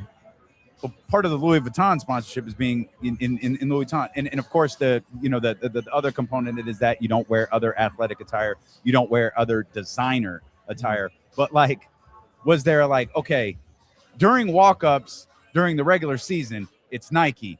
TV games, it could be Louis Vuitton. Playoff games, Louis Vuitton. Yeah. If you're going to the gym, it's got to be Nike. Yeah. If you're going to the grocery store, it's got to be. I wonder how they parceled all of that out, because I've read those Nike contracts and they can be that specific. I'm curious how they work that out, given that he's got two. It's weird to call Louis Vuitton apparel, but he has two apparel deals. I wonder if they don't perceive. If Nike doesn't perceive, because I don't think they necessarily should, Louis as a direct competitor. Absolutely not. Yeah, it's athletic attire versus designer attire, right? But you have to be seen in both, right? Because LeBron wears both. He doesn't have a Louis deal, not that I know of. Yeah, I think he's just close with Pharrell. Yeah, that's what. But he doesn't get in trouble. Not saying that's what you said, but he doesn't get in trouble with Nike when he walks in a Louis Vuitton jacket. Sure, you know what I'm saying? Sure. But if he had a Reebok jacket on, that'd be a problem. Crazy name. You know, one of the things that I want to dive into that I'm actually a little pissed off about is these teams, because I saw Colorado is opting out of college football 27. Like, why are they doing that? I know some of the players are doing that too, the cover athletes. And it's like, bro, EA, just pay them what they're like. What are we doing? Like, I'm not trying to play this game with player 99, bro. And I'm not trying to play with Central Colorado University. Like, that's whack, bro. Hopefully they get that taken care of. Oh no, it's stuck for 13 more days. Jesus.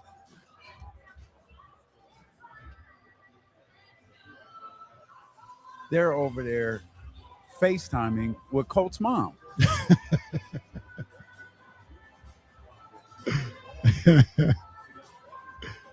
Oh, Jack, what's up, man? I don't really know where I'm going to be at tonight. I got my man, Jovan. I'm supposed to link up with him. Got to link up with my man, Coach JT. I'm going to definitely check out this Legacy Club up here, though, because I got to get up there just because it's dope. But the view, I don't have no footage of the view, man. I got to get the view. It's one of the best views in Las Vegas. So I'll be around, man. I'll be around. My girl Ania out here. I got to slide over to the Win one time. So, and then Colt, wherever Colt, I don't know where Colt's taking me. I didn't factor in Colt. Colt just literally wherever the Win takes us, that's where we'll be going with Colt.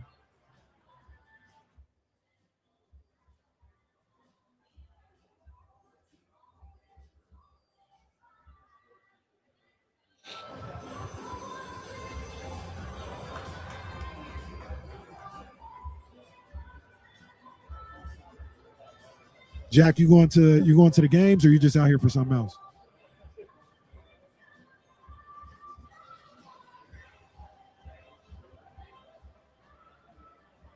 I'm uncomfortable as hell. No, I'm not uncomfortable. Not uncomfortable. And I'm the type of person that even if I was, you wouldn't be able to see it. Not you specifically, but anybody.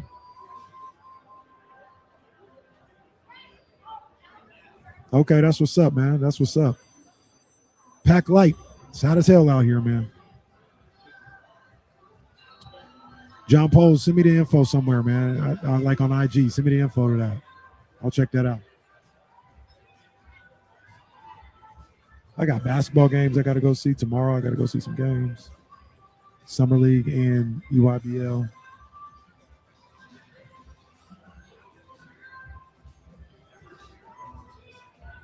Yeah, I got to read up on that, Will, because come on, man. They got to stop that. Everybody involved, like, give them their money, man. Like I said, I don't want to play with player 99.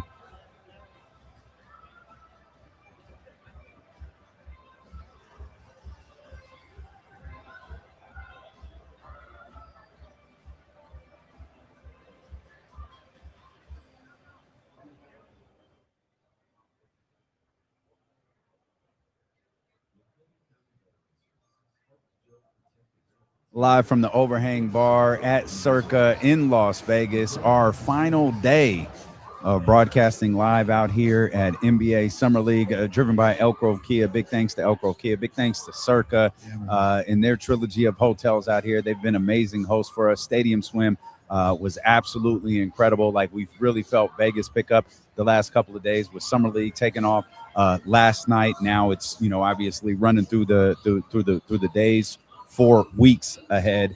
And you got Conor McGregor, man. You got Conor McGregor at MGM, I think. Is that where it is? T-Mobile, I believe. T-Mobile. He's doing something at MGM. Yeah, There I think was that's a what it was. gigantic video board with Conor Conor McGregor McGregor. hosting something. Hope he gets knocked out again. Well, he I might. can't stand Conor McGregor. I saw I guess it was the weigh-in, or whatever the face-to-face thing was. Yeah. I mean, why exactly did he have 2 belts on his shoulder? Because he runs the UFC. He hasn't fought in 5 years. And he I don't know if he lost. But he hasn't, he's 1-4 in his last 5 fights. Like, what belt does he have? He has remember when The Rock came out with that stupid belt on his shoulder that he said he got from Muhammad Ali, and they made poor Muhammad Ali's poor widow give it to him? Here, Miss Ali, can you get me over in front of this fan base, please? Oh, you're the real people's champion. The fact that bum has 1 belt over his shoulder is crazy. Having 2 is ridiculous. That was absurd. I'm watching this what the hell is that? What sort of magical championship does he own? But he's a draw, man. And there is no greater evidence than the price of the hotels. Yeah, man. There is no greater evidence than us being right here. Yeah, no, you guys got to move. There is a reason we are that those cabanas that we've been doing the show from sell for well over $1,000. Yeah. And they're like, hey, we like you guys. Not that much. Look, McGregor ain't even fighting today. Those are $1,000 on non-fight weekends. Right. I don't know what they are on fight weekends. I didn't even bother looking. Yeah, man. So yeah, it's booming in Las Vegas this weekend. Obviously, like you talked about, Conor McGregor. You've got the NBA Summer League. You got multiple high-profile high school basketball tournaments going on out here. It's booming in Vegas. It is booming. Real quick, to pay off something, I looked for Dwight Howard. Okay. In 08. Yeah. He didn't necessarily you tell me if this was strategic, okay, or it just happened, a coincidence. Okay. That's how all the pictures are. The medal. He's got the medal over the swoosh. All the pictures are on that side. Now, so I think it's coincidence. Okay. But damn, it's a pretty interesting coincidence. I'm trying to find another photo because I saw it twice where you can't see the Nike swoosh. So I don't think Dwight is coordinated enough to, and I don't mean that as shade. It's your margin of error. Right. So there's the uniform. Let's see, that's Kobe. Oh no, there it is. This is Dwight with the Nike logo. He didn't cover it up. He didn't anticipate They might have told him. angle. They might have told him, don't even think about it. Don't even think about it. You're a Nike athlete. This 2 weeks, buddy. Yeah, damn right. You know how much money we pay to be USA's outfitter? Yeah, you ain't gonna Michael Jordan us. We invented that. You ain't gonna do that. Shout out to Michael. Everybody thought Michael's so patriotic. All right, man. Man, Whatever you say. I said I'm Team Swoosh. That's shoe business, baby. It wasn't even Team Swoosh. I'm Team Me. Oh, yeah, I'm the most seen logo in this in this league. So again, big thanks to our host here at Circa, and of course, big thanks to our man Colt, and shout out to Katie, who's been our social media coordinator for the last couple of days, who's come out here with us and done the trip. Of course, that's Katie from the Wake Up Call, also my fiance. Yeah. Casey might find a fiance if that woman comes back here. I have a wife. I don't know how she's gonna feel about it. I have a wife But- and kids, and I'm happily married. That woman is Love not you. interested in your wife or your kids or me or anything other than this dark piece of sexual chocolate over here that she can't keep her eyes off. Can't stop walking by to look at. Ma'am, see the ring. What was that on? That was on. That's what Saved you by have the to Bell, do. I think. That's what you have to do. She walks up. No, no, ma'am, no. I think that's what Zach was telling all these guys that walked up to Kelly with the promise ring they had on, and he put her hand up and he'd say, "See the ring," and he'd be like, "Zach, nobody's worried about When that." did she get a promise ring? Maybe when they were dating or something like that. And she In goes, college? No, it was still in Remember, high school. because they broke up at the dance. Yeah. When friends forever. Yeah, that was tough. Zach and Kelly's prom. That was tough. That tough. wasn't the Friends Forever episode, though. No, Friends Forever was that was the band, the Zack Attack. Zack Attack. Good that was the Zack Attack. Zach and Kelly's prom is when they broke up, when she went with Jeff, who was over 18. Jeff was a manager of a restaurant. Jeff would get arrested. Kelly was like 16. How we let that slide? No, that's crazy, bro. Buddy, he's a manager of a restaurant. Dating Kelly openly. It's a different time. It's crazy. But it's a different time. It is pretty crazy to think, no, there was once a time where it was just socially acceptable to have a 19-year-old dating a 16-year-old on television. Dog, on a kid show, for God's sake. Insane. Oh, when you probably same thing happened at El Camino. I mean, there was a lot of guys that came back. Oh, yeah. Like they graduated like 2 years before and would be dating. Your hoe ass out of here. Like, man, you're crazy. Go off to college, stupid. Crazy. There was this one guy who had an orange Camaro who used to always come back. An orange Camaro. Always come back. Goodness. I think his name was, I ain't gonna say his name, but Biff. he was from New York.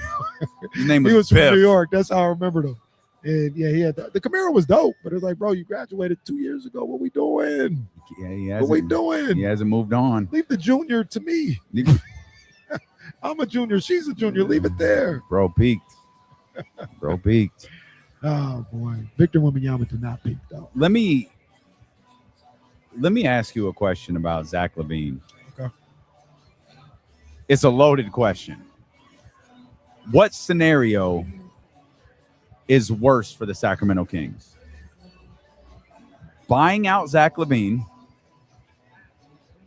or not buying out Zach LaVine? My first thoughts. I don't think either one of the scenarios are good, by the way. Yeah. My first thought is buying out Zach LaVine, because it seems like 3 years of impact on your salary cap. Yeah, like when you can just be done in 9 months, or now at the beginning of 12 months. I believe that you're 100% right. The flip side to that is, how do you navigate this season? Right? Because Scott Perry, Sacramento Kings general manager, he said some pretty intriguing things a couple of days ago when he spoke to the media before coming out here. He said, I've communicated with Zach. Zach knows what I expect of him.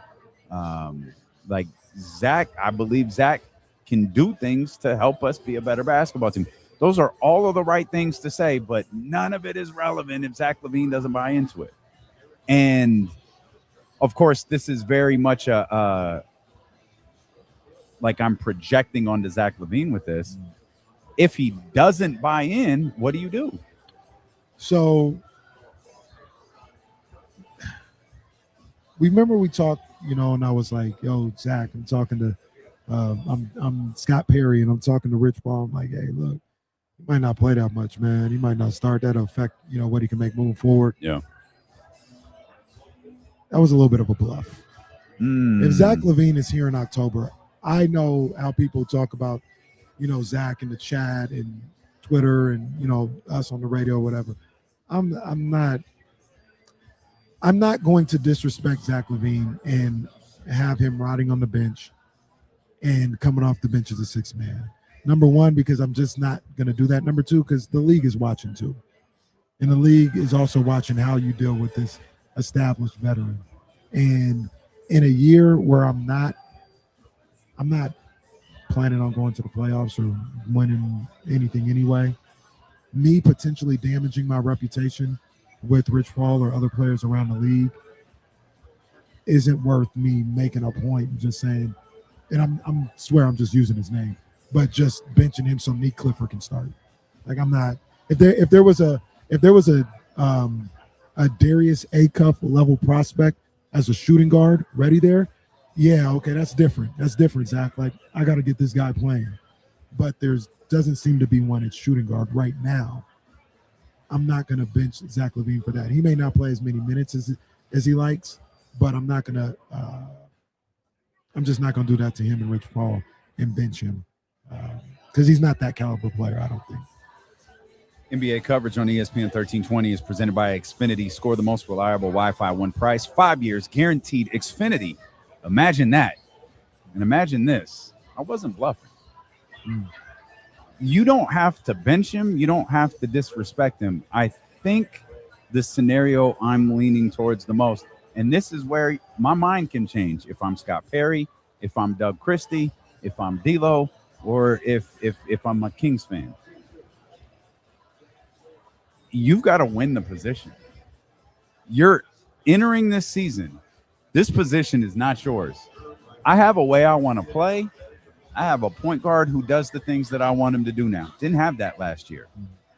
You have to show me that you can play on both sides of the floor the way I want you to. You beat out Emmanuel Sharp. It's your job. You've earned it. You beat out Nick Clifford. It's your job. You've earned it. You beat out Malik Monk. It's your job. You've earned it. You will not be given anything.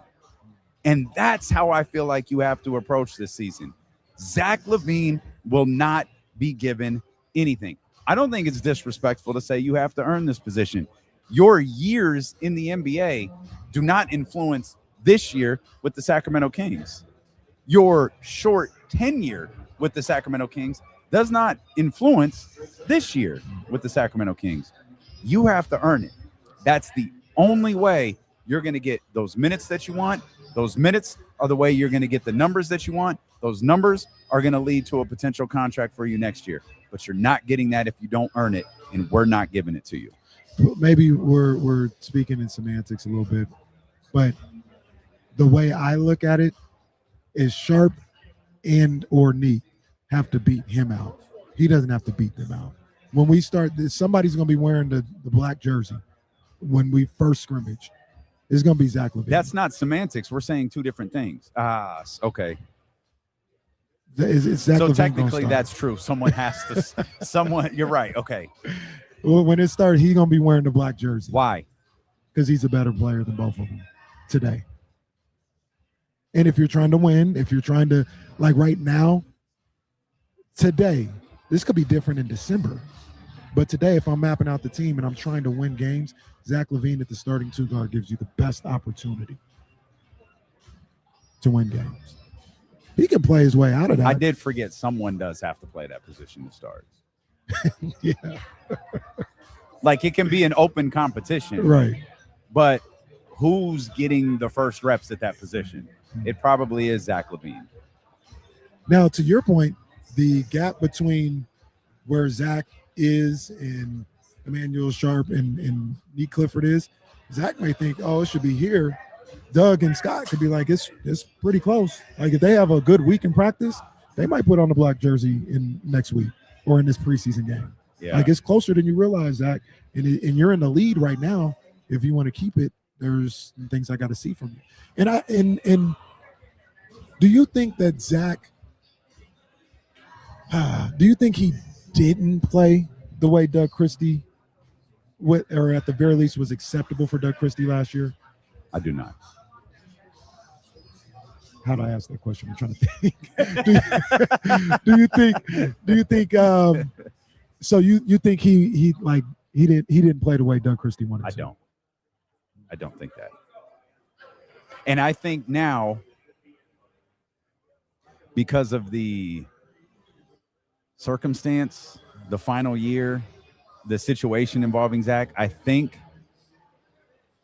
Doug will have, I'll use Scott's word, Doug will have maybe a little more autonomy. And I hate saying, I don't want to insinuate that Doug didn't have it last year, but you have, at this point with Zach LaVine, if my thought is wrong, because I'll still say, I don't think he starts the season with the Kings. If that is wrong, and he does, I think Doug has more of an ability to go, he's not doing what I'm asking him to do. He's not doing what I'm asking him to do on the offensive end, or he's not doing what I'm asking him to do He's just not doing what I got to sit him. And whether it's a quick, a quick move to the bench and Monk, Sharp, Meek, whoever you want, comes in and it's something that's reflected in that game, and then it's back to normal the next game. I think that's possible. I think those games where we wonder, is where's Zach at today? Like those will just be games where he played 5 minutes and Doug pulled him. Or played 8 minutes and Doug wound up pulling him because he played him a little bit in the second half to see where his head was, and it still wasn't there. Because see, I really wish I knew what was going on in that locker room, in the huddles and all this other stuff, because there were times numerous times last year where we talked about Zach LaVine, like the collective of ESPN 1320. And we talked about him, and we were like, damn, he's actually playing hard. Like, he's actually going out there and giving his all. James Ham, who is like the most anti-Zach LaVine person on the earth, was like, damn, he actually competes on defense better than I thought he would. And that's what happened all year long. I remember specifically, and this is why I said I don't know what happened. Remember they played, who they played doesn't matter. That's great, because I'll never remember. You have a stupid ability to point to one very specific moment in an 82-game season that I can't remember. And I think you'll remember this one, though. They played somebody in Sacramento, and Zach played like 5 minutes, and he didn't play again until like 2 minutes left in the game, and it was a 10-point game. And the whole thought was like, oh, Zach didn't do what Doug wanted him to do, so he benched him. Mm-hmm. And I remember on the air, I went back and I looked at that game. And I looked at that moment. I looked at everything leading up to when he got subbed out. I said he didn't do nothing wrong. He didn't do anything wrong. So I don't know why he got pulled. I don't know what that was about. That's why I'm saying I wish it would have was. But it wasn't a missed assignment. It wasn't him not getting back on defense. It wasn't. Matter of fact, I think you see the game differently than I do because you're more you've lived it. You're confident. You're confident he didn't miss an assignment. You're confident he didn't do anything wrong. You're confident when you watch that film back that he did what Doug was asking him to do. I'm pretty confident, but I'm not certain. And that's where, we only know so much, right? But just watching with like the naked eye and not knowing what the concepts were, what they were trying to do defensively as a strategy or whatever, just from the naked eye, like it wasn't like he was killing. He wasn't like going crazy out there, but he was just out there working, defending, moving the ball. There was nothing that stuck out. Like, for instance, did you see the play last night? It was Keaton Wagler's only field goal, I think. But it was yes, I did. It was something happened, ball got moved around, and Keaton Wagler was open because Darius Acuff was just kind of standing. Yeah. There was nobody on that left side of the court. He was just kind of standing. Wagler got open. That was his man, and he hit it. Like, that's something that we could look at and be like, bro, what are you doing? Like, you got to come out or something. Yeah. There was nothing like that with Zach in that moment. And I was like, I don't know. I don't know what it was. And I think that happened.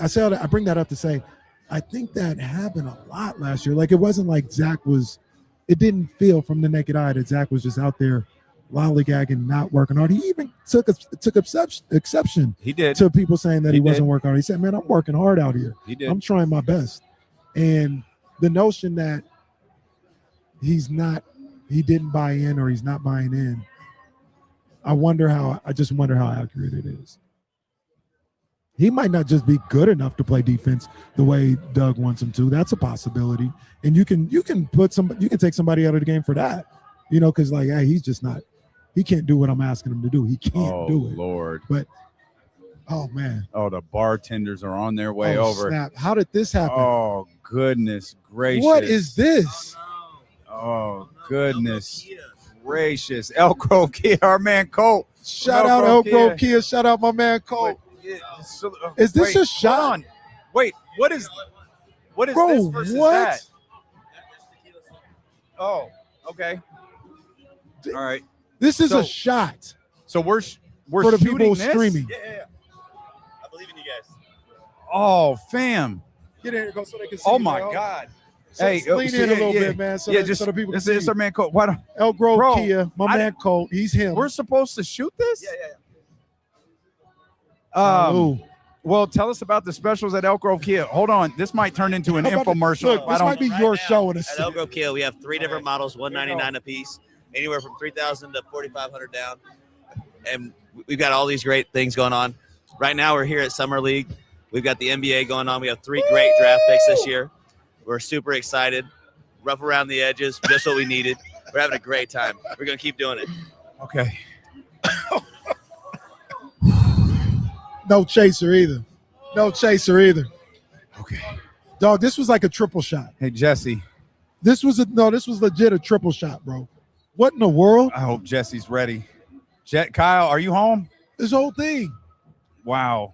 Filled to the brim. So I loved. Yo, that was crazy. I love tequila. That was crazy. Sip nice tequila.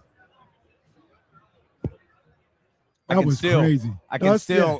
It's traveling. Right now. It's moving. Yeah. It's lingering. It's not done. It is not done. It's heart rate up a little bit. There, a little bit. Yeah. A little bit. It's moving. It's just right. It's just right here, kind of in the in the throat. But pause. You know what I mean? Whoa. All right. Well, shout out to. Oh man, let me tell you about Zach LaVine. And by the way, this is tequila right here. So yeah, you keep going. If I keep drinking this, I'm a big fan of Zach LaVine, boy.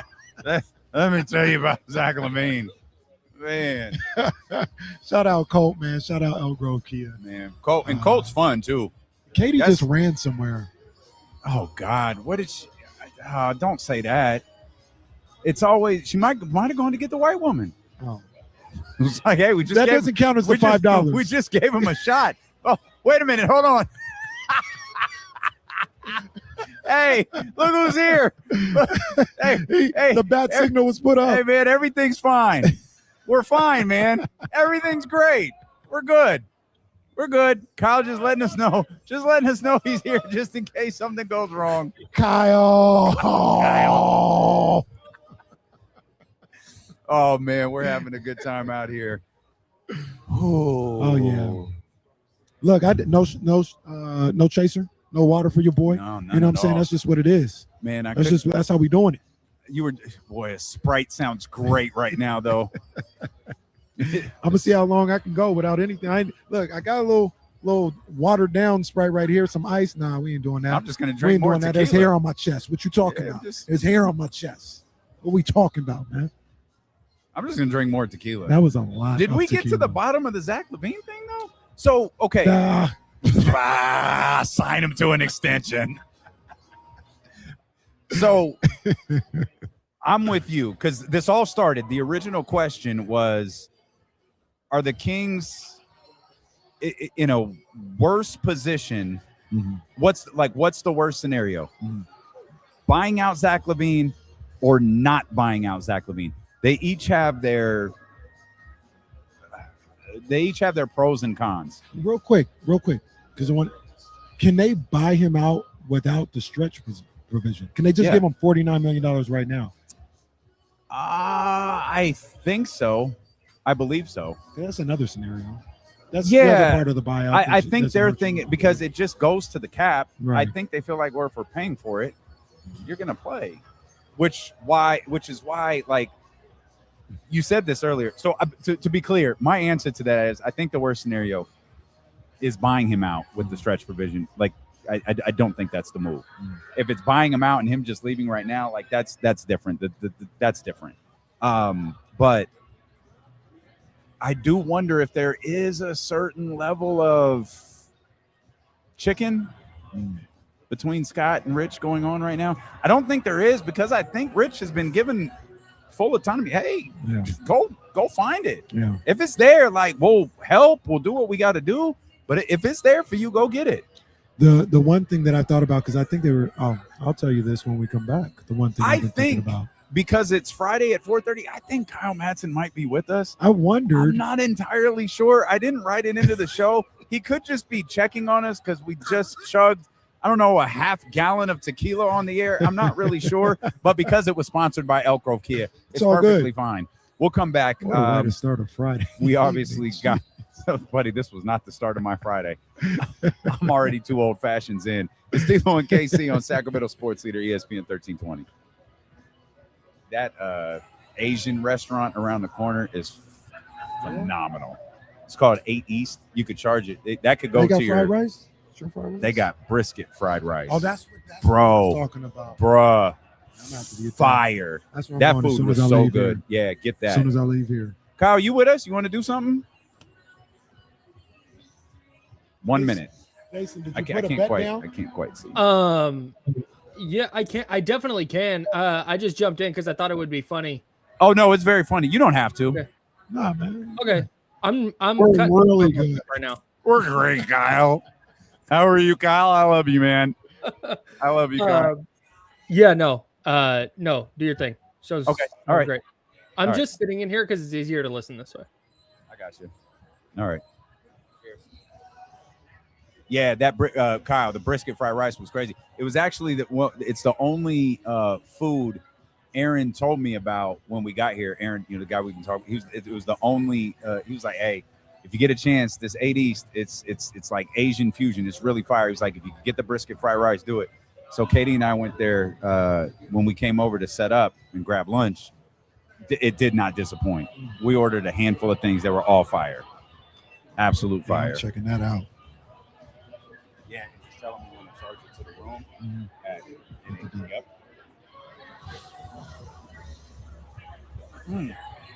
You're spilling, baby. You're spilling. Uh-oh. Appreciate you. Thank you, baby. All right, I'm going to take my seat. We were concerned.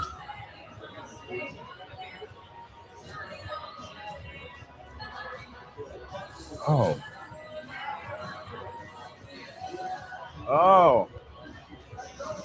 See, my wife knows me. When I drink, I start wanting sweet stuff.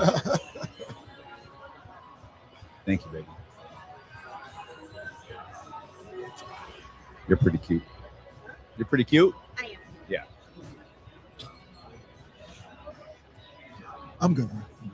I've had those before. They're fine. I got macaroons. Hold on. I got to look at Jesse. Okay. There's a birthday cake macaroon. Man, this is a lot. There's a cookies and cream. Boy.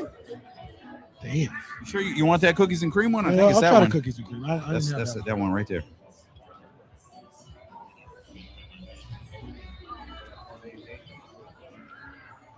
Pretty good. No, it's all sugar right here. That's pretty good. That's 100% sugar. Okay. That's crazy. This was had to be a triple shot.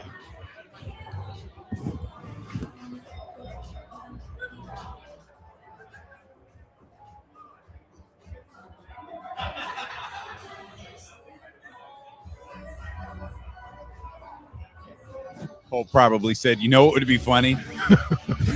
That's absolutely how that started. You know what would be funny? 100%. Because Katie filmed the whole thing, so it was 100% a bit.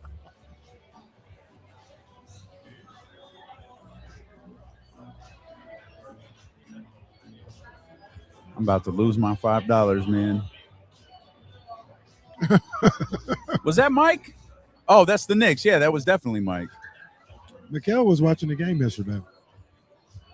Was he? Yeah, he was sitting next to Darius's dad on the court side. Darius's dad was courtside? Mm-hmm. Huh. His sister and his mom, I think, were up where you talked about with Coach Cal, but Darius's dad was courtside. That's 100% how I would do. No.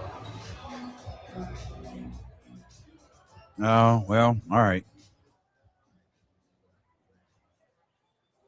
All right, we're back here live at the Overhang Bar at Circa in Las Vegas, live from NBA Summer League, driven by Elk Grove Kia. This is D'Lo and KC here on ESPN 1320. Everybody who is with us is having a good time. Yes. I just took a glance over at my man Colt. Colt's having a great time over there at the bar, the surroundings of the bar. and that little blackjack machine in front of him. Jesse just sent us this from an article in The Athletic. Is one of the stories coming out of Las Vegas today is a physical confrontation between Bam Adebayo and Tyler Herro. More from The Athletic. The incident took place at a gym inside the resort's World Casino in front of Herro's AAU team. According to multiple sources who witnessed the incident, Adebayo walked onto the courts and Herro said something to him. Adebayo proceeded to approach Herro and without hesitation punched him. Herro's AAU coach confronted Adebayo and Herro yelled at his former teammate while being escorted out by security personnel. Both players left the scene on their own. That's unfortunate. And I say that because I like both of those guys. So I hate that went down with those dudes. So what I hate, Adebayo walked onto the courts and Herro said something to him. I'd really love to know what was said.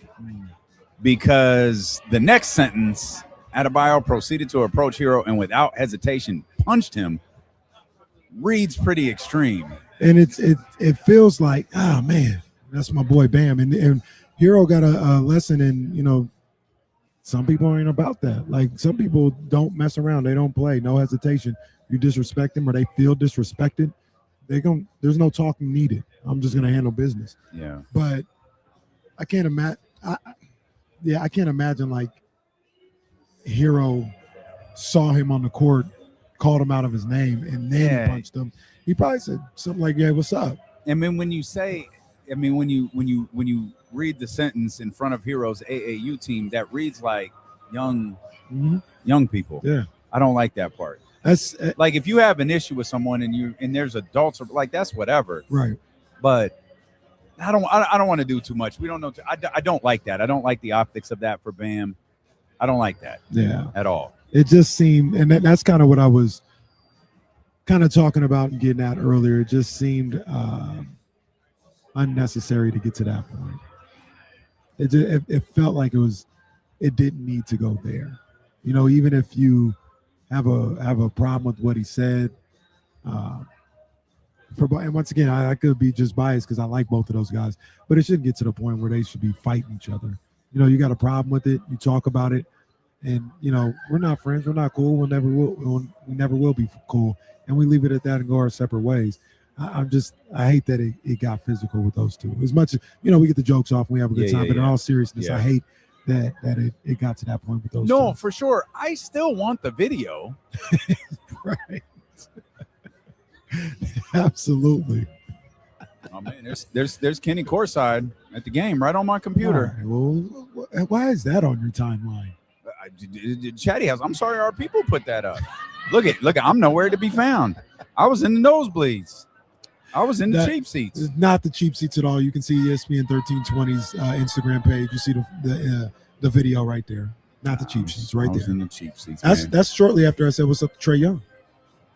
Okay. He thought I was. Is that before or after you told Scottie Barnes he sucks? That was before I told Scottie Barnes, I like your game, big dog. I like your game. Oh, that's right. You lied to him. I forgot. You lied to me. I like my boy Scottie Barnes. When you realized you were sitting next to Scottie Barnes, did you go, Scottie Barnes? That's my boy Scottie Barnes, man. Well, I'm not gonna do that because not everybody's my boy. I'm not gonna go my boy. I like Scottie Barnes a lot, but I do like his game. I like his game. He's not the 1A. He's not the 1A, but he can go. 1A where? What do you mean? 1A on a team? Yeah. Scotty's not a 1A? No, that's why they had to go get Kawhi. Oh, I'll put it to you. I feel like that raises an. I'll put it to you like Kawhi's this. Still a 1A? He was last year. Yeah. He was last year. I'll put it to you like this. You think? Also, they haven't gotten Kawhi. I know that's fine. That's fine. I know it's a different situation, but you think OKC will go out and get Kawhi? Because we need somebody to take us over the top. Think about all these teams that. Yeah, I don't know that necessarily means they went and acquired a 1A though. They tried to, or at the very least, worst case scenario, somebody on the same level as Scottie. So I think what it is if OKC acquired him, like there's no question Shea's the guy. Mm-hmm. Toronto acquiring him, yeah, like Scottie. Obviously, Scottie Barnes hasn't won an MVP, right? You know, so yeah, he's not. Scottie Barnes is hella good, and he's like he does so many great things on the floor outside of just scoring. Like he can score, but he also defends, he rebounds, he does all this other stuff. But with Scottie Barnes as your best player, you're only going so far, and that sounds disrespectful. I think Scottie, but I'm not trying to be disrespectful. It sounds disrespectful though. Like you think Scottie Barnes is their best player? You ever look at them as a title contender? I mean, as opposed I don't to, look at the makeup. That's hard. As opposed to this, and I know this is the wrong team, but Anthony Edwards is your best player. Like that's a 1A. Yeah. Yes, Anthony Edwards is absolutely a 1A. There's no question. But I think here's where I'll take exception. I think Scottie can be. Okay. Maybe he's not. Maybe, maybe he's not. I think he can be. He's a hell of a ball player, though. He's really good. He's really good. Really good. I don't have a negative thing to say about Scottie Barnes. Yeah, he's fantastic. He's fantastic. He's a bright spot for sure with the young players in the league. Last night was fun. Me, you, and TK, we're down in the media area. Katie from the Wake Up Call was with us. She was out getting food, doing her own thing. I was like, "Hey, baby, like you good?" Yeah. And she's like, "Yeah, no, I'm fine. I met these really nice girls. They're like one's a photographer and one dates the DJ." And it's like, what DJ? Like, what are you talking about? And so by the end of the night, she goes, "Hey, you know the girl I was talking to?" I'm like, "No, man, I don't, but like, yeah, I guess for the sake of the conversation, I do." She goes, "Yeah, her boyfriend is the DJ for the Aces." Oh. And I'm like, and she goes, "You know, like Automatic, DJ Automatic, Dana's husband. He's the DJ for the Sun." Yeah, and yeah. I'm like, "Yeah, okay." She goes, "Yeah, they invited us to the Aces Fever game on Saturday." It's funny you say that because I have a decision to make. I saw the Aces were playing on Saturday. It's at 3:00. Yeah. And I got some EYBL games to go to, and it was like either go to the Aces or go back to Summer League. I'm sorry, isn't it Aces Fever tomorrow? Yeah. It's Caitlin. Yeah. It's Caitlin in Asia. So I know. Well, is Asia playing? Oh, that's a good question. That's a good question. I want to go. But anyways, I'm not going, but I did have the opportunity to go. I thought because about I'm friends with the DJ. Yeah, that's your boy. That's your boy. Yep, sure is. But see, I thought about it because I was like, man, it's Aces for life. I'm out here in Vegas. I checked next week. For whatever reason, the Aces aren't back playing. here. But no. Finish the story. No, I'm out here. You're back next here week. next week. Next weekend, I'm out here for Reese's basketball tournament. Oddly enough, that's insane. Reese is out here the following weekend for another basketball tournament. I'm not going. Can I tell you something? Out here, back-to-back weekend. I woke up this morning to a missed text from Kyle Madson, which is like, "Oh, Jesus Christ." Great. I got a text from Kyle yesterday. This is how stupid my life is. I'm in Las Vegas. You're notoriously out till 4 or 5 o'clock in the morning. I got a text. I don't even think it was 9 o'clock. Maybe it was 9 o'clock. And Kyle Madson goes, "Hey, you okay? The rundown is empty." I'm like, "Yeah, man, I'm asleep." We're out hella late. I'm asleep.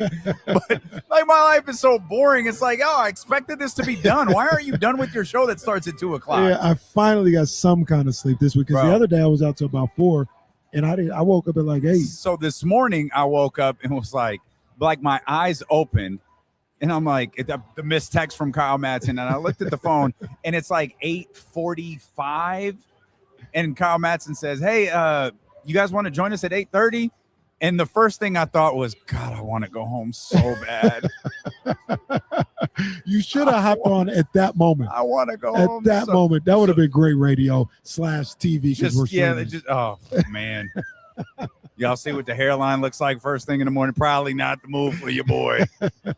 Not the move for your boy. Oh, man. But, yeah, I'm probably not going to go to the Aces game. But they're like the following week. You ain't aces for life. No, I'm aces for life. You ain't aces. Don't play. Life, don't play with bro. my aces like that, bro. I almost got an Aces jersey the other day. They got a Lids over here. Somewhere around here. No, they do. Yeah. I get an Aces jersey. I almost did this. As a matter of fact, almost did that. See, y'all trying to make me spend money. I'm gonna go get an Aces jersey right now. Matter of fact, you're in Las Vegas. That's all we do is spend money. What you mean? I got $88 fried rice 2 days ago. That's all you do in Vegas. That literally is all you do. Now, to be clear, the rice was fire. This ain't for you. This ain't for you.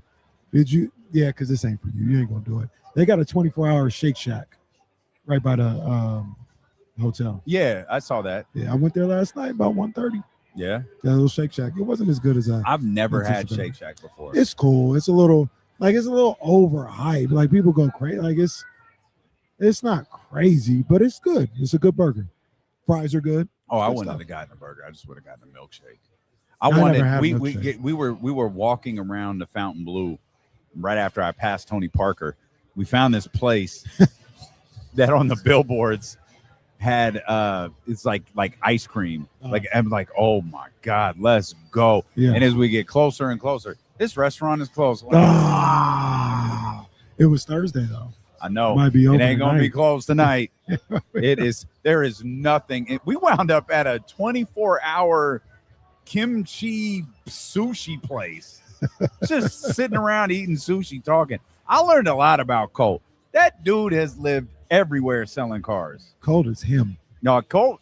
And you know what I love about Colt? him. Colt, the general manager, Elko Kid, big reason that we're here. Also, just awesome dude. He works his ass off. He does. Like, he works his ass off. And there are a few things I respect more than a strong work ethic. And that man, he loves to party. He loves to do all of this stuff.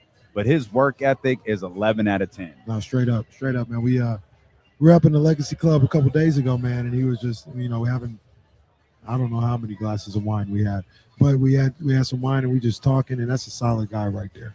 That's a solid guy with big dreams, big ambitions, and I love that.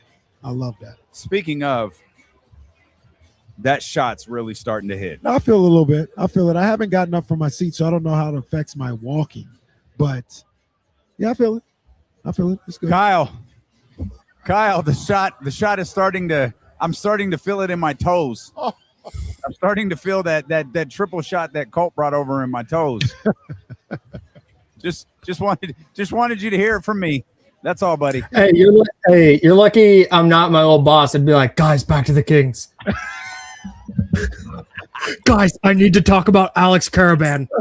Oh, great. He went 0 for 7. Oh, no. Great point. I hated to see that from the great point. Man. Thank you, Kyle. See, that's a good Producer. that's a good brand manager right there, getting us right back on track. And we'll get to Alex Caravan, who stunk last night. I hated to see that from the brother. I almost text Jake like, "Hey, yo, what the hell is this?" Dog, man. But the shot was going sideways. But said, yeah, so that was a tough spot for my man to be in. It's the first game of Summer League. It's one of the main events. He's coming off of the injury. He didn't get any run in the California Classic, and it's like, hey, man, go ahead, go do your thing. Right. And it's very forgettable or memorable for the wrong reasons. A very tough spot, Devin Carter like. Yeah. Tough spot, bro. We were sitting, I don't know. I try to be mindful, like, because I'm talking to Trista. As you know, Trista, zero filter. So I'm like, I try to scan who's around before I talk back with her. Someone behind me, there were big A-Cuff people. I don't know if they were Kings fans or Arkansas. I don't know what it was. Yeah. But Caravan, A-Cuff dishes the Caravan. He goes, oh, you can't blow his assist like that, dog. And it's like, okay. And then he did the same thing with Cardwell. Yeah. Cardwell, he finds beautiful pass. Cardwell rolls off the rim. God, it's like, bro. hey. Come on. I was getting pissed off. Nah, yeah. I was getting mad. Like the if Will Z is watching, the potential assist, at least 5. Oh my gosh, the potential assist that Darius had last night are probably off the chart. Realistically, and being fair, he probably should have had 19 and 10 last night, but he could have had like 19 and 13. We're supposed to be trashing Alex Caravan right now, but Darius it was such like a good little note that Darius is a fantastic passer, an absolutely shout out fantastic Colt coming by passer. to check on us after that. What was that? A quadruple shot? That was not a double. No, half shot. You a liar, bro. It had binkies on it. You a liar, bro. That's where it started. No, Colt out here clowning. So Colt, I guarantee you, Colt has not stopped drinking since. That's a good point. That's a good point. Yep. That's it. Become one with the Summer League, driven by Elk Grove Kia, our designated driver. Jesus Christ, man. Oh, look, he came to check on us, make sure we had water. 30 minutes later, after it didn't just percolate through. No, it's real cute. It's a little too late, pal. As I just told Kyle Madson, it's in my toes. What I wonder too. This show is what it is. It's Friday. Like, leave us alone. Man, you guys know we're in Las Vegas. Well, for the people. I wonder what Jesse thinks. Like, Jesse is so just like unmoved by Jesse's anything like, that "These happens on guys, the bro, show with I us. swear." I think I can see him like editing on the computer. He must like these guys are. Jesse's starting to go into Wesley territory where he's like, I work with a bunch of children. I work like Jesse accidentally turned into an adult at the station a few months ago. Oh, I'm chilling. It's empty over here. I'm editing. It's quiet. Yeah, it's a good time. Did we ever get somebody to talk to the person who was there? Oh yeah, no, Dusty was fine. Yeah. Okay. So, so Jesse texted. Yeah. Dusty Baker was here earlier. Jesse texts us that Dusty Baker is in the office and no one else is there. Yeah, he's just walking around. It's like, oh, Dusty's here today. Nice. Well, that's great. Like, because that's our office. Like, Dusty just pops in and hangs out. That's it. Yeah. Oh, shout out Dusty Baker, Shout out, my man. Shout out. Yeah, you guys look like you're having a good time. I was a little worried for you though when you took that shot, Dan. Oh, me? That shot. Yeah, it looked like it punched back a little bit. No, that shot wasn't a shot. That was a glass. Yeah, that's exactly what it was. And I'm The washing thing it down was with a filled. second. I think this is just tequila and soda. I don't know what's in here at this point. That's how Tyler heroed you? That's what they brought you. It kind of hey, just wash it down with this. No, hold on. Let's get this. Chase it with this. Hold on. The jump is here. Hang on a second. Oh, you were Tyler Hero after that shot? Yeah. Wait, what? Oh, don't turn Tyler into a punchline. Look, De'Aaron might have been saved. Punchline. Good one. Nice. De'Aaron might have been saved. Now Tyler Hero's the new punchline. It's a little punchline. I don't know. Did we see De'Aaron in a Belgium jersey? Have we seen that yet? They're about to put me in a De'Aaron Fox jersey if this shot don't wear off. Yeah. We see D'Lo and Casey walk into lids. Casey walks out with an Asia Wilson jersey. D'Lo walks out with a De'Aaron Fox jersey. It was on clearance. While we're talking, it was tough watching Darius Acuff be accountable post game. People like, oh, I never seen that from 5 before. It's nice though. Damn. Oh, we don't have to do that. I Hey, saw that look, yesterday. look, Jesse. Hey, there was a couple of situations where I'm talking to people and they're like, yeah, it didn't happen like that before, but pre and post game. Look, even me, I was like, hey, what that got to do with anything? What do you got to do with anything? Stop the photoshops. Darius out here talking about, yeah, man, I got to be better. I got to be better for my teammates. I got to do this. I got to do that. Meanwhile, Kings lose their 5th game in a row because De'Aaron fouled on a 3-point shot and gives up a 4-point play. And he goes, y'all saw it. It is what it is. He did that after they lost the finals. Well, I don't. What are you gonna do? You win some, you lose some. Oh no, man! I like Fox too. That's his worst look when he does that type of stuff. That indifferent type of stuff. We're gonna call the 5 o'clock hour on this Friday the truthful hour because we might start telling too many stories. Oh man! Look, I'm gonna be $5 richer though. Yeah, that woman hasn't come back.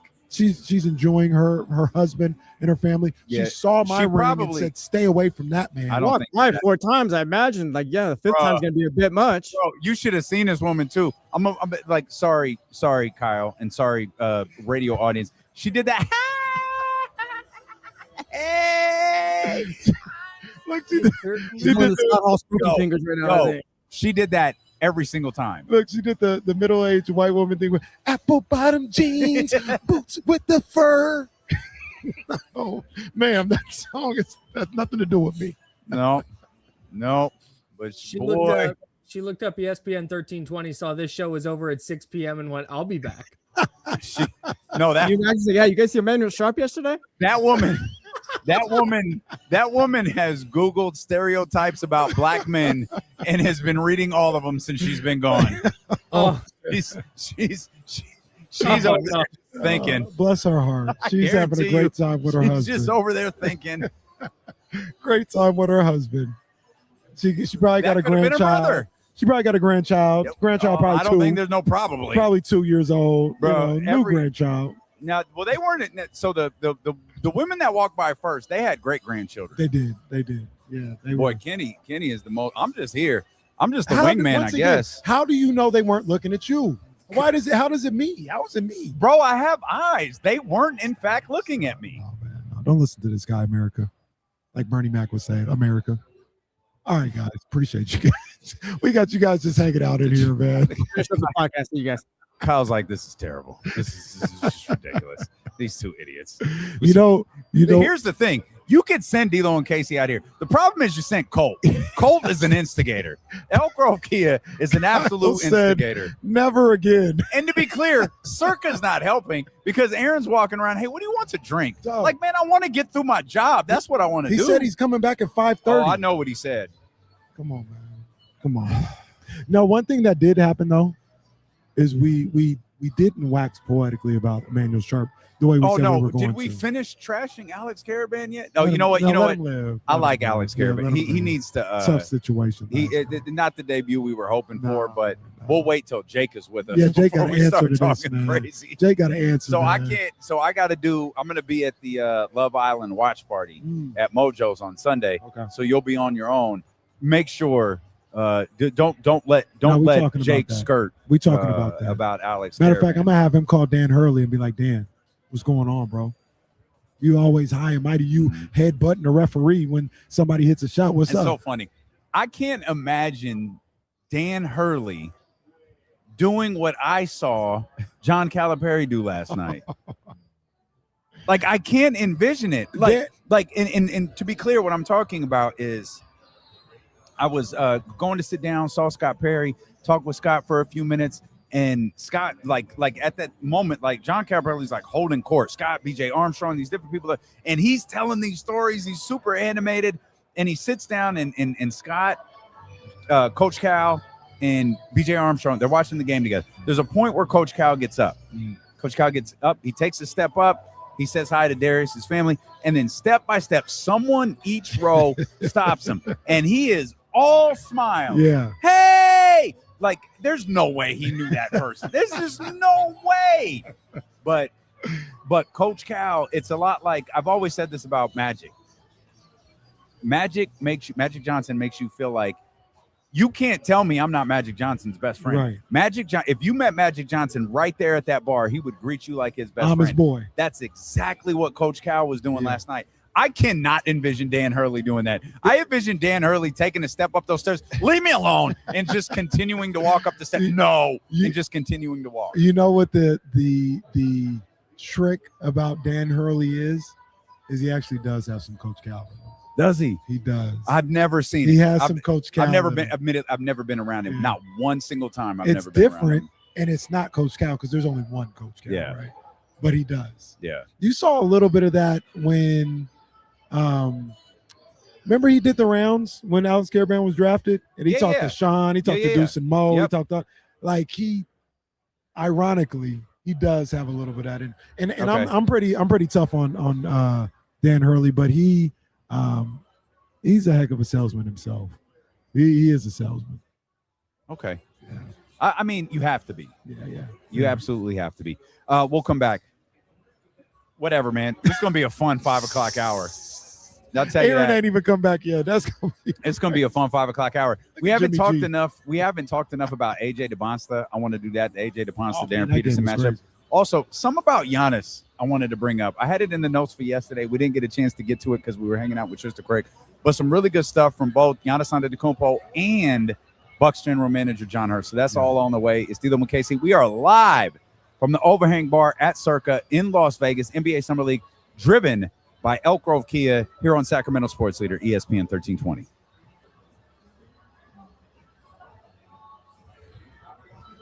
I've been like, guys, we need to make sure we're doing our teases and we're paying off those teases. And you said, we'll be back. Whatever, man.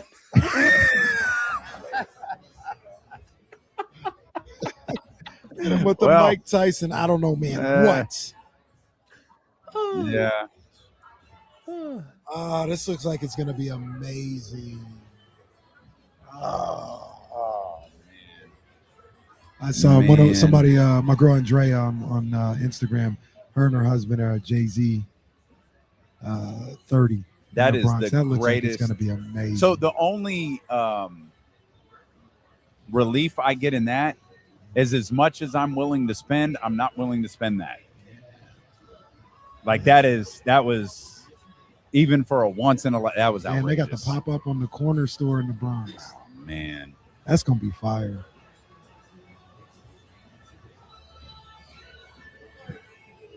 Yeah, it was a lot of money though, bro.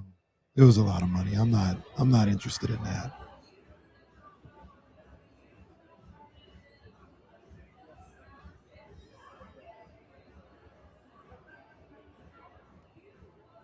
I'm such a creature of habit that being here and not in the place I normally stay just feels off. Like it's so stupid. Keeps it G. No, like we tried, but we have dinner plans tonight, so we're not. But it's always available for that show goes nowhere. Like so we'll do it. Like I'll see that show as many times as I can when I'm here. What's that? Yeah. Yeah, 12:30 on Monday, guys. We gotta chat. Hey, I understand, except this drink is sponsored by Elk Grove Kia. So there is no better person to have when one of your partners is with us than Katie from the Wake Up Call. Because Katie and Colt are best friends.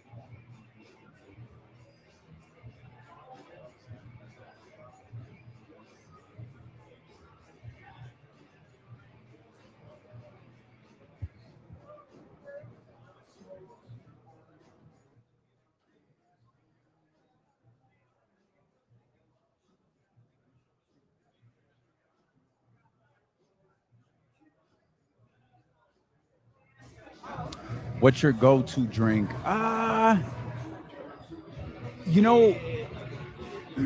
It depends. Like I like drinking bourbon and whiskey. I'll order an old fashioned. I was telling Katie this earlier. You could screw up an old fashioned because if you use like cheap sugar, it's so bad, and it honestly winds up giving me like a nasty headache. And I realized I ordered one at that restaurant, and I think the one I ordered was good, but I wound up taking a couple of preventative like I took some headache medicine just because I didn't want to get a headache at 1 o'clock. But if there's good tequila, which this overhang bar has, I like to sip on that. I think that's what I enjoy doing more is just having a little glass of tequila, sip on that a little bit with like maybe a Coke Zero or just sip on it. Gregory,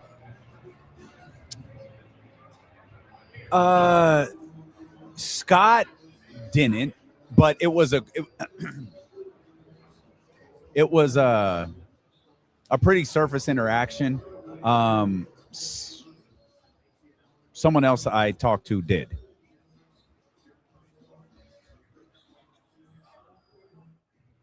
Back here live at the Overhang Bar in Las Vegas at Circa, driven by Elk Grove Kia, Steelum and KC here. Final hour of the week, man. Final hour at NBA Summer League. The Sacramento Kings will take the floor once again on Sunday. And, man, what a night it was last night, being able to be in the building for number one versus number two. And I can't stress this enough. If you are an NBA fan, being at NBA Summer League is your heaven. It is a super dope place to be, and the buzz around that marquee game is special. Two moments really stand out for me, Casey. Obviously, Eddie brought it up earlier when we talked to him for a couple of minutes. The AJ DeBonsta dunk, yeah, man. Like there, that buzz, that whoa, that murmur, that conversation after the dunk lingered. And when I tell you it lingered for a while, I mean minutes. It did not die. It stayed there. Yeah. And then the 1v1 AJ, Darren Peterson, that was terrific. Yeah, everyone got up like, oh, and I think AJ went to the basket. I don't think he converted because you correct me if I'm wrong. I feel like there was a collective. I thought, I could be wrong, but I thought Darren had the ball and AJ was guarding him. And I think there was a foul. And it was like a handshake foul. I could be wrong. But I thought Darren had, because I remembered who. No, you're right. Because Peterson was on our side. He was, and in the 1v1 was on the other end. Oh, this is gonna bother me. Okay. see, Kenny with the goddamn memory of an elephant is like, no, like there's one aspect of the game I can't remember and I have to look it up. Hi guys. No, what I don't know what I'm supposed to do when people do that. They just walk by. Hi guys, like hi. Are you from Sacramento? No? Okay. That was hilarious. Again, we are not broadcasting live from Stadium Swim in our very private cabana where it's 110. We are out here like circus animals, and everybody is very curious. They really want to feed the lions. That's what they want to do. Oh, man, this is good times, man. This is good time. But either way, the vibe in that place. And yeah, like you said, the number point one is, moment was the dunk. I mean, absolutely. Absolutely, because I think there was already a AJ is him. Yeah. Like he is having a performance. And then all of a sudden that happens and like it was like, whoa. That's what everybody came to see. Whoa. Yeah. This is absolutely what we're here for. It was definitely kind of a weird game last night in that first one before the Sacramento Kings took the floor, but it absolutely delivered.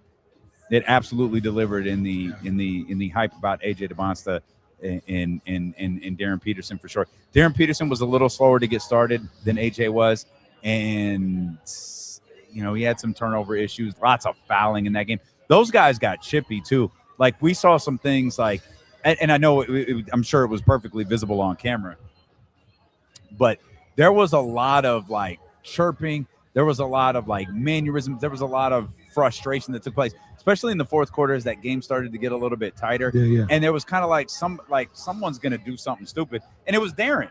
Right. It was Peterson. Like Peterson plowed, just knocked somebody over. The referee calls it. He got mad at the official and it's like, all right. Like, did you not want him to blow the whistle right there? Yeah. And it was kind of a chippy end, a chippy final. I don't know, maybe 6 minutes or so. After it got close, it looked like it was going to be a blowout. Washington was handling business early, and it's like, oh, this is going to be a 20-point game or something like that.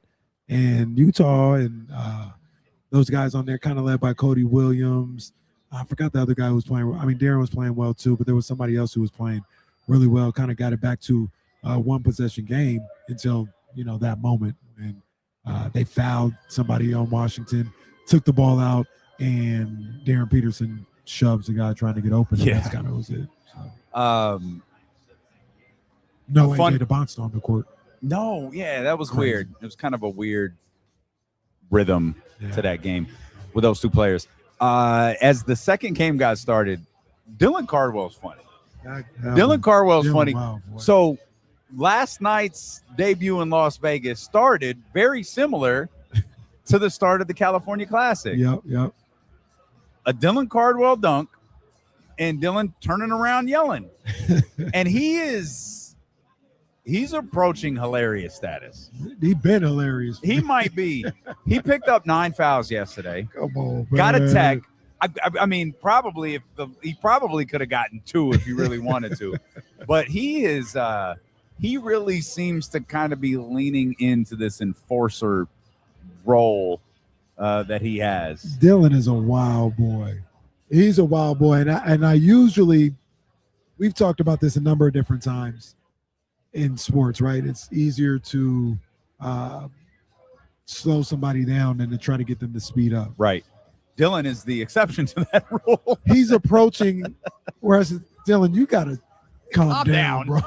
Like, you're a little, that's a wild boy. Like, he plays wild, and I love him, but he's fouling people left and right. Yeah. He's hitting people. There was one time when he pulled somebody down on the ground. He was on the ground, pulled their shirt, pulled them down on the baseline.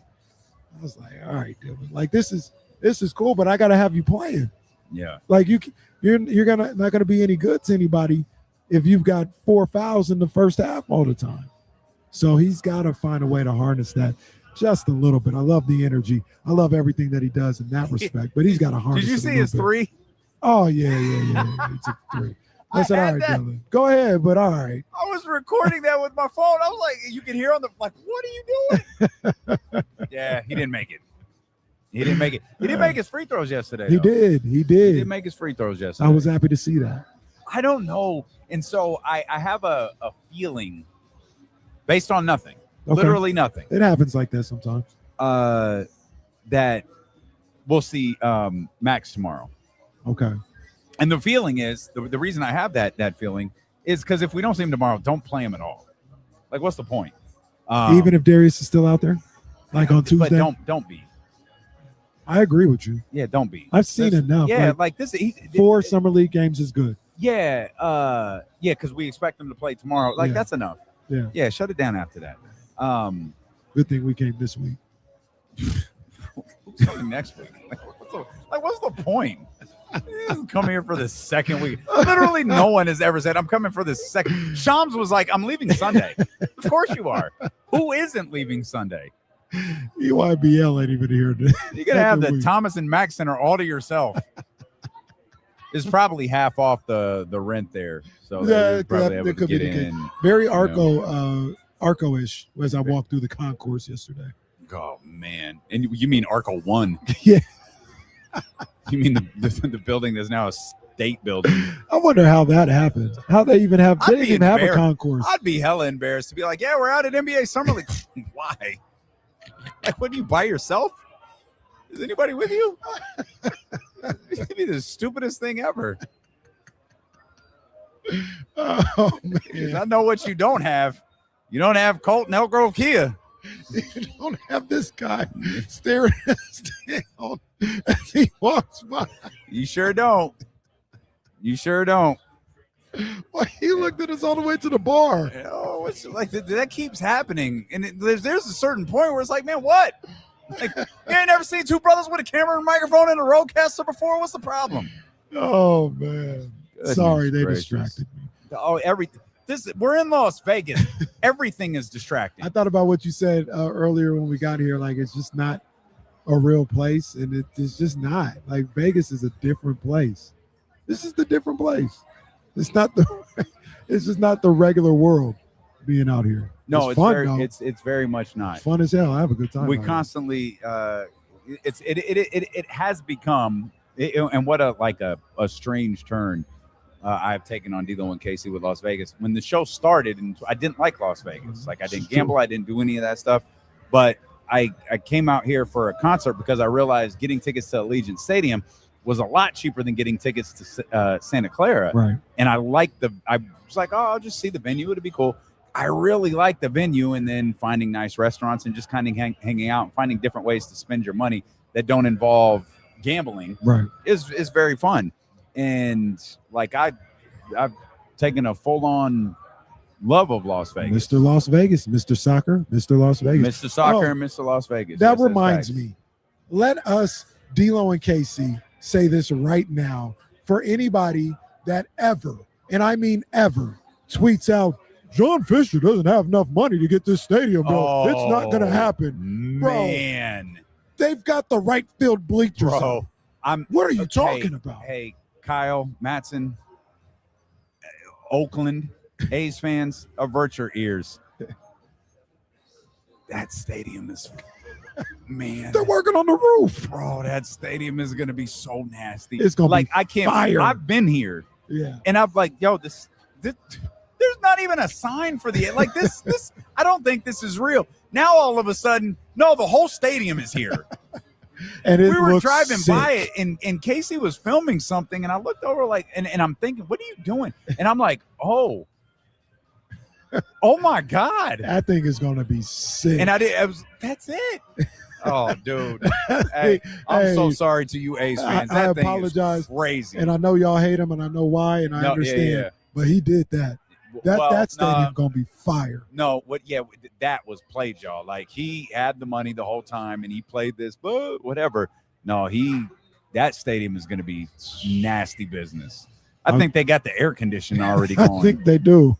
They literally and I have swear the to third you, deck of right field I up. swear to you. So the last show we went to was in January. That was we didn't come out this way because we went to T-Mobile. Okay. So it must have been. Yeah, this was a while ago. It must have been the GNX tour. There was nothing out here. Nothing other than the sign that said, like, maybe I think it might have said Tropicana this way. You know that Tropicana is the future. There was nothing there. Yeah. Absolutely nothing. Boy, there's A stuff out here now. There is A. Hey, ready? Our boy Q. Now. He said they be tapped in. They're ready to go. They did. Yeah. So yeah, the stadium's going up. Like just. Yeah, work on your plan Bs, everybody else, because the stadium's going up. Plan B is also being they're not staying in Sacramento. No. they're not getting by the stuck time in this Sacramento. lockout is over, like that stadium will be finished. It will be fire, and the A's will be here. Yeah. And it'll be like whatever. I don't know what Q said sports fans are excited for it, so I believe him. Our man Aaron was like, yeah, we'll see what it kind of looks like. He manages the sports books and all of that stuff. We'll see what it looks like. Yeah. But there's definitely an anticipation for the A's being here for sure. Look, I'm going to a Vegas A's game. Oh, just I'm going. You don't need to say that out loud. When the Giants come to town, you don't need to say that out loud. If it's a weekend, well, I'll be there. Yeah. I'll be there. It looks pretty cool, and there's like A's stuff out there. Yeah, like there is absolutely A stuff out there. Is there Emmanuel Sharp stuff out there? You keep trying to take us back to Emmanuel Sharp, and I'm glad that boy was cooking. Because I had no idea where I was attempting for us to go here in this conversation. But Emmanuel Sharp, and this has kind of been the centerpiece of our conversation today. The Emmanuel Sharp is going to play. Mm-hmm. He's in you know, I think we started joking about Alex Caravan. Maxime Reynaud. I think Maxime Reynaud is going to play. But Maxime Reynaud really took advantage of kind of a situation of Domantas Sabonis, the season-ending procedure he wound up having. He had gotten minutes before that, but really took advantage of the minutes post that announcement in which Domantas Sabonis didn't come back. The situation with Emmanuel Sharp, I think, is going to be very different. I believe he has gotten people's attention in the now 3 games that he's played in Summer League. And from an offensive perspective and a defensive perspective, it looks like Scott Perry has found another guy to play in the second round. And, hey, I'm a fan. Like, that is my biggest takeaway from last night. He is an absolute fan. He is a joy to watch. His brand of basketball is transferable to anywhere you play basketball, whether that's college, whether that's the Summer League, whether that's the NBA, whether that's the Mars League. It doesn't matter. His brand of basketball, it works any and everywhere. I'm with you. We talked about like who he's jumping or whatever. That's a whole different conversation. But we 100% agree he's going to have to play. He is going to have to be on that floor because what he brings to the table is something that this team sorely needs. They need a hard-nosed, gritty defender on the perimeter. Yeah. And somebody that's not afraid to get his nose dirty, and he can hit an open jump shot. But you say that's another story. I don't think that's another story. I think that's the story. I told you his minutes going to take. He's not taking Nick's minutes, dude. So, okay, real quick. Separate, but same. Yeah. Nick looks in phenomenal shape. Am I bugging? Is this what he looked like last year? Because I don't think it is. He looks phenomenal. He has not looked winded. He has not looked fatigued. He looks like he is in absolutely elite shape right now. Looks like I never thought he was in bad shape. Right. But there was something like I noticed it at the Cal Classic. I really noticed it yesterday where I was like, hey, he is moving great. He looks incredible to me. No, I love what I've seen from Nick. It had, I don't want to go back on what I said last week, but just continuing to watch him, like he's been super consistent. He's been solid out there. I'm eating the macaroon. Don't mind me. No, the cookies and cream joint was good. I don't know what I had before where it wasn't good, but that was actually pretty good. But he looks. This tastes like one of them pink cookies that was shaped like an The animal. animal joints. Yeah, that's what this tastes like. Look, there go to Mo H. White. Man. Looking at you. Hey, hey, hey. I was looking at you. I don't think it works. Hey, Katie's right over there, ladies. No. Don't even worry about that. Katie's right over there, man. Relax. I don't think they was looking at me. They was strutting by you, boy. She started to walk different when you got in sight, boy. Oh my God. America, don't listen to these people, man. Don't listen to them, man. This is I have never seen a woman change her walk when she got in front of a man this like is that. outlandish, bro. Don't listen to these guys at all, man. Don't listen. I'm just over here trying to eat a macaroon. That's all I'm trying to do. That is all I'm trying to do. But I just think Emmanuel Sharp. So he's not taking Nick's minutes, man. I think Nick is playing. I know you're not overly impressed with Nick Clifford, but I am. I think he's doing exactly what he's supposed to. I don't think anything he's doing is like, again, I tried to point this out, yesterday, or maybe it was earlier in this week. The days are kind of running together at this point. But I know he's not doing anything spectacular, but I think he's doing what they're asking him to do. He's not jumping off the page, but he's playing really well. I also understand I'm kind of hyper focused on him. I like the way Nick played last night. I thought Nick played really well last night in a show that feels like it's the Darius Acuff show. I feel like Nick has played good. And the question is, can good become better? Can better become great when you're not being measured against young NBA guys or G League players, on the Los Angeles Clippers, and you're being measured against Malik Monk and Zach LaVine and that group, and Emmanuel Sharp, and that group of guys that is going to be competing for minutes at that 2 spot. Now, here's the thing that could happen is there could be minutes for everybody to play, where I see Emmanuel Sharp and Malik Monk being kind of tied to that 1-2 spot there. You could have Nick as a 2-3. And as of right now, off the top of my head, there's not a backup for DeAndre Hunter. So I like Nick as a 2-3 more than I like Nick as a 1-2. Yeah, I hate Nick throw as a the 1-2. one out of the window, bro. Thank you. They got to stop that. I hope they don't bring that into the season. He brought the ball up a couple of times yesterday, by the way, with Darius on the floor. And I kind of watched it like, all right, I hope this was for a possession. I hope they're not doing anything right here because I just don't like that. I'm not interested in that at all. But there could be minutes there, though, right? Because for sure, off the top of my head, they don't have a backup to DeAndre Hunter.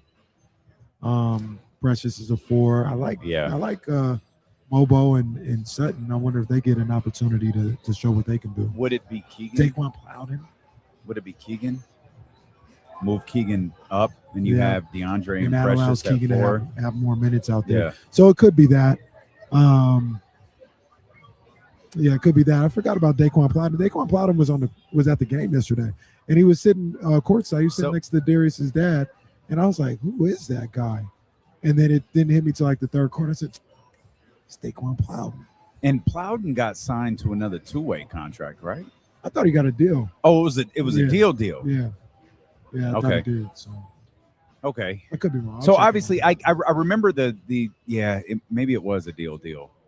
I know James Ham felt like a lot of people felt like he earned it. Like he earned a was contract good in his time. I thought in the last month and a half when he played consistently, I thought he played some good minutes.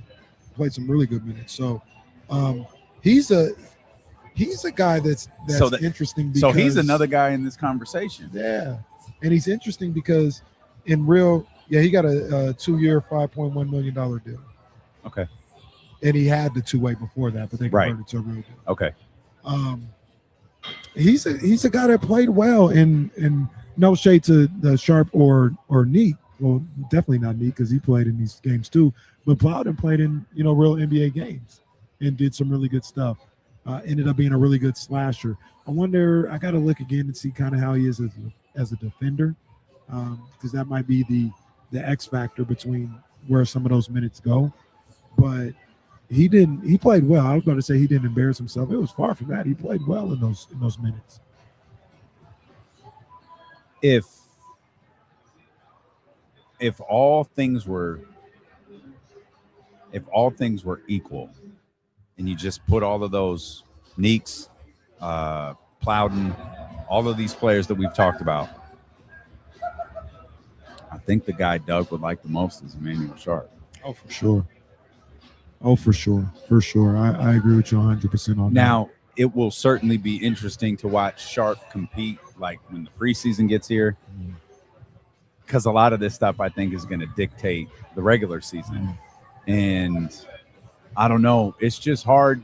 It's hard for me to believe, and I understand we're watching. We're talking different levels of competition from where we are here in Summer League to where we're going to go in NBA preseason to, of course, the regular season. Yeah.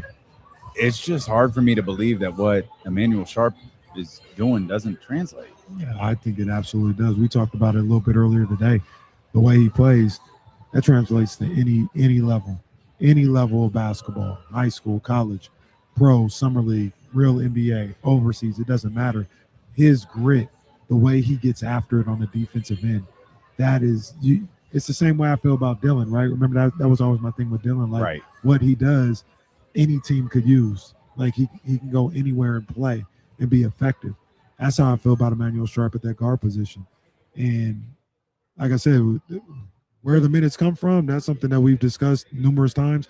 But we're in agreement. Like, he's gonna find minutes, or Doug Christie is going to find minutes for him out on the court because he just brings too much to the table that you can't deny.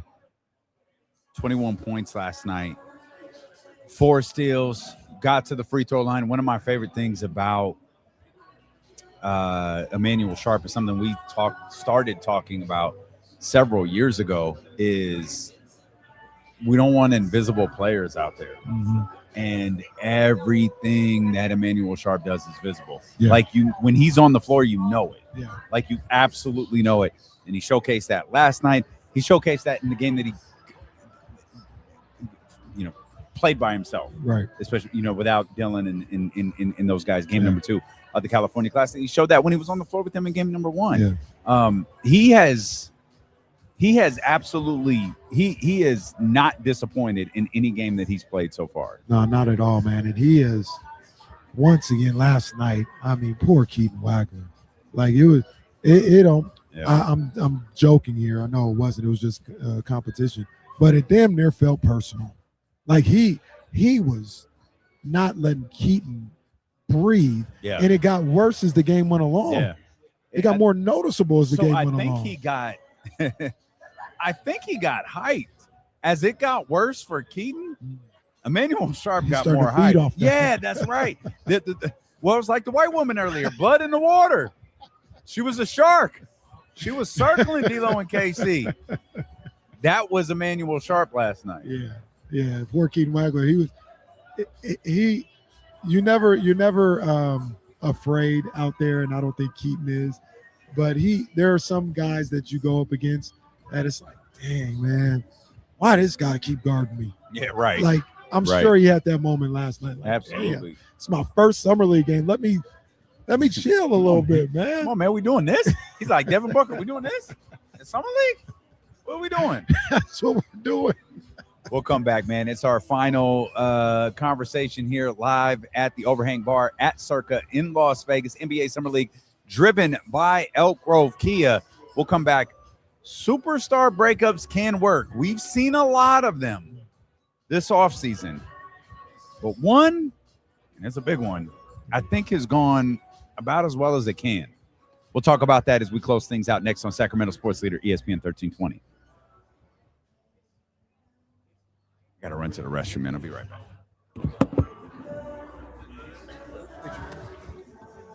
Hanging out for 4 hours, man.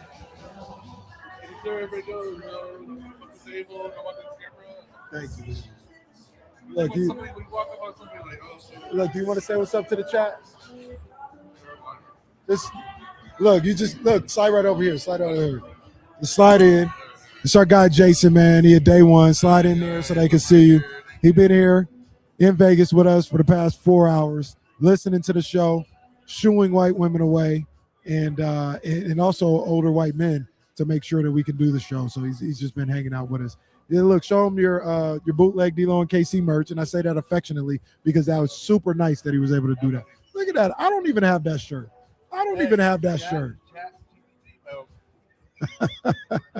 Look, I don't even have that shirt, man. Jason got the shirt. That's a nice shirt. Yeah, man. Shout out to him, man.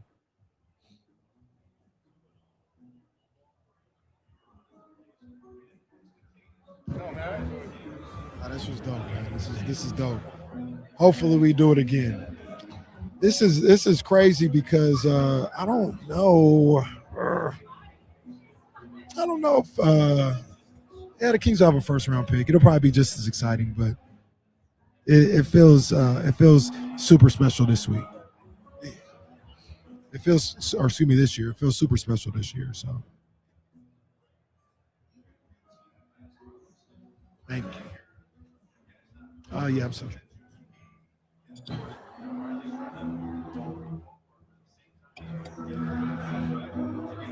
Let me get one if it's $5. No, I'm okay. Thank you. Let me get one if it's $5 on Tmall. Let me get one. On sale T Public. Come on, let me get one. What's the tell all? What y'all want to know? I'll tell you something right now. What you want to know, Scooter?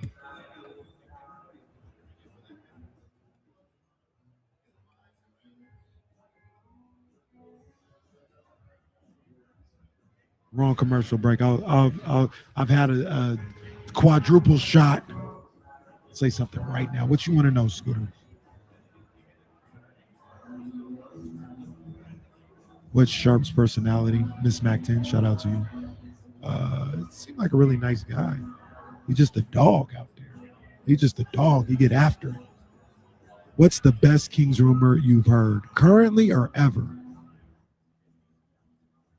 You talked to Scott Perry? I talked to Scott Perry, man, like damn near every time there's a Kings game or something like that. Not like in depth. I just see him. Scott's hella cool, so he'll dap you up and how you doing? How you living?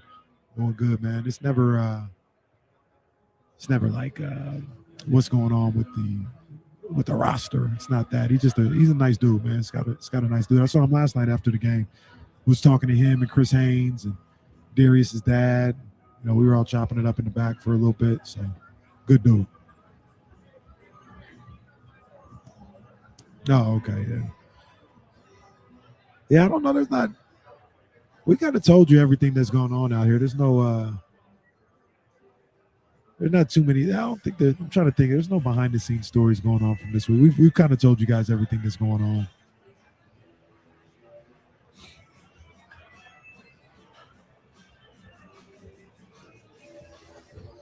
Somebody called that a denial shirt. That's messed up, man.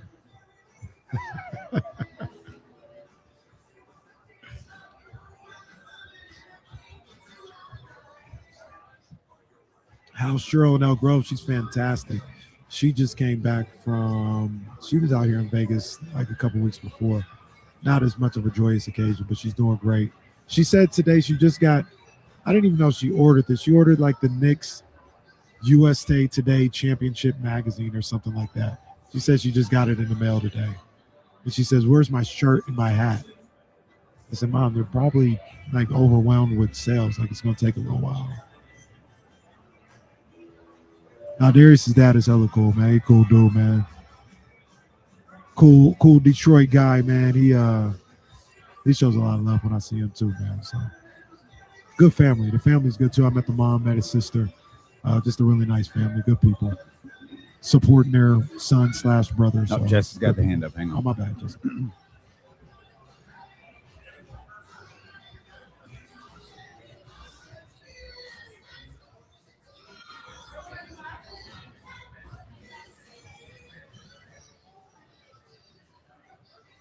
For the final time, we are live here from the Overhang Bar at Circa in Las Vegas. NBA Summer League driven by Elk Grove Kia. Big thanks to Elk Grove Kia. You good? I'm straight. Okay. Just making sure. Actually, I was about to play the video that Elijah man, sent us. I'm not. Nah, see what I our was boy. doing. Nah, man, our mutual friend is sending us videos from the Jay-Z show in Brooklyn. I'm not even watching them, dude. I don't even want no part of that. He looked like he might be in a suite. I don't care where he is. I don't want to watch none of them videos, man, because that is the place to be right now with Jay-Z kicking off these limited edition shows he's doing. And this is our final show here in Las Vegas. Big thanks to Circa. Big thanks to Elk Grove Kia. Our man Colt, big thanks to Jesse and Kyle Madson and the whole crew back in the Sacramento studio who has helped put this on, man. It has been a blast. It's been a very long week. Like I forget, like we did a couple of shows in Sacramento this week and then came out to Vegas, a long morning of travel or whatever, and then got right here, got everything set up. Spent a lot of time in the heat, but Vegas is definitely buzzing right now with NBA Summer League going on, and of course, Conor McGregor fighting tomorrow night. So we are happy that you have come here to us and spent some time with us as we have talked about the various scenarios that are ahead for the Sacramento Kings. We've talked about players like Emmanuel Sharp and Darius Acuff, and hopefully when we take the air on Monday back in Sacramento, because why would we be here in Las Vegas on Monday? When we take the air on Monday, I'm hoping we're talking about like Maxime Reynaud and what it looked like with Darius Acuff and Emmanuel Sharp and some of these guys that we've talked about, and Nick Clifford, some of these guys that we've talked about here throughout the course of the summer in what I hope is their final game. I hope so too. Look, I meant to tell you this. We're talking about Emmanuel Sharp. I almost hit him with the Magic Johnson yesterday.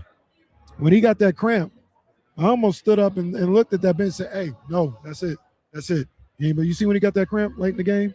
I don't think I did. What do you mean? That's it. He ain't playing no more. Oh, get him off the court. Oh, he got I think he got a cramp in his calf. I don't think I saw that. Yeah, he got a cramp in his calf. I think that's what it looked like. I don't know. I didn't hear exactly what the diagnosis was, but it looked like he was cramping up. And he went back and shot the free throw, and he's coming back down court, and he's like telling him like, hey, I need to come out for a second or whatever. Mm-hmm. And even when he shot the free throw, I was about to tell him. I said, hey, that's it. I was going to get up. I said, that's it. That's it. At that point, he had like 18 points. That's it. That's it. He's done. He's done for Summer League. Mm-hmm. And he's about to get the Darius Acuff treatment from me. One more game. That's it. That's it. I don't need Emmanuel Sharp out there for 8 times. That guy right there has to be from Sacramento. He was so excited to like point at us and go, hey, he ran into the security lady. That's how he just ran into the security lady. That guy had to be from Sacramento. Who would risk running into the security lady? This has been one of the weirdest days ever. Oh man. I don't know what this to is do. Fire. We're like circus animals out here. At that's why they call it Circa, because we're circus animals doing the show. Oh, and I don't think no one knows what to make of us doing this here. No, they're like, what's going on? What's going on? Sure. That's what they're saying. No, they see the camera set up and the microphones and the whole thing, and we're sitting at the table with they don't know. Look, they don't know. The white women know when they see you. You're projecting. Don't do that. Don't do that. The people have been listening. Don't lie to these people. These people on 1320 AM, 98.5 FM, they're leaving after a long hard day's work. They think that you telling the truth. You ain't telling the truth, man. I don't know what you're talking about. Middle-aged white women have been stopped. They damn near falling over themselves trying to look at KC. Scott, no, that's too much. That's not what happened at all. Talking about sexual chocolate. Like, man, keep it moving. I did lose $5 though, because that woman hasn't come back. No, she's having a good time with her family. Her husband. It was a man.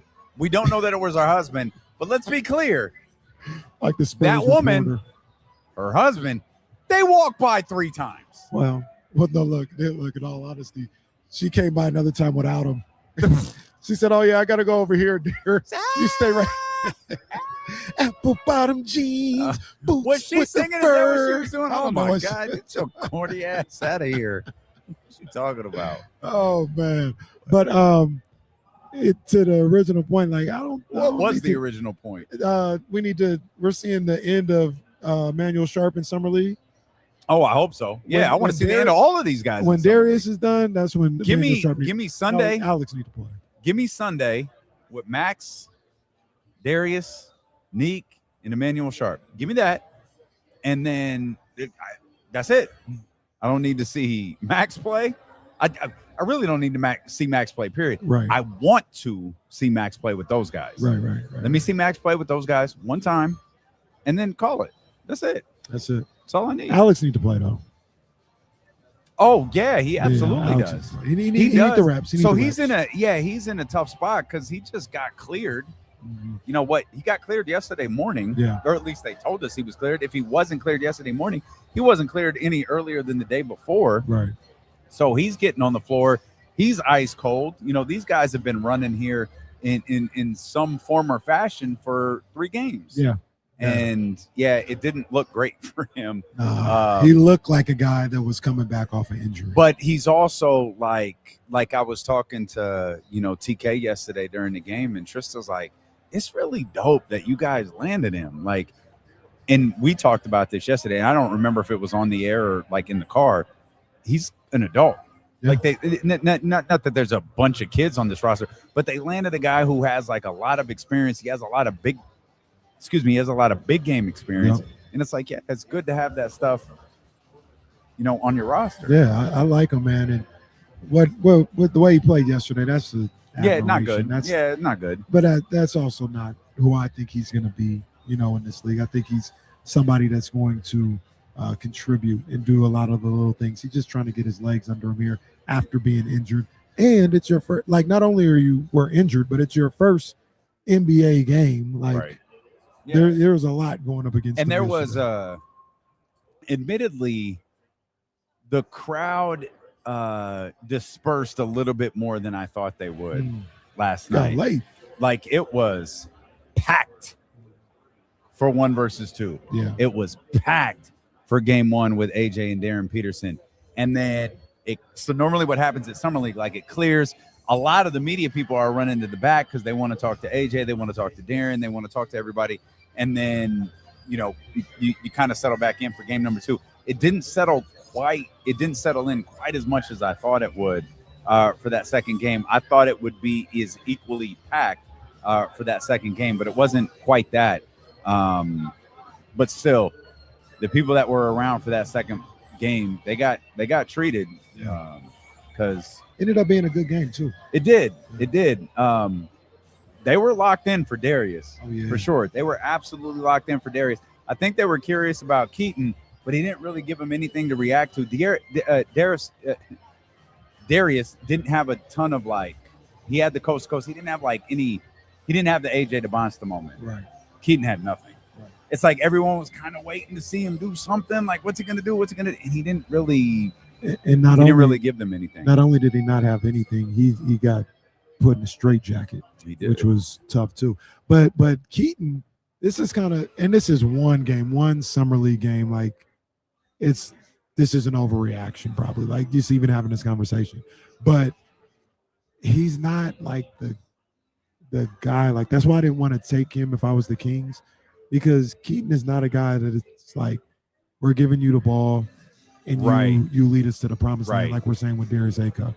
That's not who he is. That doesn't mean he's a bad player or not a productive NBA player, but that's the situation that we were looking for here in Sacramento, and that's not it. Yesterday with the Clippers, in that game alone, it was like, all right, we don't have no point guard. We don't have nothing else going on. Like, Keaton, what you gonna do? And that's not where he's at, and it showed in that game. So he struggled. It feels like what the key to this is a lot to say after game 1. I'll rephrase this. I wonder if the key to Keaton's success is having that go-to scorer. Yeah. right? I think so. Like you can get a lot more out of him if you have someone else that you can go to get you baskets. I think they tried to go to him from time to time on those baskets, and it was like, that's probably not the move here. That's not where he's at. There were times where he looked befuddled. Like you talked about this yesterday. Feels like these kids just keep sitting on the ground. Like, why? Get up! Like, why are so many people getting knocked down? And that happened with him yesterday, where he's like down there, and I see him, and he's like looking, and it's like, get up! It's like the third time you've done that, and I don't know what it is, but I think he's trying to. It yesterday felt like Keaton Wagler's first game, and it didn't feel that way for Darius Acuff. It didn't feel that way, for Emmanuel Sharp and some of the other guys we watched. But for Keaton Wagler, and that's a tough spot. Like for the California Classic, like it's cool. Like you're at home. You can't do anything wrong there. Like everyone is super excited to see you. Here, every media personality you've ever heard of, every scout, your coach, your family, your new head coach, right? Like everyone is there and they're all to watch this because it's night one, it's Las Vegas, it's Summer League. There's a different level of pressure to that. And I think Keaton felt it, not to mention those several dozen fans that Steve Ballmer sent to do stupid chants for the entire game. That was embarrassing. They also had like after party somewhere in Thomas and Mack. As I was walking out, I saw them. Who did? The Clippers people. It was in they had a room in Thomas and Mack, and they had music playing, and we're having a good time. Do we think Kawhi is getting suspended? Maybe a little bit. Like suspended a little bit. He's getting suspended a little bit. Yeah, like he is getting suspended. A small suspension. A small suspension. That's more so what I'm saying. Yeah. That's weird. How do you give him a small suspension? Because you're either guilty or you're not. Because we talked about this yesterday. I put a lot more onus on the Clippers. A lot more onus on the Clippers. Yeah. You're okay. All right. So I think you're right. I think it's like the parent let the kid get away with it? Yeah. That's an extreme. But okay. Yeah. Because like right. even to your this isn't a good example, but when you say yesterday, like if you are in possession of something that's stolen, like you'll get in trouble. There are times when and once again, this isn't exactly the case. Better snitch on the person who stole it. but it's like, I just bought this. I didn't know it was stolen. You know what I'm saying? And that you might get in trouble. You might, like if it's a PlayStation 5 and somebody says, hey, this serial number comes back with somebody else's. It's like, oh, I bought this here. Like, what are you talking about? I bought it. But I don't know that Kawhi has that. That's the thing. Deniability.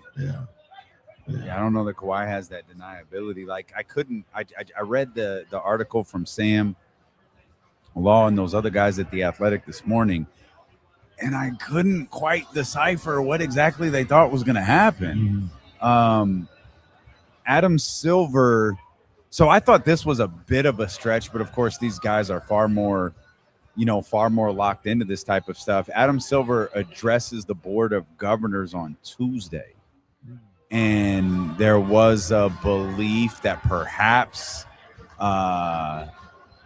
maybe there's a resolution by the time Adam Silver. Again, there doesn't seem to be a lot of evidence pointing to that, other than we're all kind of tired of this. But there was also, there were multiple reports. I don't want to say there were multiple reports. It was all of the aggregators who took from this single Athletic column that, there is a belief that Kawhi Leonard's going to get suspended. I just don't know, like, what the suspension is. You know what I mean? Like, you either did this or you didn't. And if you did and you're suspending him, it means that you're acknowledging that he was aware of it and you have enough evidence to support that he was aware of it and knew that he was signing up for, and he knew, and this I think is the most important thing, you knew the reasons that you were getting this deal.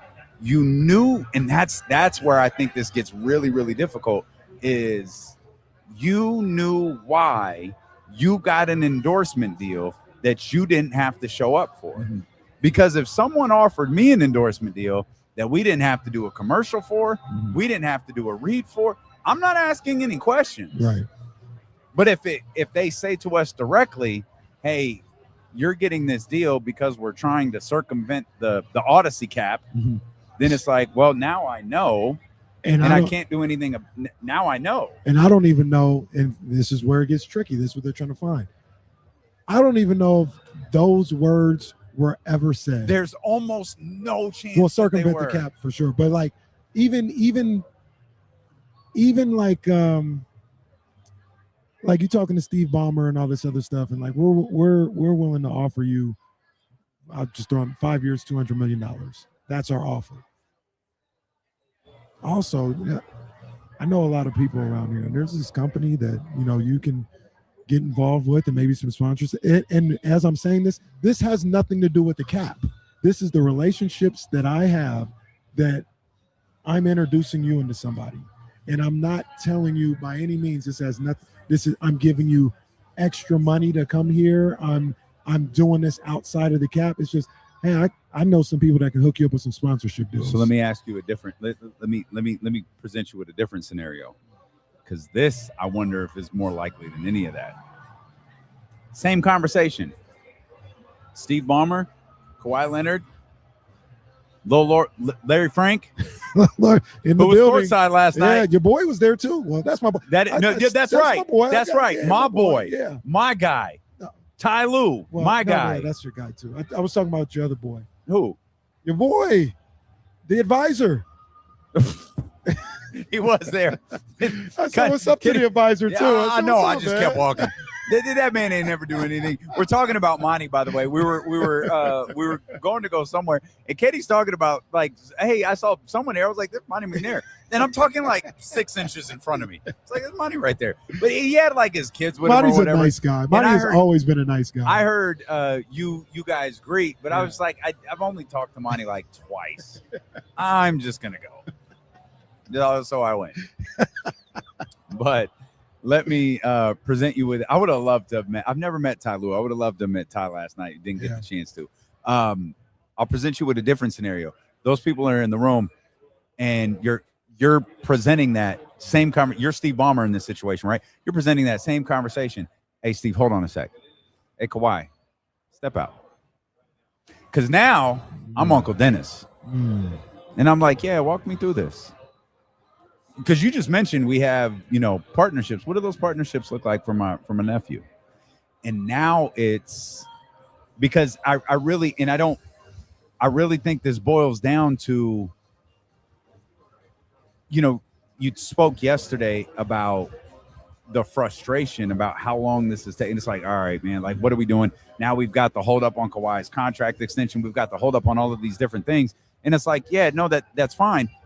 They're not just talking to the Spurs. Mm-hmm. They're not just talking to the Raptors. They're not just talking to the Clippers. They're talking to any team that has an interaction with Kawhi Leonard or Uncle Dennis in the past. Mm-hmm. And it's like, what is this conversation? Mm-hmm. What has he asked for? What has he said? And what amount of responsibility does Kawhi Leonard hold for those conversations? Yeah. And when I talk about this, I'm talking in a way where somebody can't be punished, not because there's wool over my eyes and I don't think that it actually happened, right? You see the older black woman looking at you, big dog. Look at that. She looks disgusted by what we're doing, to be honest. Like she walked by and she's like, yo, what are they doing? That's a really she looked like entire time. If that woman could have kicked over the camera, I think she might have. I don't know what she looks so angry about. So upset. Maybe that she's a going Kawhi on. Leonard fan. That could be the case. But like it and I think all this happened, right? Like I want to continue to say, I think that's why aspiration happened. That's why he got that money as a way to circumvent the cap. Like I think that's what happened. But as far as proving it, like what if LeBron James is signing with the Lakers. And Jeannie Buss says, let me introduce you to the head of Warner Brothers. And now the head of Warner Brothers like, we want to make a Space Jam for you. Like technically that influences him coming to the Lakers.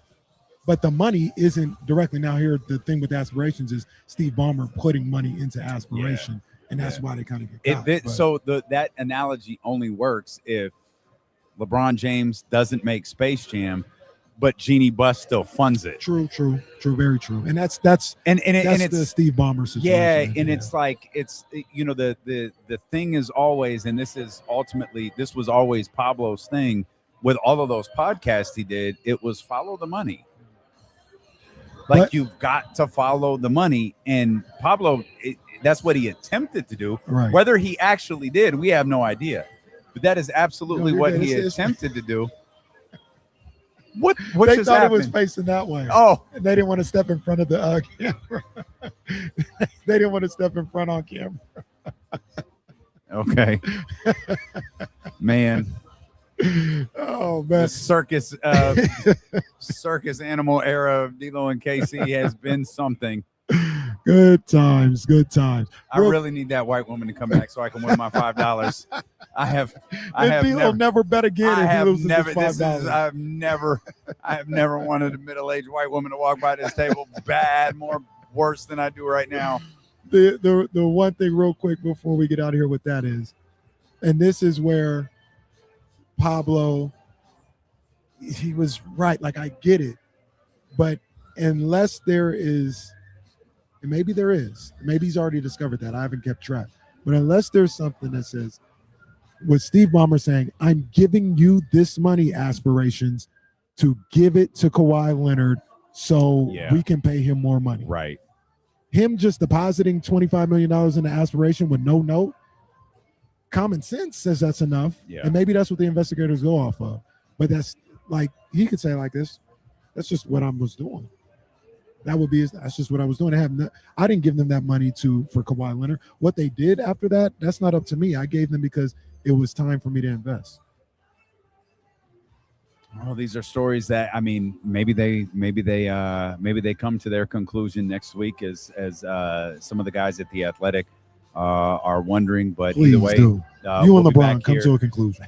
Well, well, there's some interesting LeBron stories out there that we didn't touch on. Yeah. But we'll be excited to be back in Sacramento and talk about all of them Monday morning. Again, big thanks to our man Colt. Big thanks to Elk Grove Kia.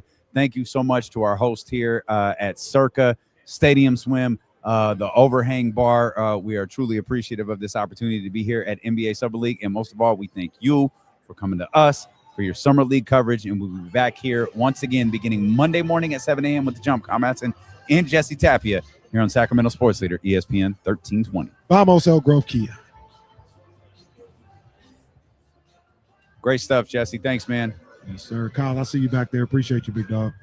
Thank you, Kyle. All right. TC, what up, boy? I love y'all. Thanks, Circa. All right. Thank you, Circa. We love you guys, man. We appreciate you. We'll see you. Have a great weekend. We'll see y'all on Monday.